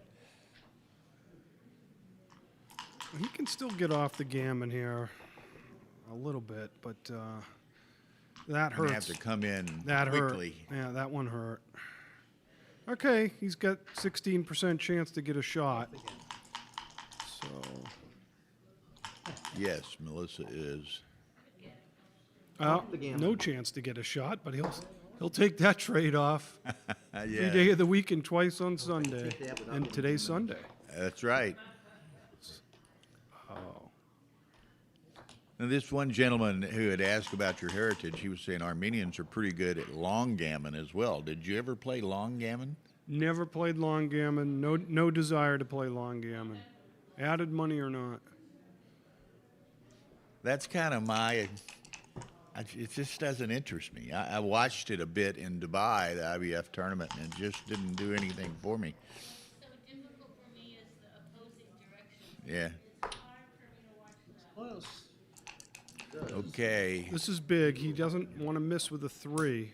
He's got a gap. you could do a little something for me. David needs to. He should make it. He should be able to get the gammon anyway. Yep, wasting no pips. 2 crossovers. This is a big shake. More gap. But he still has to get 2 of them in on this roll. And he didn't. Didn't. That was not correct. He should have played for the double 4s. It didn't matter. Okay. 5-0 quickly by John. Over at the other screen, just to keep y'all updated, Saba is leading Anthony Niakiani 2-0. Niakiani is the only undefeated player. Saba has 1 loss, and these 2 guys have 1 loss. There are 3 players with 1 loss. All right, that's so big. Up 5-0. He can just grind away now. Perfectly willing to swap points now. Because I have the 5 prime, you can't just. Right. And you, So now he's, the kind of game John wants to play. Just get an anchor, not when you're on. play a holding game, something like that. He doesn't want a slugfest back and forth. Of course, the guy on the other side of the table is Always wanting Mr. a Slugfest. slugfest. So He this wants, should be interesting. he wants a slugfest course, from day one. And speak of the devil, look at this. He's got his 20-point anchor. He's not going to get gammoned. He's favored in the game. This is exactly textbook what he wanted. Now he can just slug away with impunity. And David's got to roll something good here, or he's in big trouble already. Okay, that's a start, but he's got some targets out there. Oh, okay. I thought he was going to do something crazy, but oh, okay. Again, needs to anchor. Fan. Now, at There's this score, I think he's just going to play. But he's got 2, 4, 6, 8. He does have 10 in the zone, but and he's 4 away. He also knows he has a wild man on the other side of the table. So if you Well, my guess is he's gonna wait once to get a little better, but it's not unreasonable to throw it here. Yeah, this Boomer guy's been putting in, he says, tiny double strong take. Oh, so it is a double. Okay. Yeah, it's technically a double, I guess. MCG, maybe a cube here. Maybe, yeah. I'm 4 away, That's why. And it's a gammonish position, but my guess is if I had to bet, he's not going to. But he looks like he's just doing just a calculation. Wow, a whiff. Complete whiff. Still did something constructive, but it's not what he wanted. But he'll take it, I guess.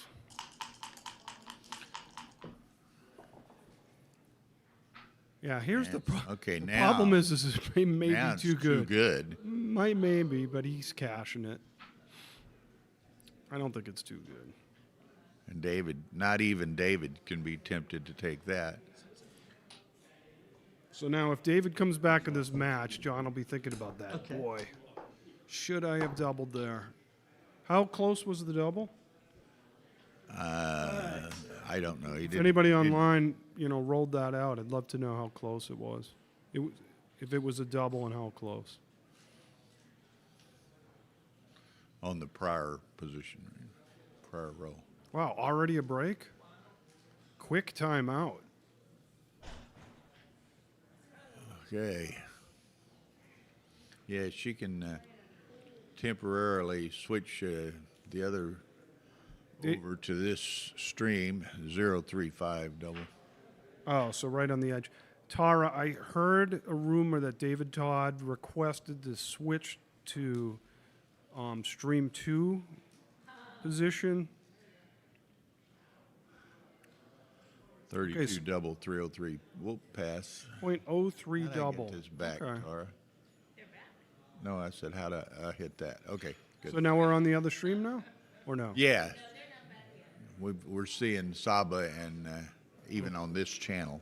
Okay, Yakiani. Saba ahead 3-0. The cube is in the middle. Just so everyone knows, you might want to explain we're trying to accommodate Anthony. Yeah, and Dana had asked that, I guess it was you, somebody did right before it started.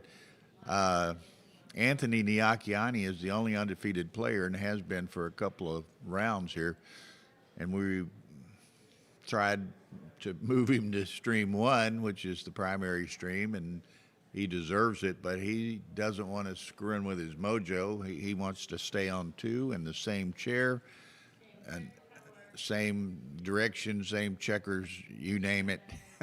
So he doesn't want to screw with his mojo, so that's why he's on stream 2, and John and David Todd are on stream 1.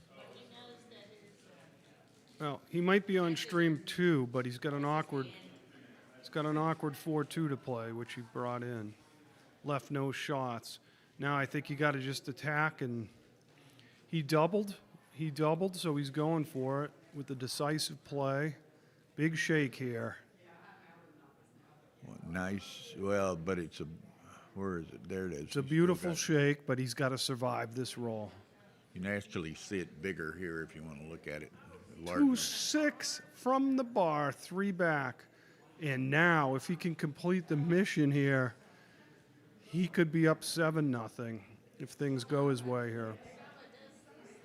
6-4. So he could make the 2-point. I think I'm making the 2 here. Or he can hit loose, but I'm making the 2-point. Of course, this maybe denies him the opportunity to make an anchor. Yeah, I know. The way I look at it, though, is if he throws a 2, he's probably going to anchor anyway. So he would have thrown a 2. So now good luck trying to... Oh, my God. I'm sorry? This is why I'm sitting in this chair, and they're sitting over there. They're making it look so easy. Double 4s makes it. 5-3. Piece of cake. Oh, it's just... Like child's play. Now, if he comes out... What, 4s don't play? Now 4s and 2s and 1s. That was too many bad rolls, but he got away with it.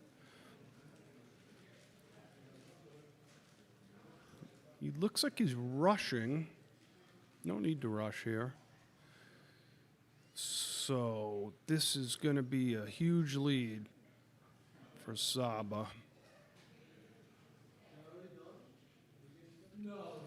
Saba's had a good year.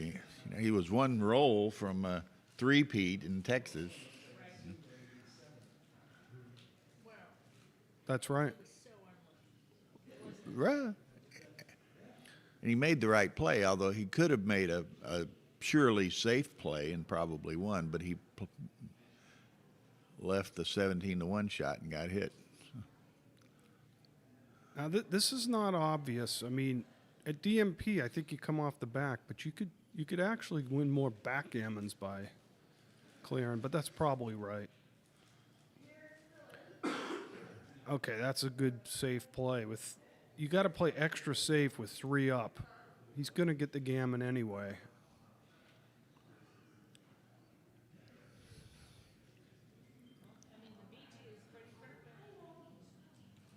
Wow, perfect. All right, so chalk this one up. Okay, there's a little scenario here, but Okay. no longer in play. 9, 15, 16. So extremely likely he gets the G. There are a few odd scenarios, but So if this was like NFL, we'd say, well, we're switching over to a more competitive game, but both of these are blowouts so far. blowout. Hopefully, it's still early. It's backgammon too, so who the hell knows what's going to happen? There's a Dirk Siemens spotting. Boxes? Wow. All right. Little drama.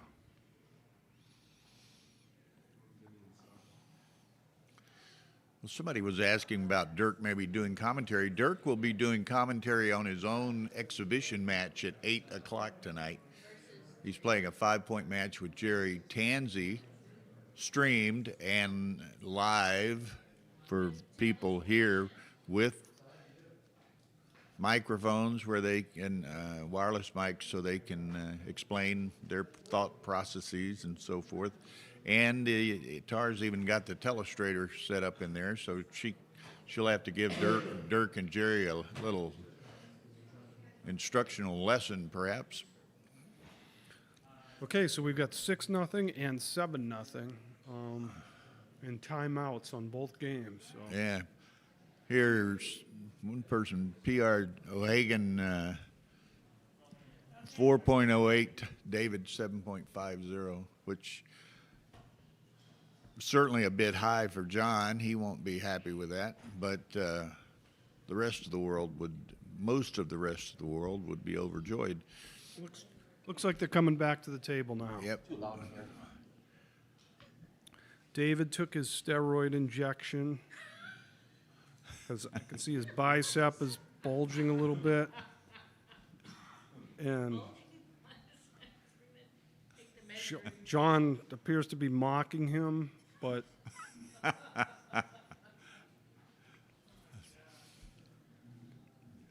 David's texting his family and friends saying there's no need to watch this match. You don't need the link.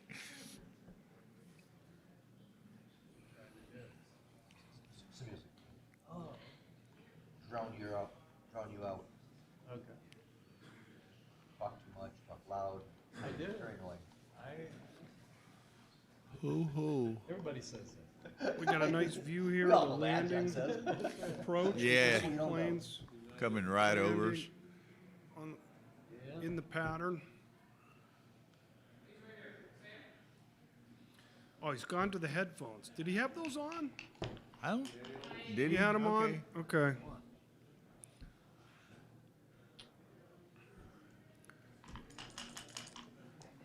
Okay, 3-way, 9-away. Probably going to see an early cube here. No, that's almost 3 p.m. 5.5 hours from now. 5.5 hours till the exhibition match. A lot of different ways to play this. He can just bring 2 down and put a lot of pressure on the 5-point. He can hit loose on the 5. He can come all the way up to the 20. I don't know if I would have done that, but with the 8-point stripped. And a 6. So David will be looking at any opportunity here.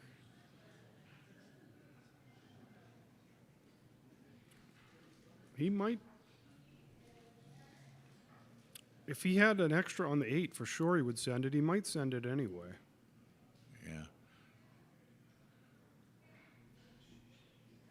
Yes, our Finnish friend asking, that's 4 a.m. for you, but it will be streamed and it'll be on the YouTube archives, so You you got can mail. watch it a bit later. So John was Then again, contemplating you knew you had duplicating the mail coming. 4s. And he made this play instead. So now the 6 works. And of course he whiffed. Maybe his worst. Aye. Maybe there was something worse. I don't know. Can't think of what it is right now. Down and split, maybe split the back. He could make the 3-point and just try to slug it out. That's the 3-point, and says, okay, if you hit me, you're going to have blots everywhere. The ace is duplicated. Yeah, and that's what he played. I kind of like that play.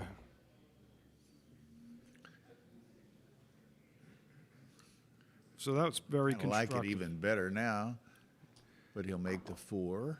Now, David will just work on this blot on the 2-point if he can. There it is. Well, I don't know. You could hit deep. The He long could run. have brought another checker. I'm not sure about that one.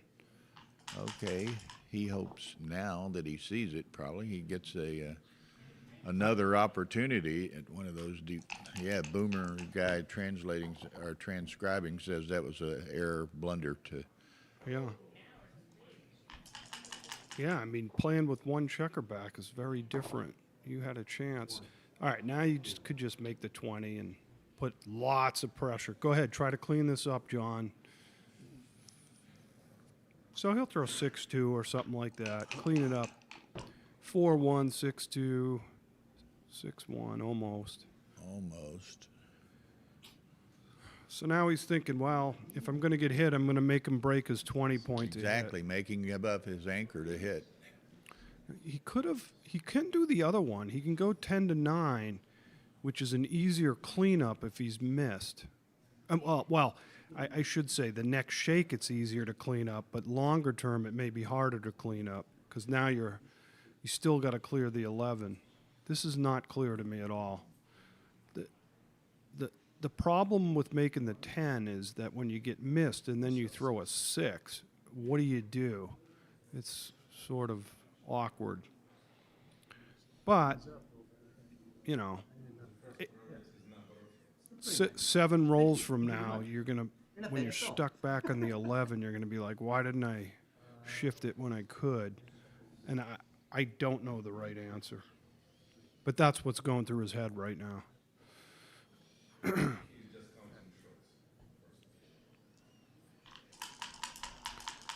It was also a builder for the 3-point. All right. Giving up my anchor just for you. Yeah. That's shocking.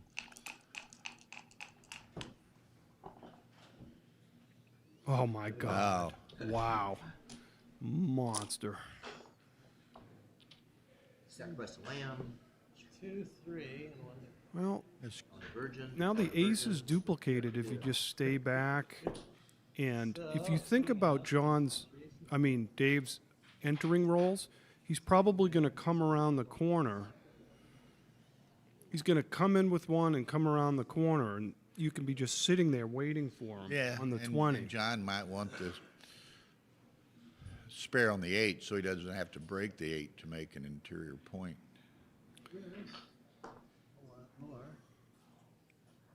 Of course, if he fans, he's got double shots at this. I kind of like this play. I kind of like this play too. Yeah, I mean, if he gets hit off the bar, he's got nothing to cover it with. See, this is what I thought. Now he has to come around the corner, and you're just sitting there. Mm-hmm. And or you got to bury one. He's not going to bury it. By the way, he would have been hit if he came out.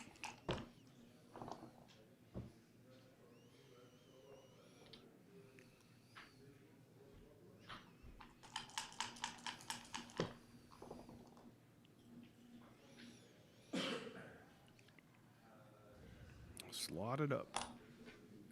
Oh, he's coming out. Oh, that's bold, but he's a little desperate now. If he just sits back, that was interesting. Keep them entertained. I got to step down the hall just a second. Okay, so now John's going to hammer away. That was a risky for you, play, but shot for he me. made a daring play to try to make something Get happen. up, baby. And this one could be over early. He's going to put a spare on the 9, 8, and 7 and prepare to make the 3. 13 in the zone and 2 up with a 6-0 lead, holding a 2 cube. Don't worry about it. Time will not be That's a our good afternoon for anybody. I mean, what? Give him an ice cream cone and maybe you could be better than his situation right now. I don't know. Unless he's lactose intolerant.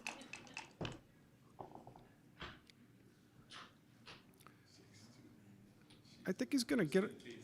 Well, yeah, he double ones, yeah, I'm not sure.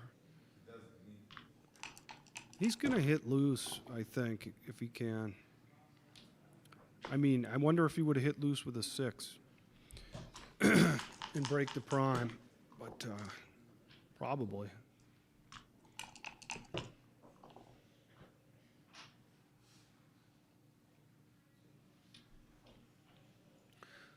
So, what are the gammon chances here? Very high.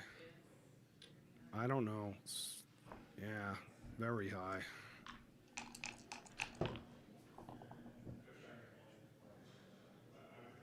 Spares are in a good place.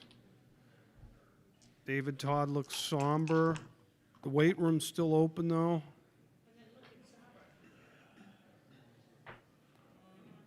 Oh, meanwhile, in out-of-town news on Channel 2, Saba's got his opponent with 3 up and a 5.5 point board, and he's shooting for the 4th checker. That's the one I was hoping for. Baby. Back to the local news, John must have thrown an awkward 4-1 that I missed, and he comes in with double 4s. So he might be able to slow him down and get off the gammon. And John's contemplating cashing this. What did I miss? He must have thrown a 4-1. Did somebody see it? There's 10 people in the room and nobody was watching. Okay, bad commentating on my part. And so John's saying, you know, he's doing the trade-off of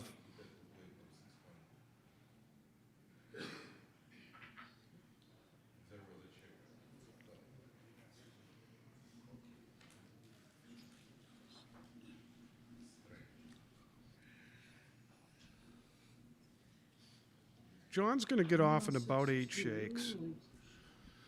1, 2,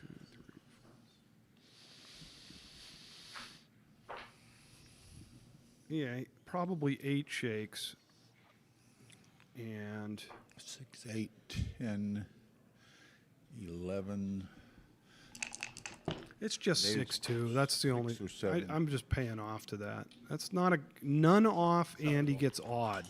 So that was a bad roll. And I'm wasting no. Well, he wasted a pip. Okay, I mean he has. It's probably worth burning a pip there. 6, 8, 9 to get off. So he gets hit about, if John plays on, he gets hit about 5% of the time, and he loses almost all of them. So Dave's got about 4% winning chances here. And so John has to say, you know, how many gammons do I need to make it worth it?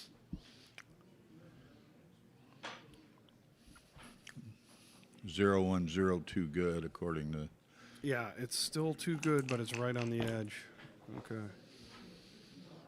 2 off, and now he's just playing on. Now it's just free roll to almost to play on. See if he can. No, no, no. Why did he do that? Why did he do that? He was going to close him out if he hits him anyway, whether you got a full prime or not. He just burned a lot of pips. That, I'm not sure I understood. Well, really? And John lets him off the hook. Okay. I'm in some kind of alternate. Either I'm misunderstanding this whole position or there were some mistakes in this game. MCG's reaction was the same. What? Okay. So 91 mistake. okay, thanks MCG. I thought I was like smoking crack or something, but now he's thinking about taking. Wow. Guess he's just calculating. So he wins 4% from here. 2, 4, 6, 8, 10, maybe less than 4, maybe. 16% chance to get a shot, and then 30% chance to hit it. So it's, yeah, he hits him 5%. 5%. And he probably wins 4 of those 5. So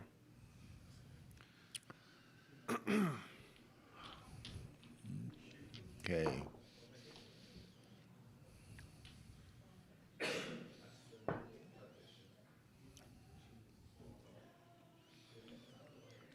So John did this to me yesterday, 9-zip, in quick fashion. Spanked me. Took me out behind the woodshed. He's on a roll this weekend. You got that right. And I must have missed the other match finished, I presume. Yeah, I think so. So, as far as I know, Get used to it. Okay, here we go. David Todd play. There will be. There will be. right, so, I mean, Bill will be able to tell you. Okay, so, Saba's 7-1, you're 7-1, right? And then the winner of string 1 will be 7-1. Have you played either of those guys?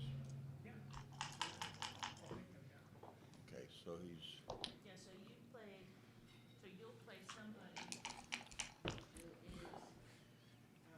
probably gonna be 6-2. So I think this is going to be a fun one. We're going to see a lot of checkers back, and hopefully he'll get some kind of double anchor, and we'll have a fun commentary here.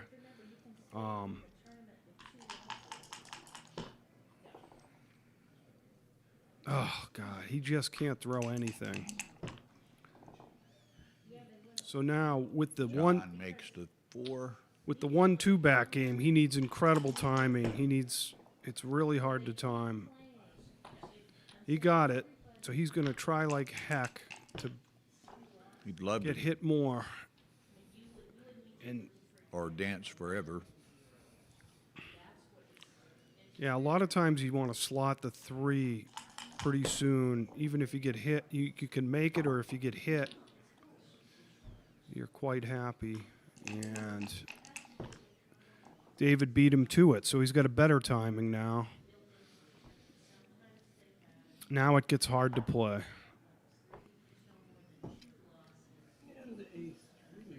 See, now fanning here is good for Dave. This is a tough play. Is hitting right here? The problem with hitting, you get hit back on 6 shakes, but he fans on 9 shakes. This is why Dave's so hard to play against. Okay, that was probably good for John.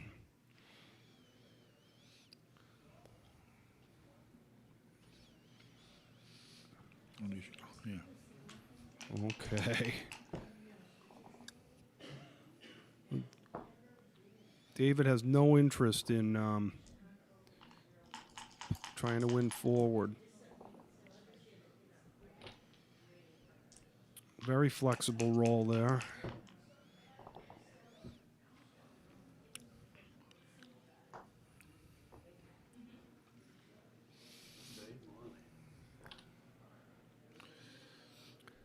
Yeah, again, as you'd said earlier, I mean, David would like to get more checkers sent back at this point, would he not? Yeah. Well, it depends. He's got a gateway out now.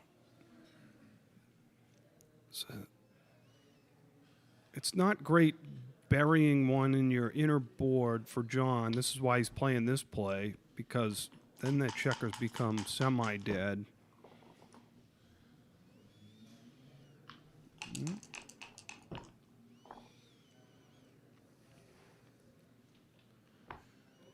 What John would like to do is build a little outside prime and get him to crack. But it's does not looking very likely. Okay, he got the 8 point. He didn't want to bury one on the 7, but he's probably going to have to.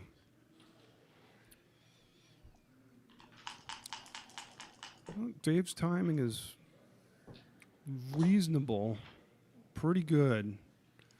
Yeah, it's pretty good. You just pop another checker out with a 6, and he'd like to get maybe that one on the 24 to the 22 and get that one out as well.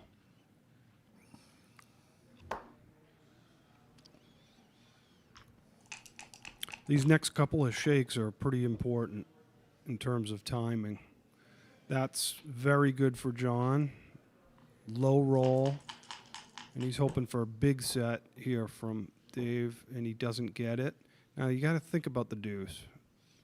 Okay, he kept a spare on the ace point. And it looks like it's not going to matter now. So his timing is very good.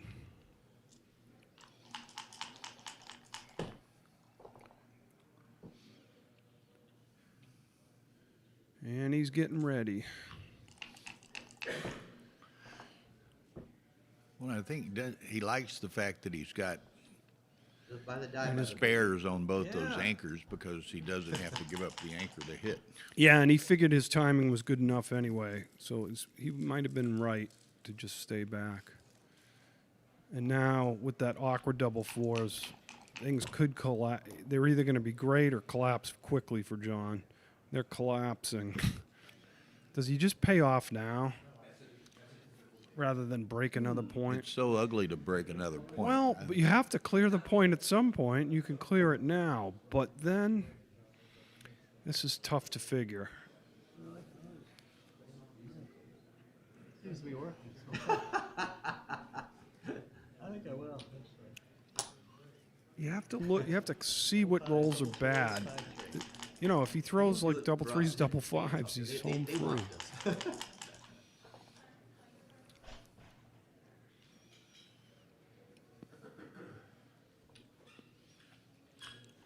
Now, 4s and 6s are killed. 2s play. The 1s don't play. Uh-oh. He was going through the numbers. It was probably a reasonable play he made.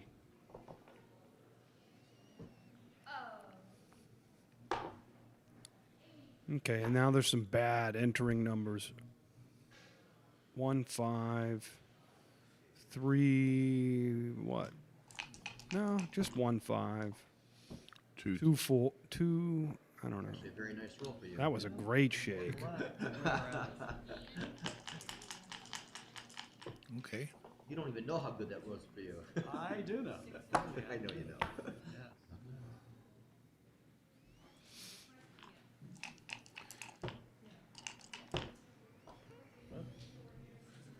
Sometimes you want to, I don't know, I might have liberated one from the 24 there to just have some coverage over there. Double shot, double hit. That's usually how you slither out of these with a double hit. Oh, no problem. I'll hit you off the bar. Okay. Wow. Comes in and hits. Now, at some point, Some point he's got to leave that 3 or 22 point, perhaps. yeah, for a bad ace. And maybe even ultimately the 1 and the 3 to force him to play 1s and 3s up there, perhaps. See, this is why I would have played off the 24 a couple shakes ago, so that you don't have to do this now. You would have had them spread where you wanted to without leaving the fly shot. The way John wins this is by hitting with tempo and getting a bad roll off the bar and then slithering away.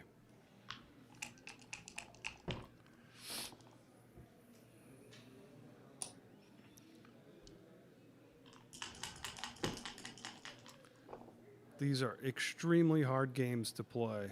If I knew how to make the right moves here, I'd write a book, but I don't. This is a really, really difficult to play. But at some point, I was going to say, do you clear the 24, and if he rolls the 3, he has to blot on it? No, you stay on. What you do is you come off the 22, so if he throws an ace, it's bad. But I don't know when the right time to do that is, because he could throw the double ace. Okay, you want some outfield coverage now. Now he's doing it. Now the 3 ace is activated. Chris Trencher back in the house. Hello, Chris. Now I think he wants to make this midpoint if he can. He did. I think you want to make that, because you don't want to give him one roll to win the game. And it still gives you double coverage in the outfield.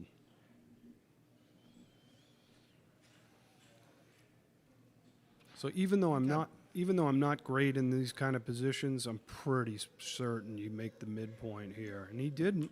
He wants triple coverage. And he got it. One wasn't forced.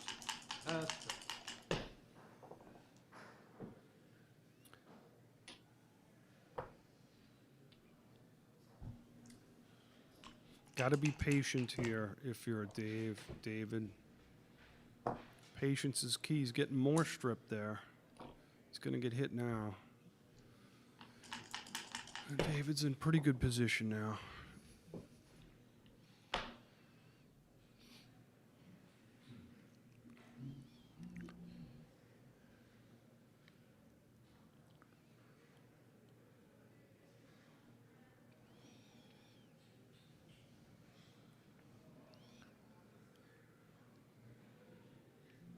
Mind that, I think you want all 4 of those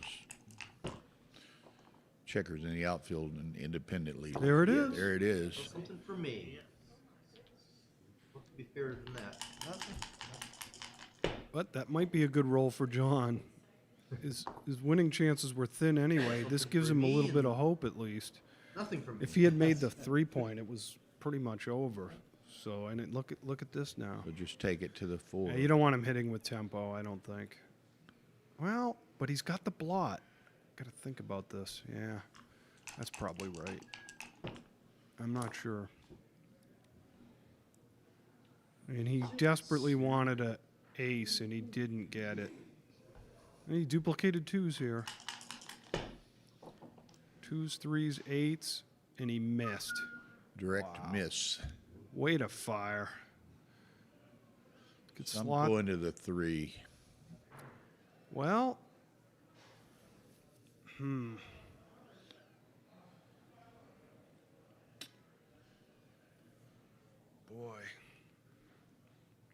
that's pretty bad.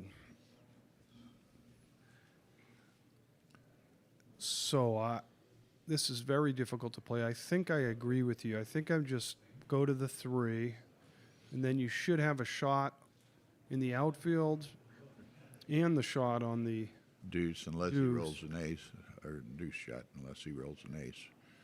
Yeah, this. I just can't do anything than prepare to contain, I guess. You could go to the bar in the 5.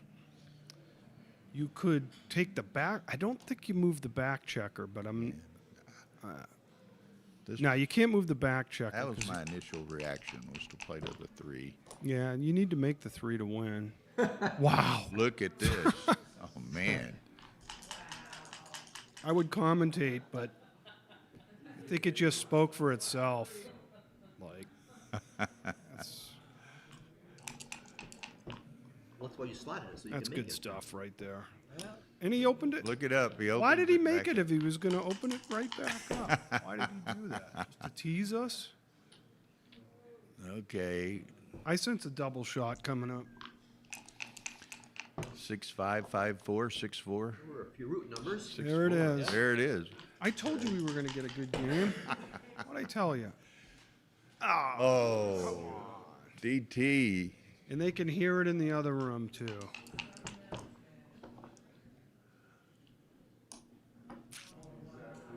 Okay, now you got to leave Dodge here. Ugh, Oh, not good. No, don't make it. I'm not making it. 2, 3, 4. man. There's the ace. You've done your part. Yes. Yes. And the sooner the better because fewer checkers off. So he had it at his first opportunity, misses it, handshake. Thank you, thank you, thank you. So now, Good luck. what time is it? 3:05. We're supposed to have another round at 4. Little life. Thank you very much, Dana. That was very enlightening and instructive. So Thanks. now it's interesting. I'm not sure. Now there'll be three guys with one loss: John, Saba, and Niakiani. Okay.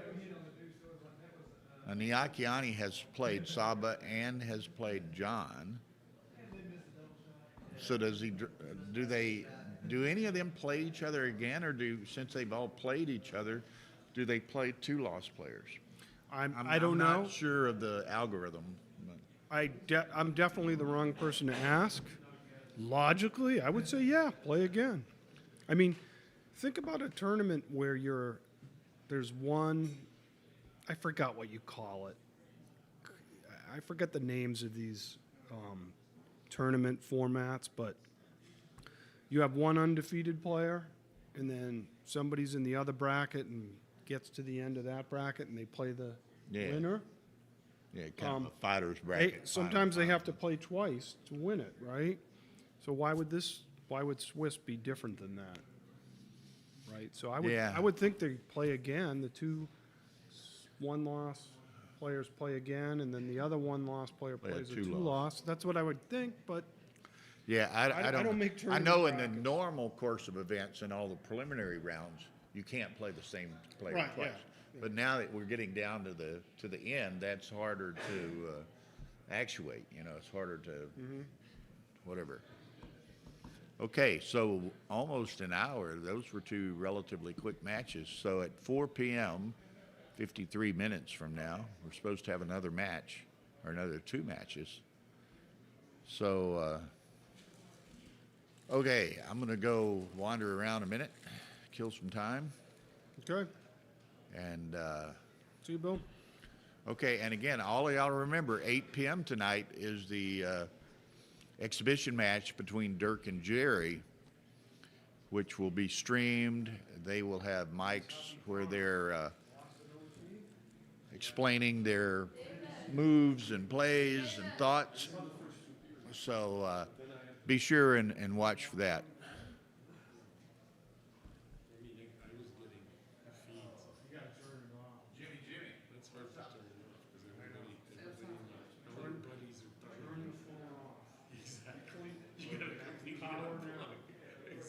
Even in that room, probably somebody's talking.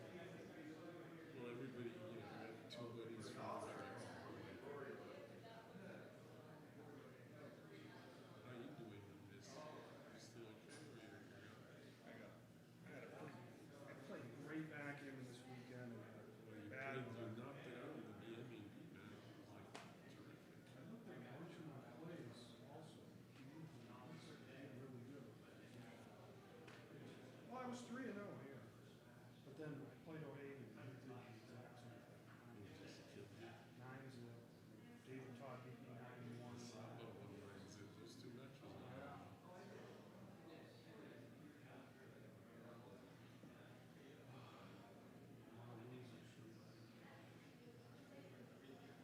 You'll get those later. girlfriend doing? She's great. Awesome. Tell her I say hello. I will. Tell her I missed her. I like her. She's hilarious. She's cute as hell. She's an awesome girl. Yeah, she's got the right. She's got right attitude.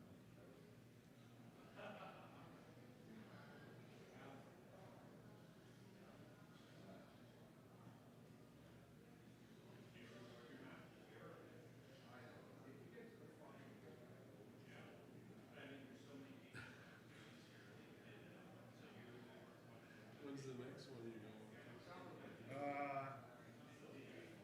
Are you doing anything these days, or you just relaxing? I'm not working. No, I know. So you don't have much commitment. Well, I got 3 young kids. How old are they? 11, 15, and 16. Like basically 12, 16, and 18. Yeah. Yeah. Okay, I know. And they're what with you me mean. half the time. So like, So you I'm got full. You know, that half of my life is carry on consumed with full them. more. Yeah. Yeah, and then No, I know. I got divorced. The kids were 10 and 16. and then they're all like in activities. Elisa's You're got a chasing- basketball game I'm gonna watch. Chasing from one thing to the other. Yeah, so like, and then the other half of the time, you know, I hang out with Angelina, or I go to the beach house, you know, catching up on stuff. Yeah. I'm always busy.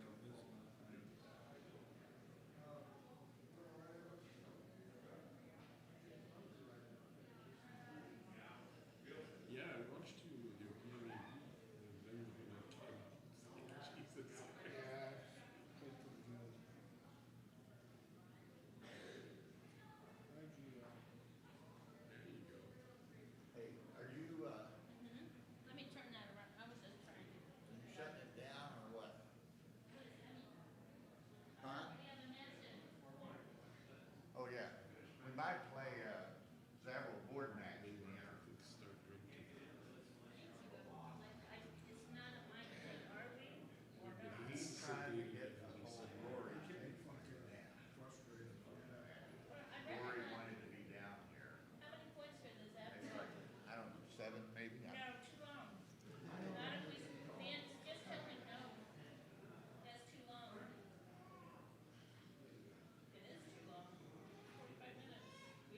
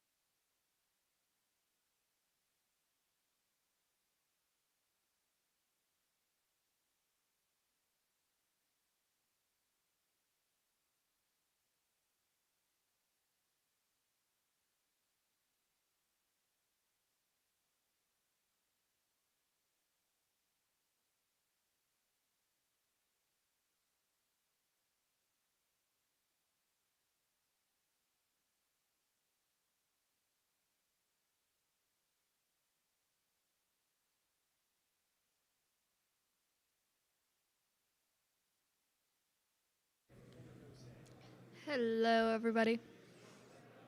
I just wanted to say hi before intermediate goes back up again. Yeah.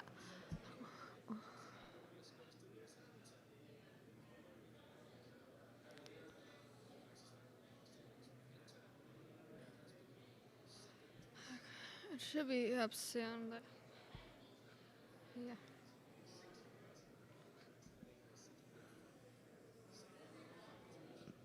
Hi. Does anyone here in the comments like Formula One and is currently watching the race alongside the stream?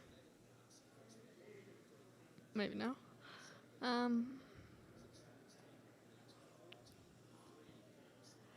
Yeah.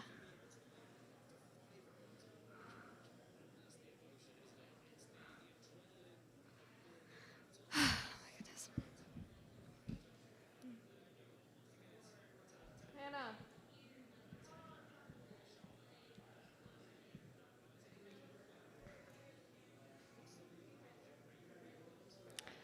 Okay, so soon we'll have Hannah DeRosier joining us. And yes, together we will answer any of your questions. We will say hello. We will do a lot of things. Hello, everybody. I don't know. Hope y'all. Is it on? No. Okay. Now, hello, everybody. I hope y'all have had a great day. Like Olivia, I think Olivia just said, we will answer any questions that y'all may have. Yeah. We are. Yeah. She's still in. I'm out of the intermediate. She's still in the intermediate. I like how many likes we have, everybody. But if Yeah, but we need anyone more. watching hasn't liked yet, Okay, I am Hannah. This is Olivia. We both play in the intermediate. yes. We We were both at the Backgammon World Championships in Monte Carlo last year. Yes. Um, She won. She is the Backgammon Youth World Champion. I am the finalist. with a really cool board. Oh, yes, we both got a board from it. Yes. Oh my god, I wonder if it's up. Intermediate division has not been drawn. The next round has not. Oh, it has been. Okay. Oh, never mind. It just was. Ken Lazar. We got into I'm just speaking for myself. I don't know about how Hannah got into it. But I got into backgammon because my parents taught me. And then towards the end of COVID, my dad found out that there were actual tournaments for it. So we went to the New York Metro. I played in beginners. And it was a really fun experience. Except for my first match where someone actually walked out on it because they couldn't handle losing to a 13-year-old. Yeah, I got second place in that. It was really great. That's funny. Yeah. There was a hurricane that hit our state or our little city area about 5 years ago. Knocked us into a 300. Hurricanes aren't awesome. Yeah. There are three. No, we are not Chicagoans. We are from the U.S., but not from Chicago. But no, we were knocked into a. No, I live in New York. We were knocked into a 300 square foot RV for about a year. So Dad played in his 20s, so he decided to reteach me. And that's how I got started. I didn't even know that.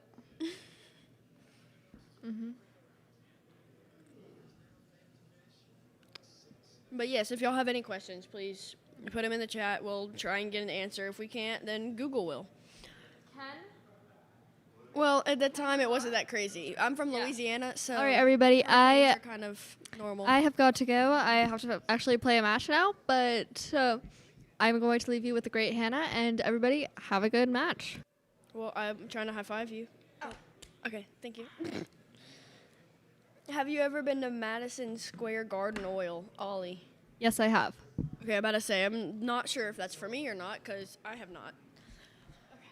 But, yeah, if y'all have any questions, just please put them in there. I'll try and answer them. Oh, we gotta wait till the screen. Okay, there we go. I've noticed you both recently playing and taking names. Bravo. Why, thank you, Catherine. Yeah, I've been playing for about. Sorry, I just hit the mic. I've been playing for about since I was 8, so 5 years, 5 years, 6 years this year. But yeah, so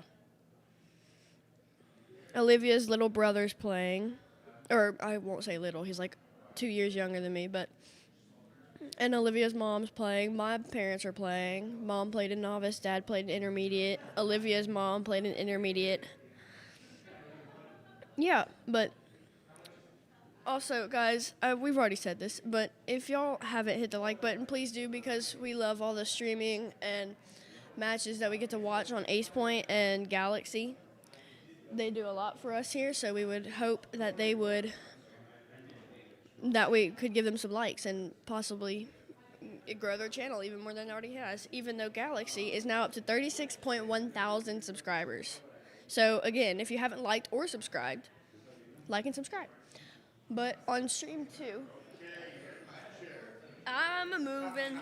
Olivia sat in my spot, so I had to move. I'm sorry? Olivia sat there, so I had to move. Oh, okay. Oh. This one on? Yep, I just turned it. Okay. Backgammon fans, here we are, round 9, starting soon. I was about to say 6. I was way off. So here on stream 1 on Backgammon Galaxy YouTube channel is Karen Davis and Saba Bijanisvili. That's going to be a good match. Karen Davis is 6-2, Saba is 7-1.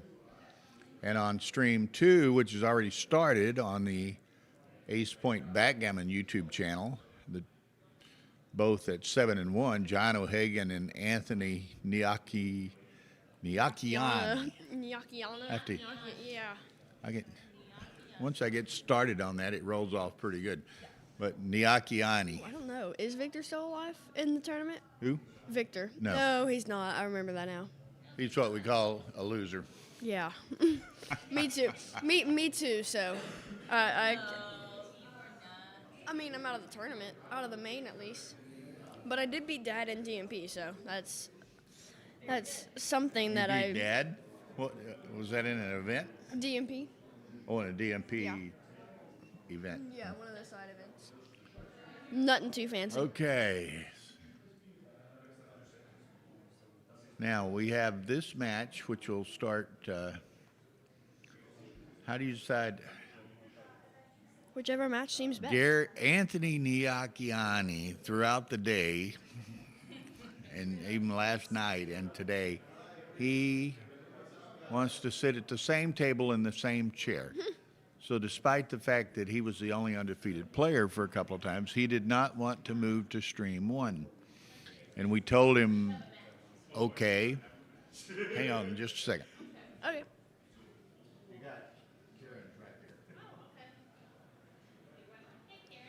But yes, yeah, so I guess he's just superstitious. I am too, but. Okay, Jerry's gonna do commentary with me for this big match. Okay, yep, sounds good. Bye, everybody.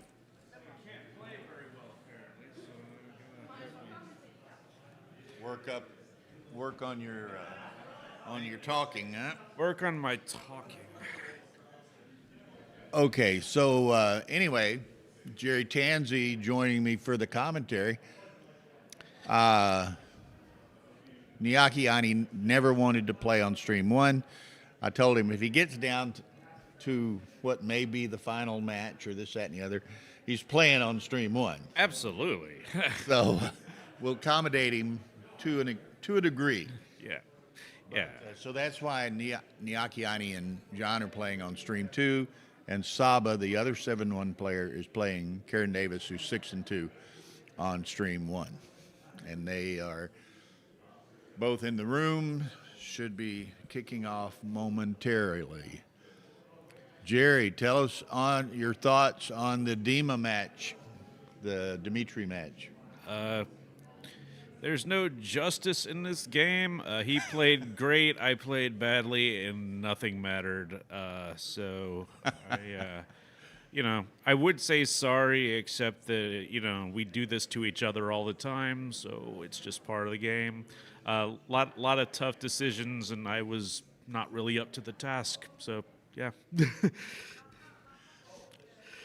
Somebody's asking, okay, when we have live transcription, we will have the pip count shown. But at this match, we don't have live transcription, so we can't display the pip count. Get to. But at Monte Carlo, at Dubai, San Antonio, New Orleans, we have live transcription, so we will have pip count and the XG feed. So, but anyway. It's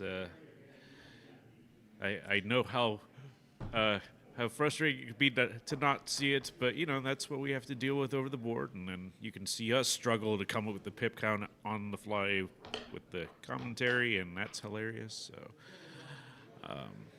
So Saba and Karen.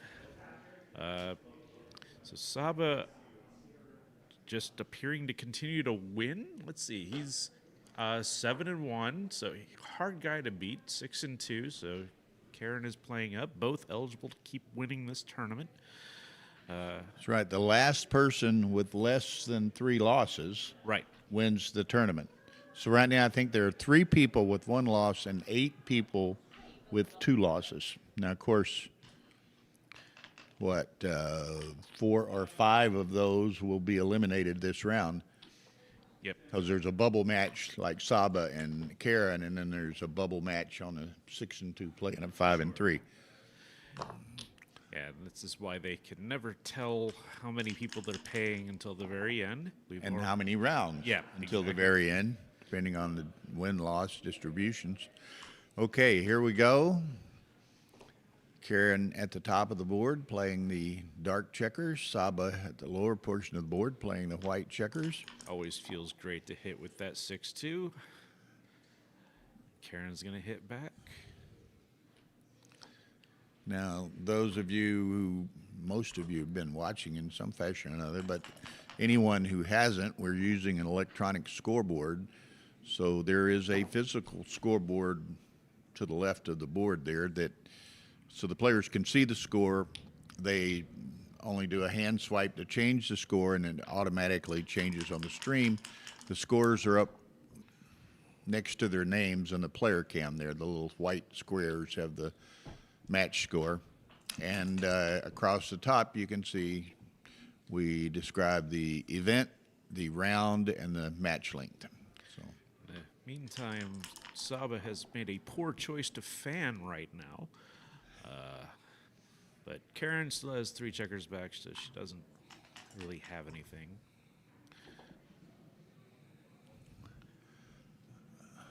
Still nothing.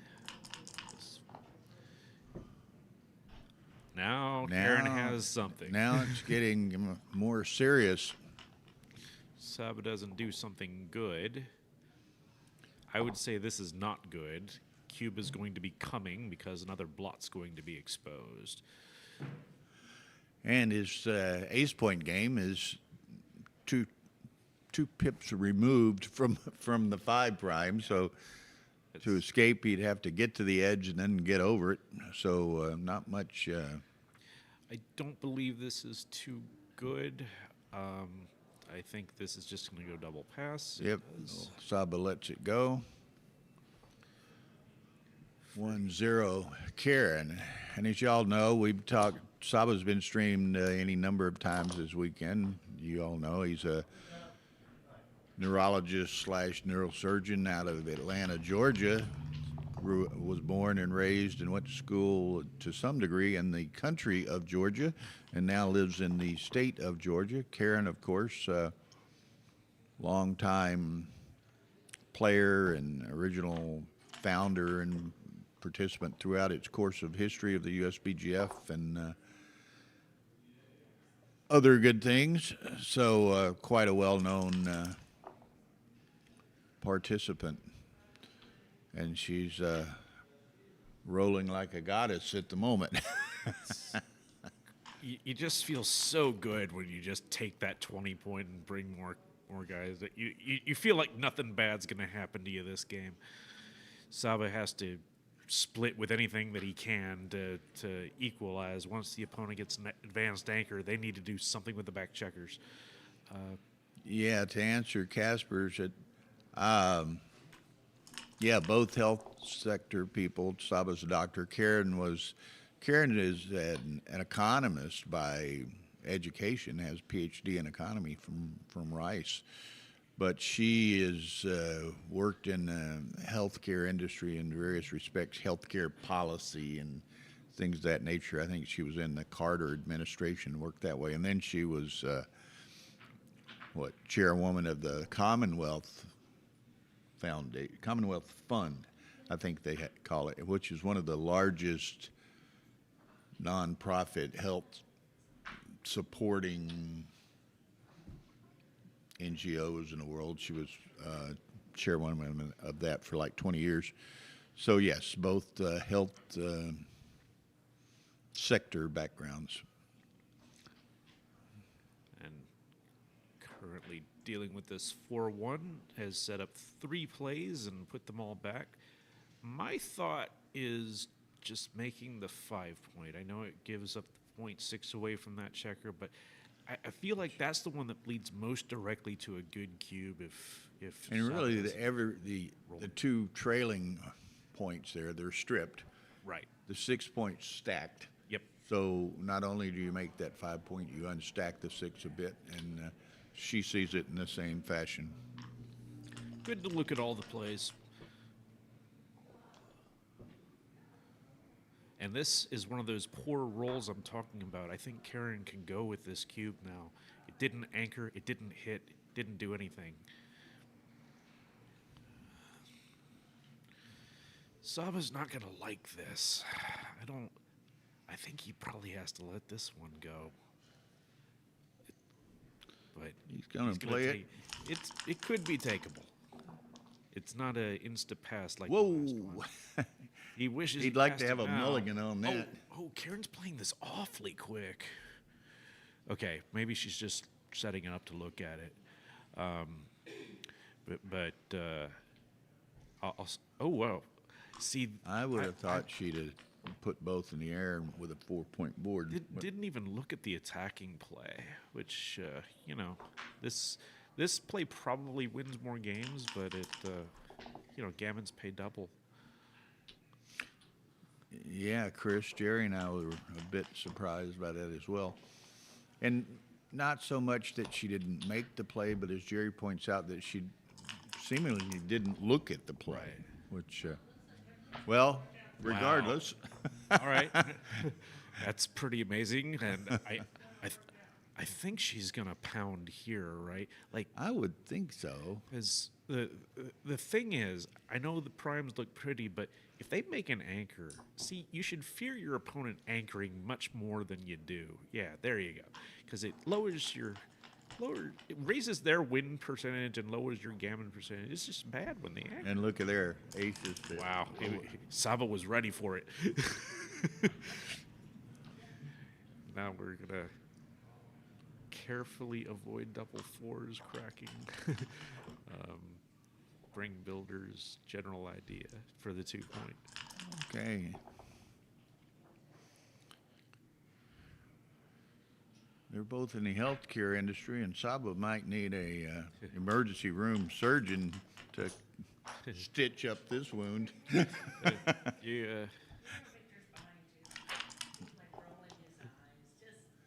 I'm going to cry, guys, because I own half of Saba. Well, Karen has completed the closeout, and now mostly, well, you never want to say the gammon's gin, because but it's well along the fermentation process. Right. So. Gary, code blue.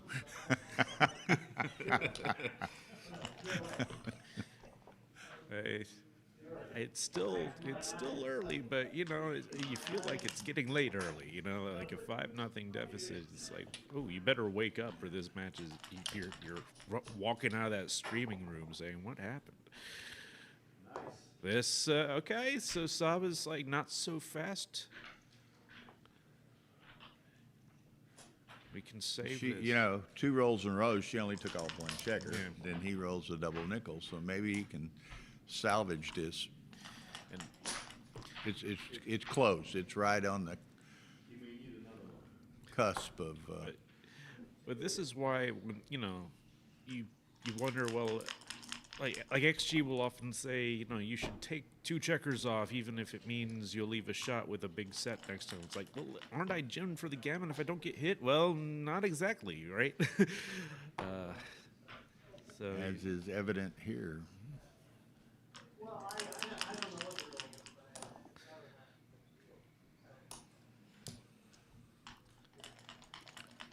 That's what I like about this game. It always, even when someone's getting crushed in a game, there's always some potential for some excitement, you know? So that now it's the gammon race, you know? Okay, Saba's got some potential. He's 5 and 3 gotta get plus 2 crossovers. Yeah, and Karen could roll a 1. She doesn't, so he's got to save it on this roll. 1s and 2s. 1s and 2s look ugly. And we together they look fatal. Yeah, awful. Okay, so quick 5-0 start for Karen. Okay, so she's got the swipe motion down. She got a lot of practice in that game. Yeah, she just, yeah. Yeah, she did it. All right, Saba's got to try to get something going here. And Karen gets the opening roll with something good, so.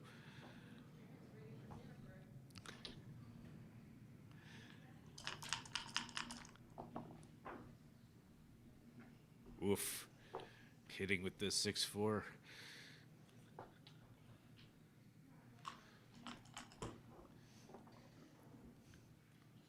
Okay, set of 5s for Saba. That's something.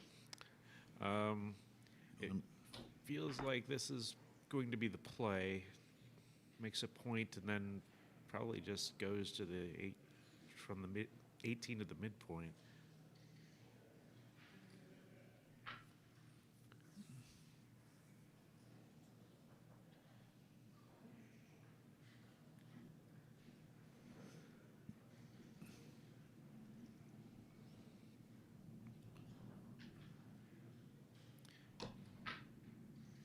There it is.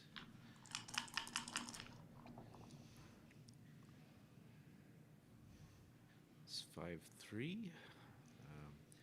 Yeah, that's. Wait, she can duplicate 4s by bringing the 5 down. This feels big to me. Like I'm typically loath to break the 8-point to hit. Okay, still think. Okay, so now it's locked in.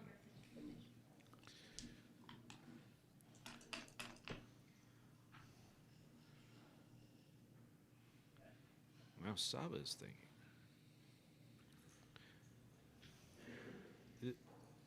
Saba's going to be a little quicker on the trigger finger with cubes trailing, but I think this is a bit too quick. And as I say that, he rolls. He rolls the might be the double market hitter. losing. He's Now, which deciding one does he want? I think That he one? wants that one. Sends the 3rd checker back. Now she rolls with the. And now it's just a holding game. 6-1. He can link up outside. This isn't required to hit here. He could have linked up outside. Because you have to ask, what does the hit accomplish? Except getting hit back in this spot.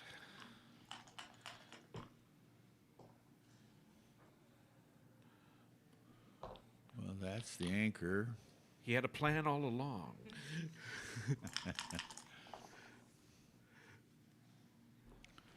That buttons up. All right. So we've got various points staring at each other, and we're going to see how these resolve themselves. Now, at this point in the game, the players are probably not going to leave too many shots that leave the potential to get hit. But if it gets somewhat ugly, or if you can make something constructive like this, you might do that instead.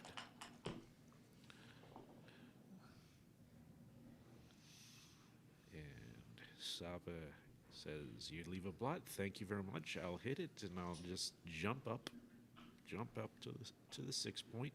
I'll take those 10 pips from you." Oh, he's going big. He wants to build more points. Should he worry about getting hit? I mean, a little bit. Depending on her role, I mean, he's down 5-0. If she were to dance or not be very constructive, he might well go for it, like now. Huh? Well, the trouble is that anchor prevents him from getting too frisky until he's got more structure made. And now this double fours. And 2 to the 9. If he was going to do that, it's 2 to the 9. Yeah, and I it's the only play I'm currently seeing, and right now,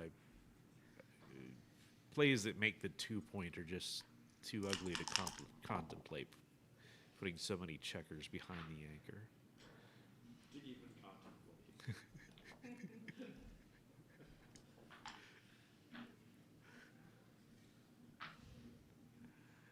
As I was looking, gosh, I mean, this takes just so, like, what's going to happen this roll that's going to cause Karen to pass next roll? Point on head fan? Maybe. But how, first of all, it's not clear that that's true. And I guess, what do the big sets do?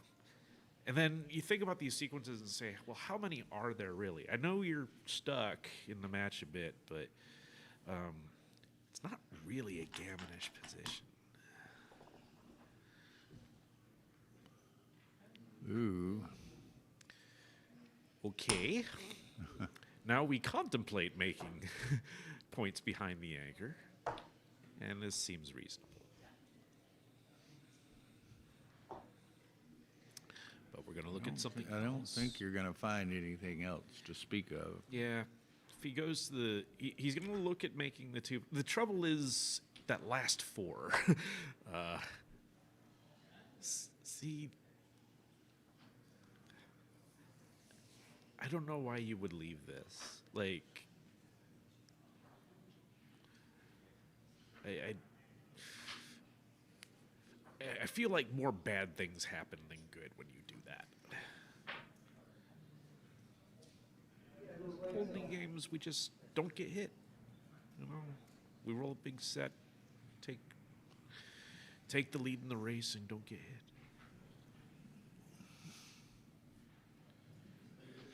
Urso is in the house also. Chris and Urso, the New York City boys, are up and about.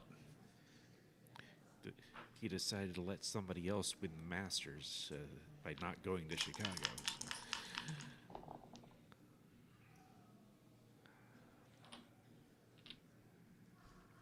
All right, Karen's now got a board with some teeth in it.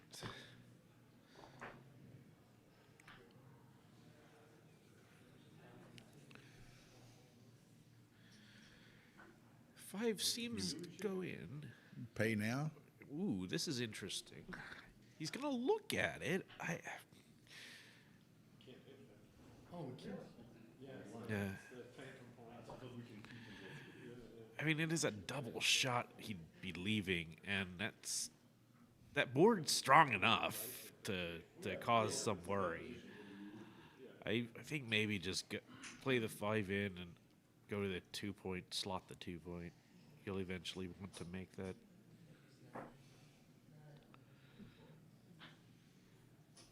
Just feels too big to leave double shut here. 2s, 4s, 11s. 11s hit. So, yeah. This is the normal play.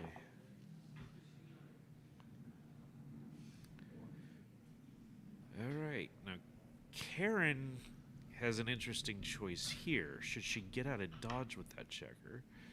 She's like, I'm not going to let you point on me now. Most of her contact is coming somewhere else.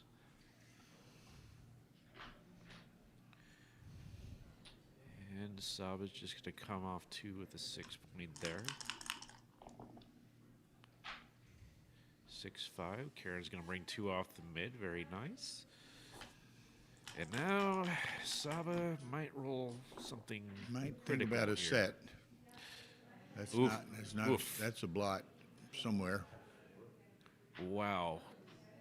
Yeah. So you play it like you like it. I think it 5 comes off the. Is he gonna? Whoa. This is a big play. Dupes 2s. Trouble is 4s also. 2s, but 4s also got hit. 4s also. Duped 2s. Wow. Oh man. Yeah. Karen, well done. Victor, head down the hall to the upchuck room. Call 2 ambulances. So, Karen, of course, way too good now. So, just going to play on for a gammon. Yeah. Karen decides not to give back double 2s, rightly or wrongly. Okay, now she just needs to bring all the ammunition into bear. There we go. And feels like 11 to 6 is. I like the right 10-5, double 3. Well, 3s work either way. Yeah. Okay, that's cool. Probably doesn't matter. Well, I shouldn't say that because sometimes XG will find 2 additional numbers that work one way or the other. So 5-3. Make the bar and then down. You could hit. Well, she's gonna maybe contemplate it. Yeah, I mean, And she here's the goes- thing. It is the second checker on the bar that you're putting there. So we like preventing anchors.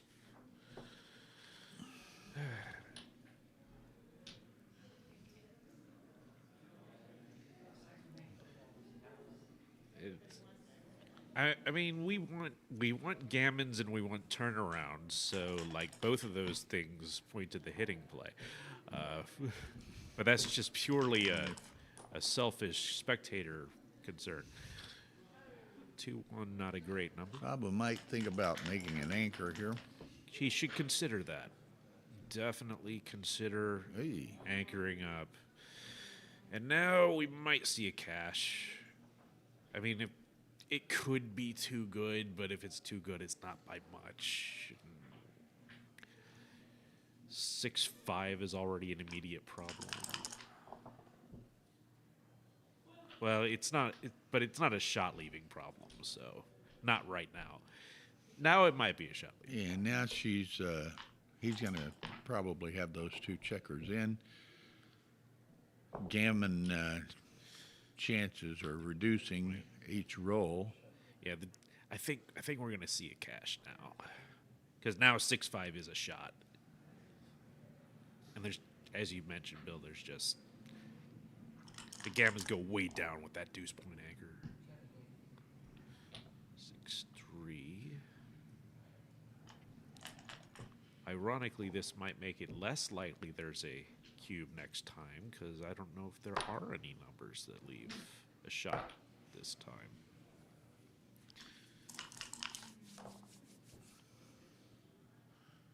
Just 6s are mostly killed. Only 6-1 where you have to play the 6. But now, okay. Again, no immediate shot leaving numbers, so she can safely play here. Double fives. That'll Gonna play. play 6-1. And I think that might be the end of the game.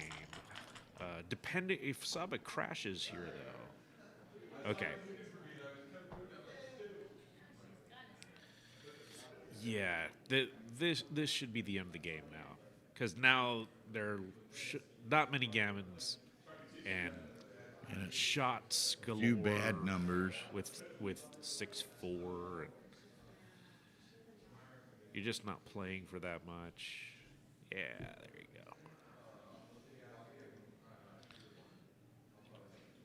go. All right, so Karen gets to 6-0. She's 3 away. Saba's 9 away. Saba will have a whisper trigger finger on that doubling cube, and Karen will not, at least not in the early going.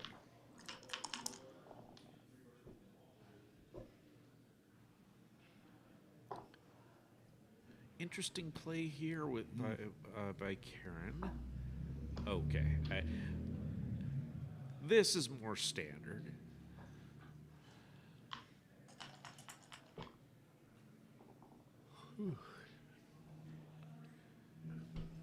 Saba's got a choice here. Make the 5-point or the 18. Huh?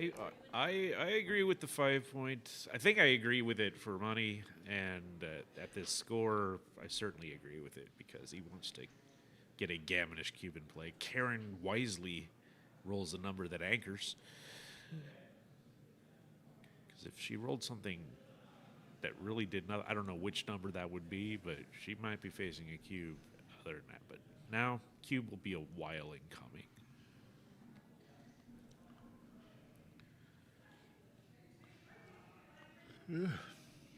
Deciding what to do with this 5.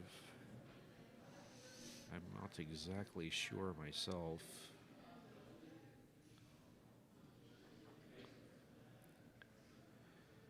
Feels like the 5 down is a little stacky. Does this get hit more? I don't know. Oh, you played that? Did you play down? They played it. Must have been illegal, and I didn't see that. They worked it out. yeah.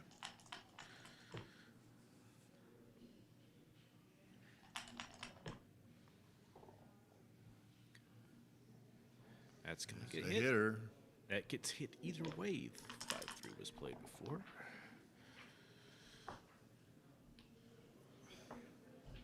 Karen always finding a way to hit back this match. I should point out that I was up pretty big on Saba in my match with him, and he came roaring back. So, you know, Certainly capable of that. yeah, he's not mentally gonna fade away.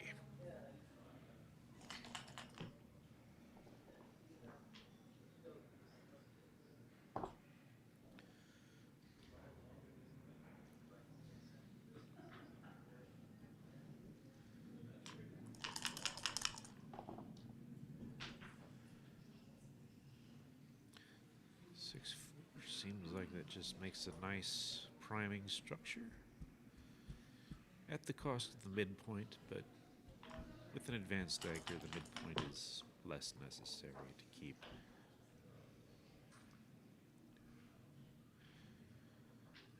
Saba has a choice with that deuce. He's considering a tempo hit with this Tempo 5. hit and step up, huh? That's an interesting play, because Karen is poised to make some structure with all those nice builders. I don't know whether it's right or not, but now that I'm looking at it, I kind of like it.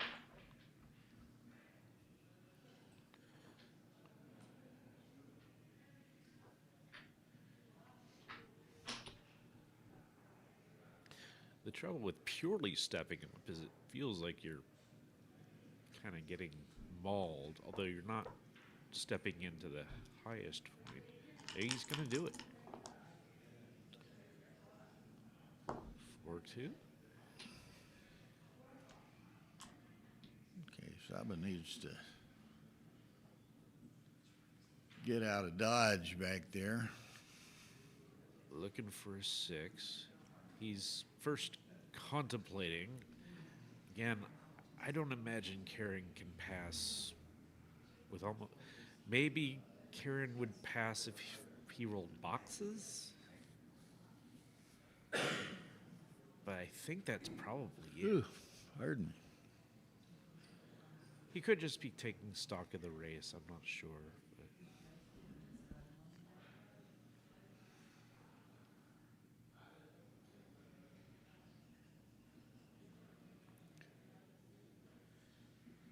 Speak up, Jerry. That's what you're here for. Yeah, I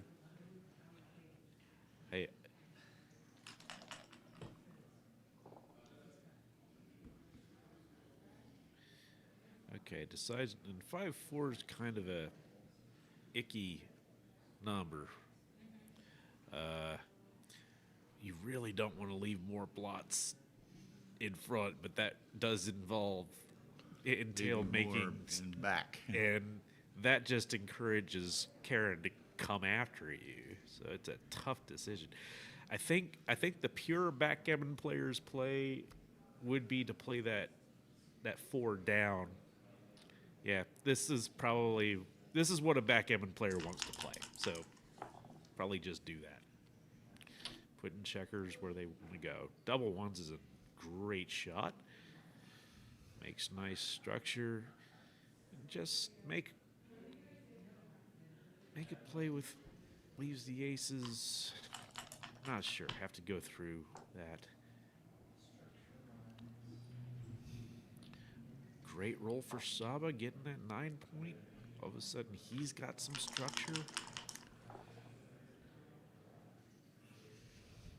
Karen can get a checker out, though, with this 6 foot. Well, the 6 should definitely come out. The 5 is less clear to me. That might have been a chance to hit. Big swing on that. Because now Saba gets into a one-way holding game. Oh, I forgot who I was dealing with. Karen with a lovely 7 from heaven.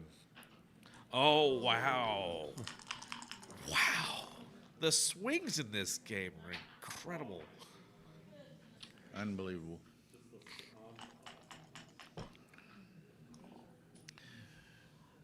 Okay, so Saba's in at the edge, and he's got 3 more of these 3s to play. It looks like making the 10 is worthwhile. Play against that back checker. It does leave an awkward... Ooh, I had not thought of this play. There might be a reason I hadn't thought of it, but... And Saba looked at it briefly. He was like, "No, I don't think we're doing that." Okay, he's found his last 3, and then he does the middle 2 3s Right. here. Okay, that's And hope she doesn't roll a 3. or something that points on him. This is going to point on him. Yeah, Karen's not going to give anything gammonish in terms of a cube. Oh, wow. Nice number. Gets in. How does he play this? He's got choices. This is kind of my first choice because basically I want to hit her before she hits me, which sounds awful as I'm saying it, but this is what backgammon's about. You hit me, I come in and I hit you. Whoa! Wow, I might hit her. I think we're Hit still him. playing backgammon. Yeah, you got a better board. He's got a blot in his board. If he fails this one time, you could just gammon him and go to Crawford. Like it's. But sometimes he will beat you. And there's a fan. There's a 6. Now, the interesting question here. You can slot No. the bar. But you can also bring in a, well, your thing is fours might want to get out, so you might not want to bring the builder into the board. So she does not want to pay off to 1/6, but it's less harmful than usual because there's blots all over the place. Okay. This is looking bleak and bleaker. It's another sequel with Jeff Daniels and Jim Carrey.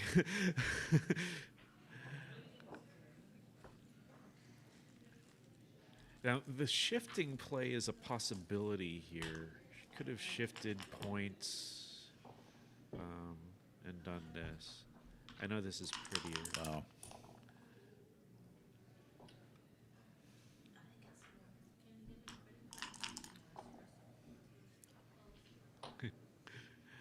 All right, so Karen's going to put these spares on nice points. Try to keep them high, keep big sets from killing you.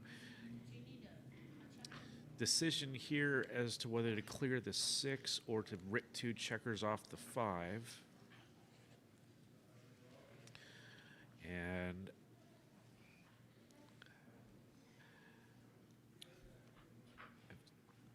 I think I'm probably ripping.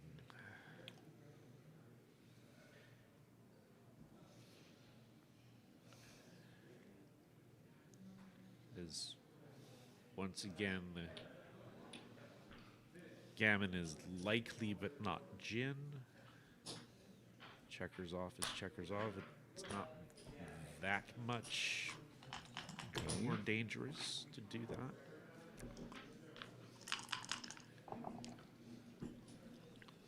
that. Nice number.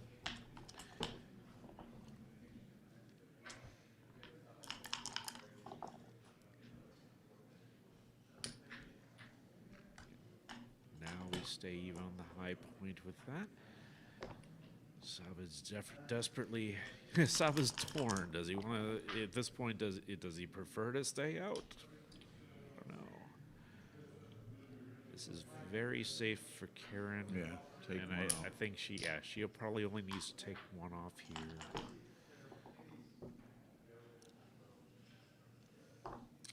Saba will take crossover with that ace. 3, 5, 9, 10.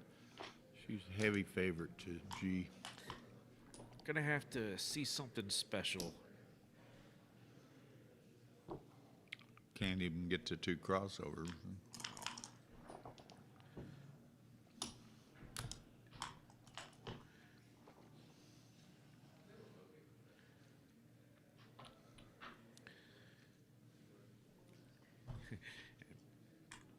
Saba makes the PR enhancing play of leaving the last guy in the board until he absolutely has to leave it. So he gets the XG decision here. And that is gin for the gammon. So Karen goes to 8-0 Crawford. So I think it's 6.75% for Saba to win here, according to those match equity tables. I always forget these low ones, but got some work to do.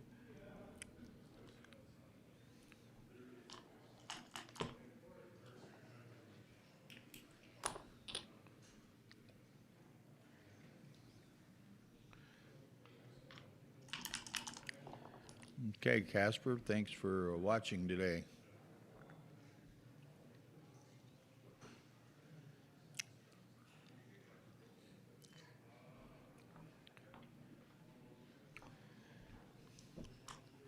Saba takes the 18-point anchor.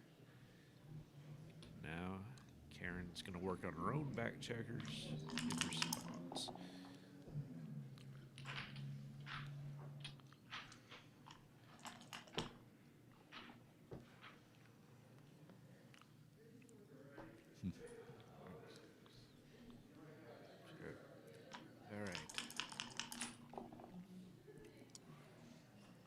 Tara stepped away for a minute, Joe, so we'll have her check it. She was playing with the sound a little bit between matches here in preparation for the Sheeman Jerry Tansey. Oh dear, there. What do we want to call it? Exhibition match at 8 p.m. I had briefly forgotten I was doing that. So. And that will be live for everyone here and streamed as well. So Everyone can get revenge on me for all the catty comments I've made, so that's great.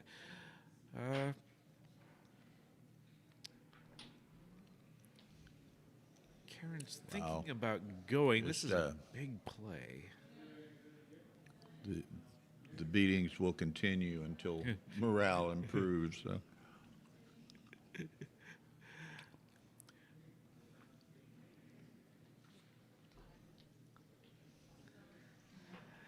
Yeah, I feel like if you make a play like coming off both with the 18, you better be mostly gin when it works.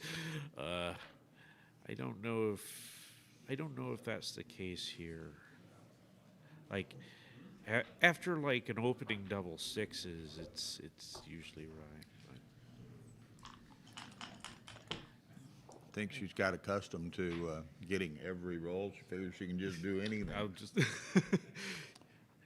You do sometimes feel invincible, like not me this weekend, but you know, like you feel like a genius. They miss all your shots. Oh well. Wow, lovely, lovely stuff here. Question: what to do with these last two aces?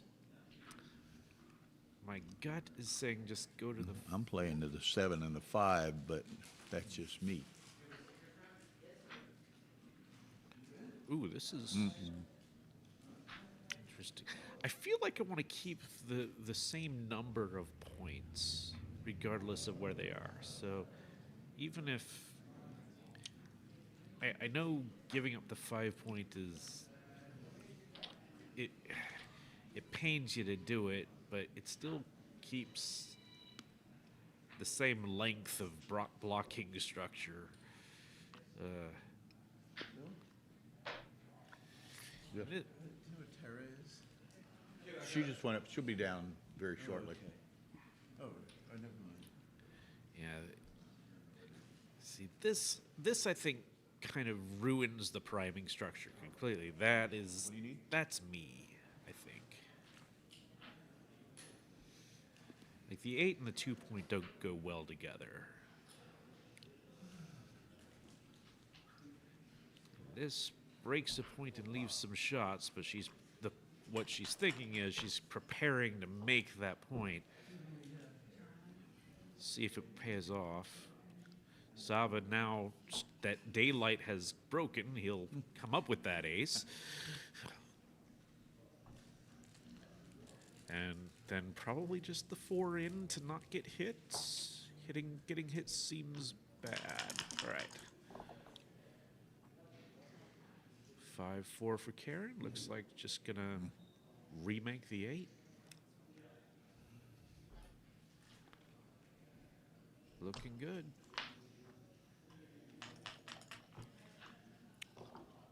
And it seems Sean Garber is in the house, and first comment of him that I've seen, but welcome, Sean. Oh, look at this. Karen has got to be ahead in the race.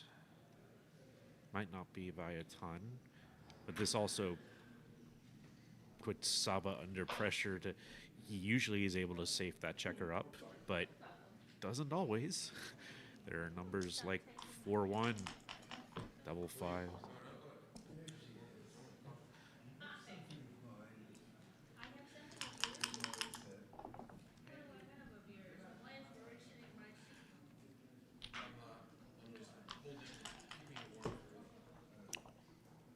All right, so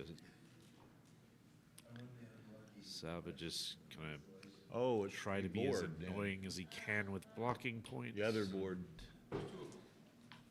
Hmm? There's two of them. There's one in the cabinets. By the refrigerator, those cabinets. In there. Saba's got a choice here.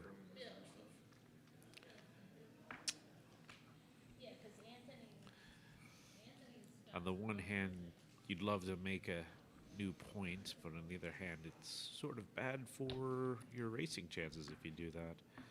So he's going to just play a smoother distribution. Karen cannot break free yet, so we're waiting for that. Saba may choose to give up the 12 here.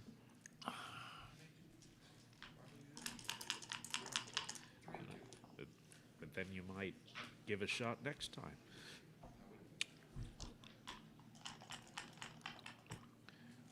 Josh Isaac, better late than never.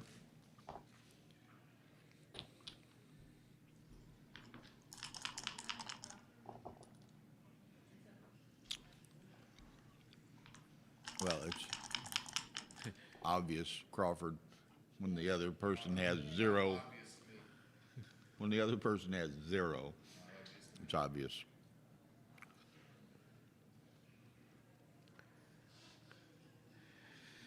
Karen deciding whether to save a 6 or not. If the race is close enough, you'd probably opt for not, but if you've got a decent sized lead, you probably opt for yes.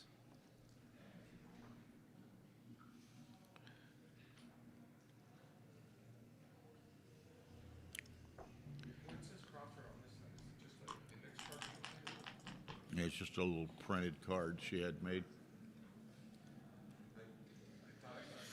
And now Saba's the one that looks to break contact, so the race is close enough that he might not want to be destructive of his racing equity. So that's why he's looking at this. He's torn because he would like to leave stay around for a shot, but if he stays around, he'll have to do some bad things to his board. Bad things to his racing equity.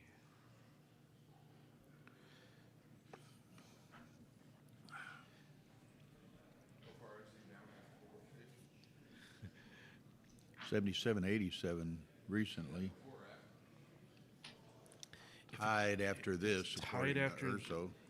If it's tied after that, he might just have to go.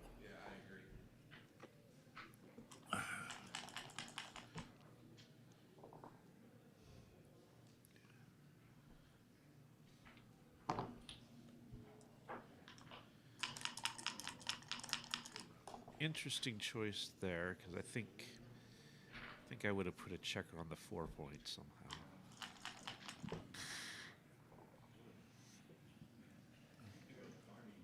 There's the checker on the 4 point.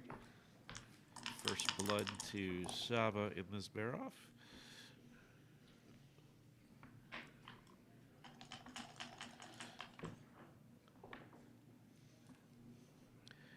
And that is a quite useful roll. And that gets a check. You know, we have to adjust expectations for each. Wow, Saba, where was this whole match? Yeah, he's thinking, where's this been all afternoon? You know, 5 or 6. Oh, so it wasn't like there was a 4-cube game. No, There was one. there was one 4 cube. There was one 4 point game. Yeah, I'll put it that way. All right, so Saba gets to post Crawford. So when you're post Crawford, you just think I'm 2 games from winning this.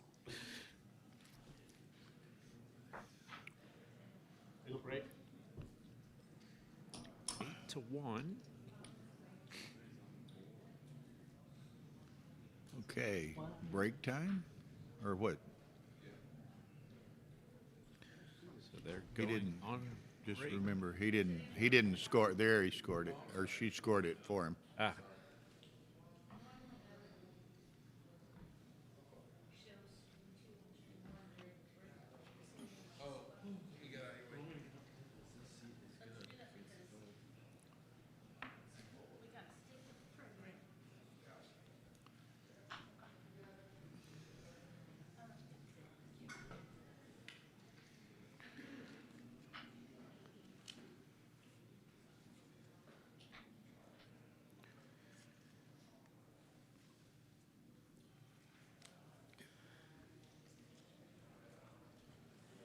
How long do they get for a break? I don't know. There's some rule, but it's normally not observed or enforced. for whatever reason, somebody put.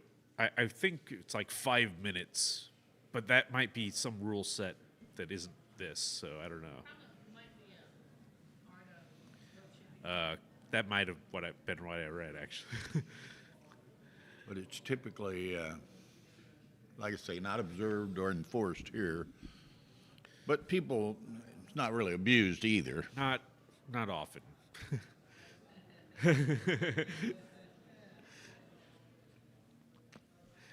Only takes once though. Joe Urso, Jerry, any favorite backgammon book for you? Well, I would say Backgammon Boot Camp is, that's a lot of people's favorite, and I think that's mine too. I also really like certain problem. I like the Tardieu book, the Francois Tardieu book. That gets slept on, but I thought that was interesting. I mean, I like most of them that have come out in the post-bot era. What's Your Game Plan by Mary Hickey and Marty Storr. Those are all good sources of information. But yeah, a lot of good stuff being written now. Oh, okay. So, I will say that I'm glad the theory of backgammon was written. I say I'm guilty of not having read that. I've mostly read To Hit or Not to Hit, and I think that's a fantastic readable book. I think the theory of backgammon is kind of like the set of encyclopedias. You're glad it's around, but maybe you don't might look at the pictures, right. It's very heavy, but To Hit or Not to Hit is golden. It's quite good.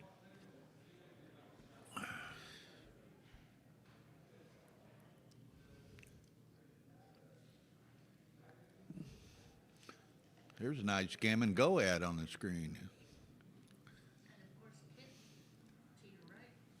Oh, I love everything Kit's written too. Backgammon Encyclopedia is a very important book. The New Ideas in Backgammon, that was the 5-point match stuff. I mean, just foundational stuff. You should read everything you get your hands on.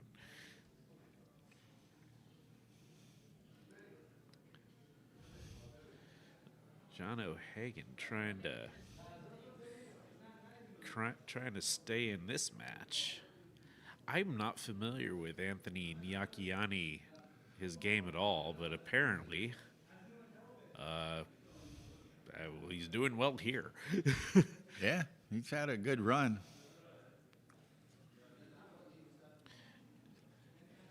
San Diego guy, I guess. San Diego. Hanging out with Frank Frigo and played doubles with Frank. They lost in the semifinals.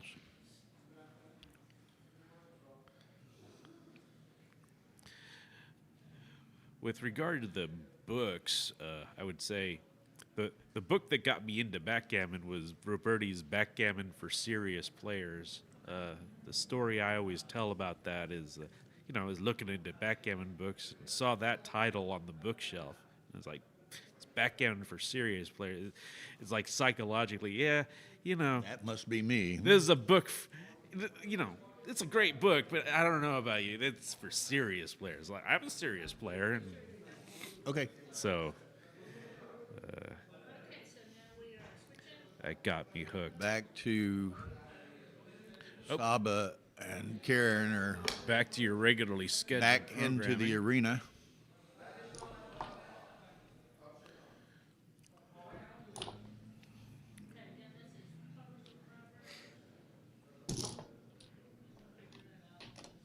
When the cube goes into play, it's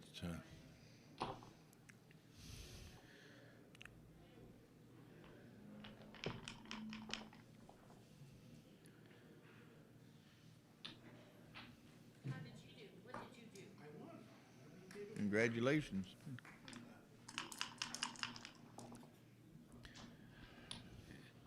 Now, interesting play here. Usually, if your opponent has the free drop, you usually don't slot with these opening aces because It's too good. like you don't get to take advantage of it, and you give them a target. Like either they roll the 4 and they hit you, and it's like an easy, you know, advantage for them, or they're gonna pass the cube anyway. So.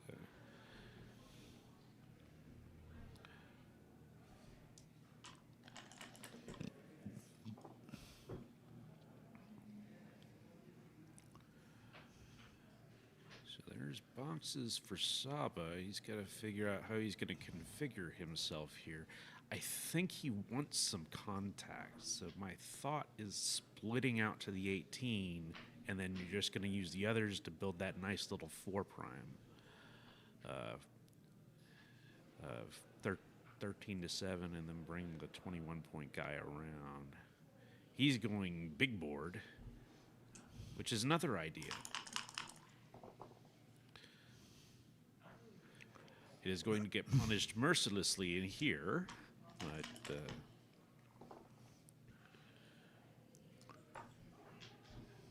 going to be annoying out here.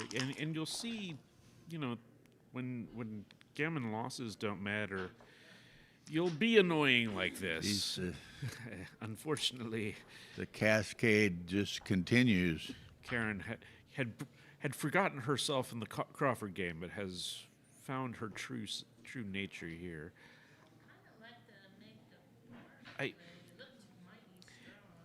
The bar point is great structure, and it also disengaged too.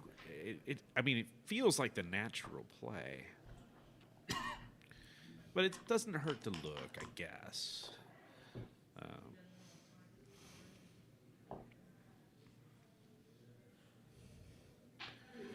Okay, now, see, at this score, you're less concerned about getting gammon, so, you know, an advanced anchor is not so much what you want. You want a maximized contact. Now, there's some question about how to do that. Certainly, we're going to be making some point in our inner board with 2 of these.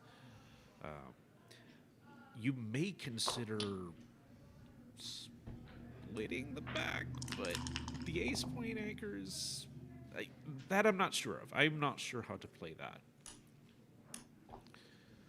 This feels wrong to me. Feels like that midpoint stack is heavy. We'd still like to make our 5-point if we're Karen. Yeah, I agree. I think unstacking the mid is a much better play. Boy, the deuce point looks attractive here. And she only needs a single point. It does, you know, so all you got to do is win. I'm wondering if I would have grabbed the 23 there and just dumped the midpoint, you know, checker, just left a block there. Take some more chances this way. Like, what's the best contact? It felt like opposing that big stack on the 8-point was kind of what I wanted to do, but played quickly.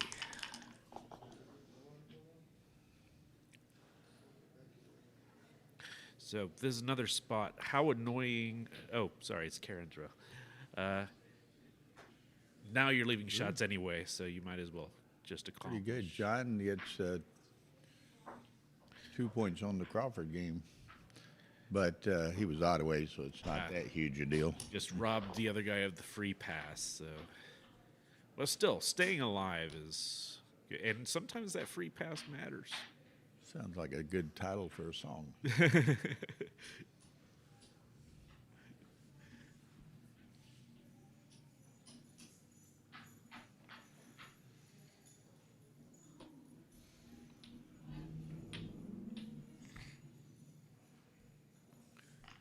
right.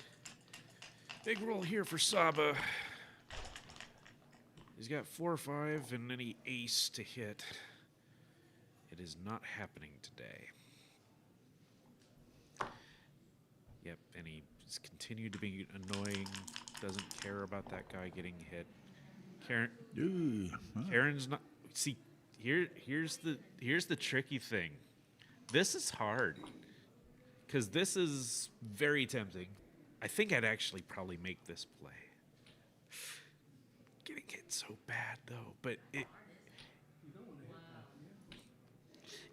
it feels like it feel how else are we making this 5 point, and how much work does Saba have to do, even if you do hit him, you know?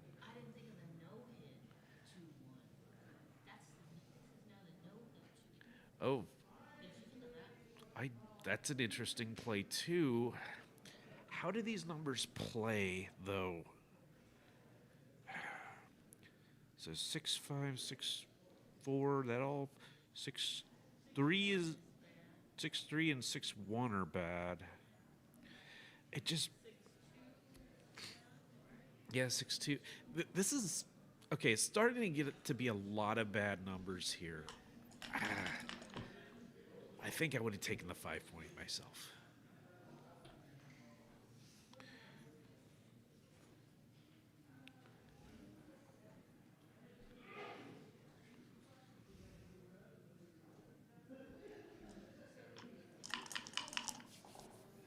All right. 5-3 is a point. If she can make the 2 point later, she might not care that much that she doesn't have the 5. Because sometime, except if something like this happens. So now what's the race like? That's an interesting question. This might be Saba's best chance. 51.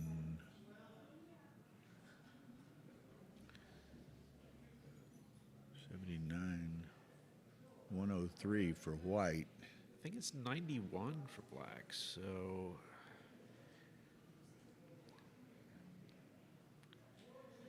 And the trouble then becomes... 7. Where does white 91. put these checkers? 103. It's not 103. It's 98. It's too high, isn't it? I think it's 103, 91. Yeah, let's see. 20, 64... 1177 plus 14. 79... Yeah, 91.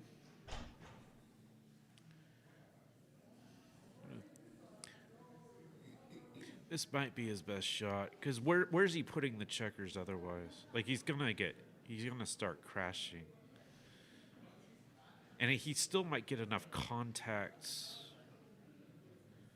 without actually having the anchor. We usually keep our anchors in normal play because we're afraid of getting gammoned, but gammons don't have those kinds of consequences now. You can still be very annoying with just a single checker. This is another way to be annoying. And just come down.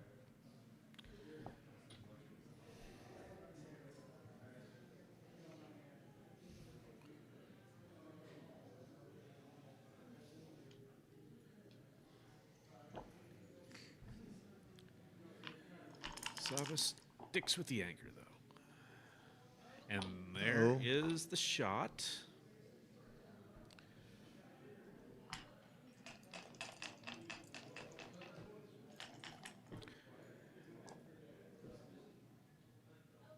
not to be. Most things cover.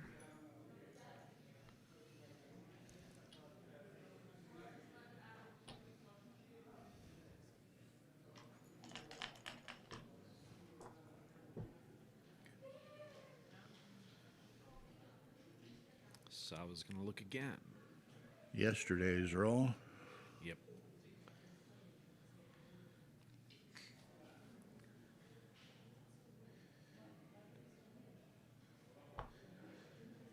He's breaking off. Going to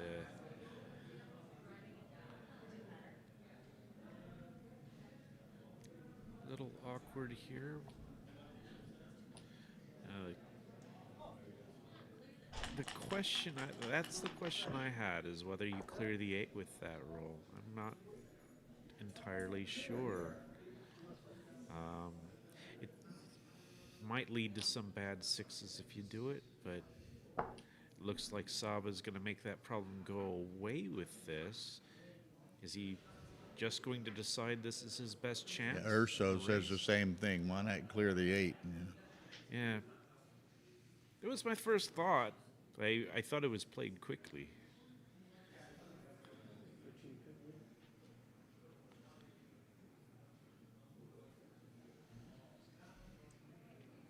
Saba has given up on the deep contact, judging that his racing chances, though not great, are good enough that he doesn't want to. I don't know that I'd do this. I think I'd make the ace. That's the question.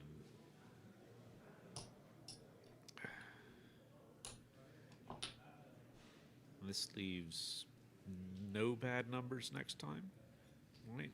We can play all our sets, we can play all our 6s.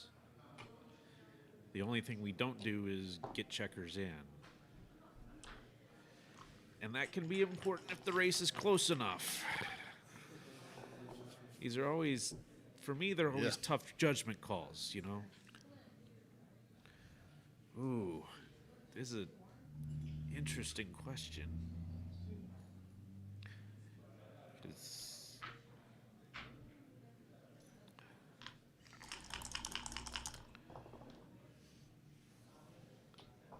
All right, that clears without much drama. Saba probably needs to roll a big set here and quickly. Keeps rolling those 2 1s. Yeah, Karen, Saba's not likely to get a shot anytime soon.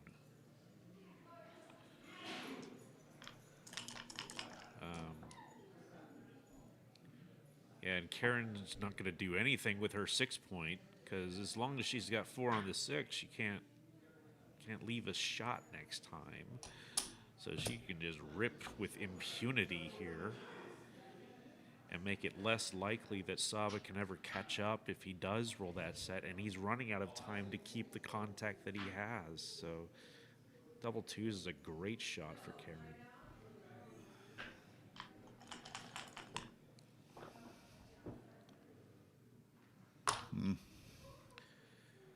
At this point, do you just go if you're Saba? This is a tough call, but you're not getting the shot next time. Probably not getting it the time after that. If it is, it's just 6-5. And he gets to take a checker off. But we're kind of grasping at straws.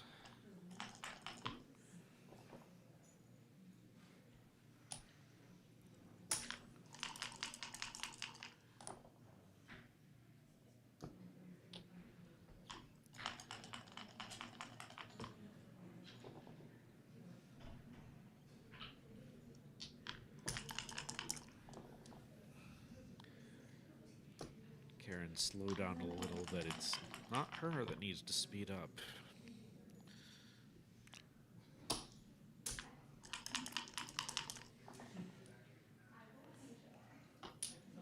Not. Got to have 6s now. Yep. Pretty much. We need to take 4 off, and that means 6s.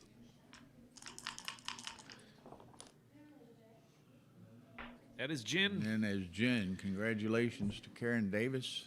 What a performance. Saba still lives, though. They both are now 7-2. John O'Hagan and Anthony Niakiani are close to Crawford. DM. You've been play. This is it. And So one player will be 8-1. And then we'll have 6 or 7 7-2s. getting down to crunch time. John O'Hagan is on the good side of a one-way holding game here, but he's rolled a bit of an inconvenient double sixes, leaving a shot.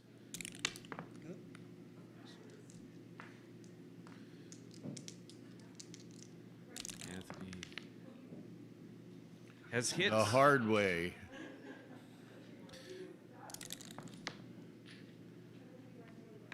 and John only come out here, but Anthony's got lots of ways to put him back. Double twos is a fantastic Beautiful shot. hits and covers. And John has a choice here. Does he's gonna try. John's like, hang on a second there. I have not hit my clock. That's something culturally, if you're not a tournament player, that can be a, players want to grab those dice real quick all the time. John's got a tough choice here because he'd love to get to the edge, but he's going to get attacked there. Is a better way to stay alive to attack first and keep him from making the prime. There's risk with that too. The race is important. He's going to take into account all those factors here.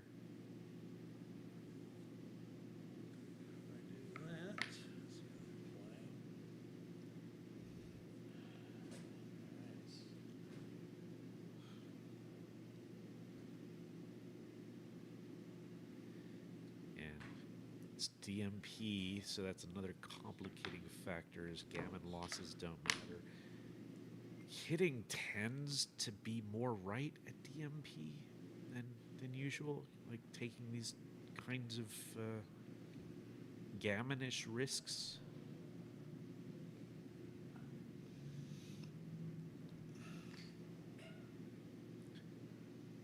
Structurally, it kind of feels better.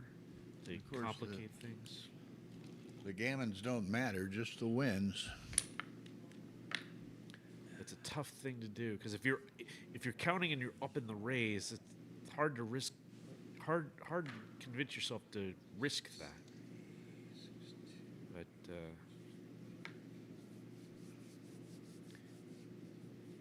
gosh, you do, if you don't hit, you do kind of leave Anthony a pretty easy way to attack you and prime you for free, but that might be the best option.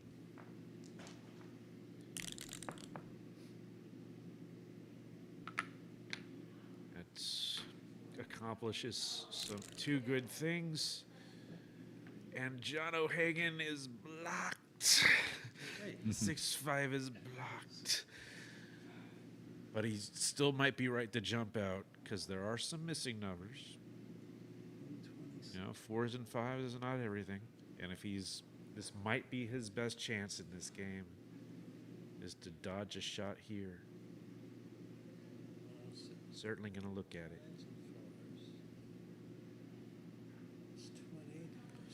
On the other hand, Anthony isn't that well primed to attack right now. There could be a better shot later. Justin Knoll is in the house.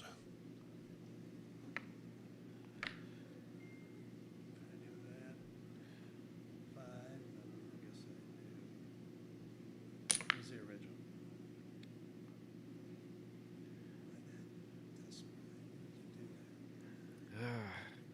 He's having trouble with this. My gut is to come out, but it's a lot of shots.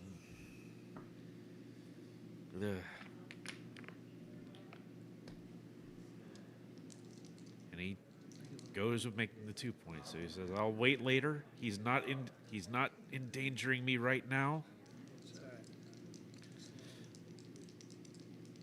I'll wait for him to play something that doesn't do anything, and then I'll roll boxes and win this race." That's his plan. Double threes. It feels like that would be devastating, and then you look at it, it's like, no, this doesn't really do what I want it to do, does it? What I want.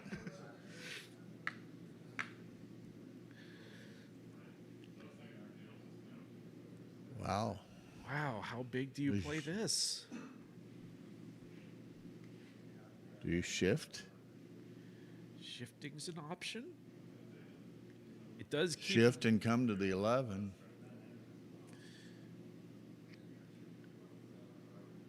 If you shift, maybe you leave a couple of blots outside, pay off to, the 6-4, 6-5.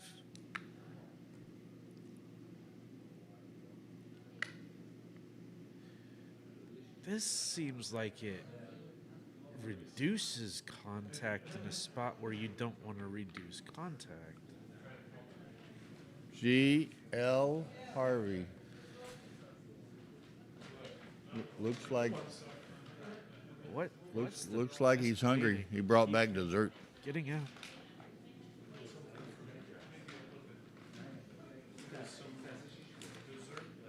I'm scared to look.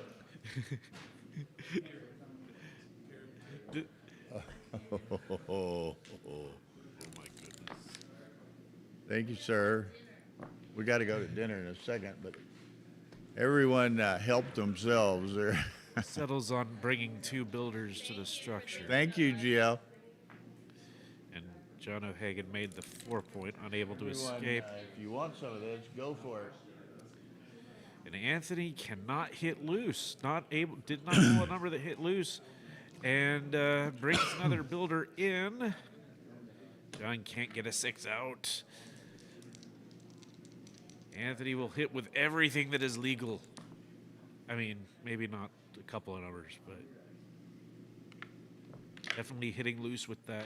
Can't let him go. Now, this is an option. The idea is, if you hit me, you're not going to be at the edge. But it might be right to just rip the Band-Aid off and say, hey, you got one chance to hit me, and if not, I'm going to build that 6 prime. This is another option, but again, it lets John go with a 6. I can't imagine. I just feel like that can't be right. It hurts my soul to let the opponent go with a 6.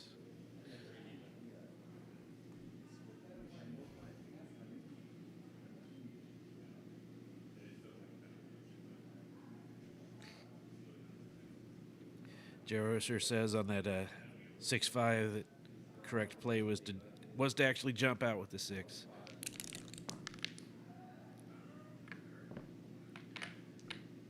All right. Okay, now Miyakiani would like something similar. 5-4. All sorts of questions to ask now, right? You can point on his head, but it comes with a cost. And he's fine, we got to leave these shots. Oh! And he doesn't get in on the edge either. Makes that. Now let's see how quick John can get to the edge. He got to Whoa! 1-6, and he will absolutely come out now. I cannot believe this is happening. Now it's Anthony who's got a little sweat. 1 or 5. And Whoa! he is missed. And the race is on. Just a straight race. Wait, he played it like he rolled up. He played like, 2 6s. He played 2 6s. There you go. Okay. Ah. Uh-oh. Right. Wow. This is for everything. This is whoever wins this race is going to be in the catbird seat to win the tournament. Because Be the only one with one loss. Only one with one loss. Yep. Not done by any means, but boy, it sure feels a lot better to win this one. All right. Whoa! Boxes for John O'Hagan. Wow. New favorite. Whoa! Anthony's like, not so fast. Wow. 9 checkers apiece.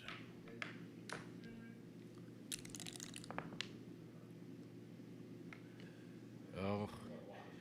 Peels the 4. Probably fills the 4.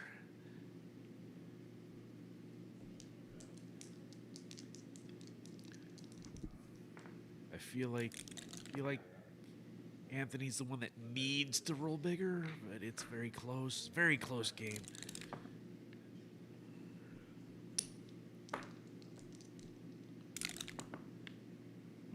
Ugh. Oh, don't want to see that.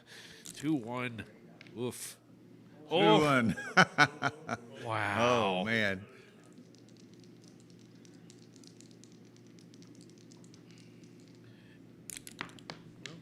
Whoa. And no dice, didn't go through. Ugh. 3-2 only takes off 1. John O. 2-1. How many times can you roll this?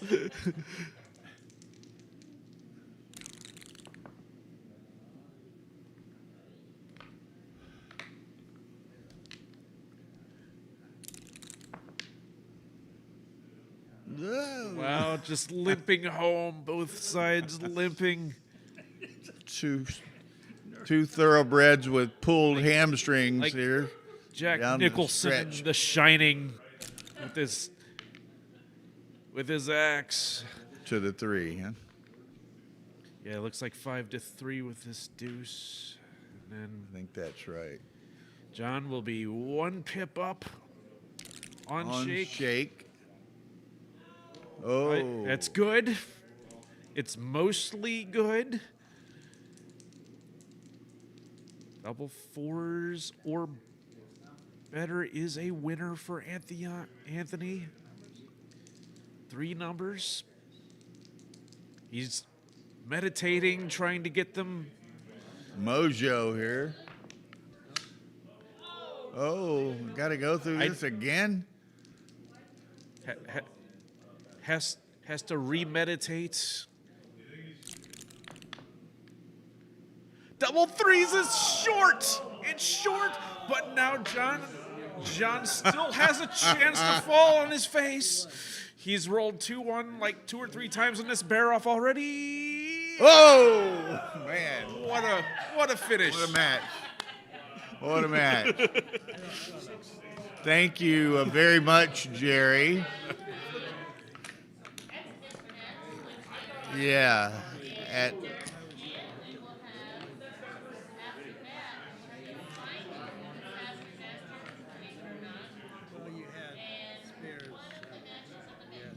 Okay, at 8 p.m., y'all remember we've got exhibition match, Jerry Tanzi and Dirk Dirk Sheeman. Well, I don't know if we can top that, but it would be fun anyway. So, and after that, at 9 p.m., we will have the final of the Faster Master and 1 main match. So the Faster Master is Gilles Sauvois and Alexander Handon.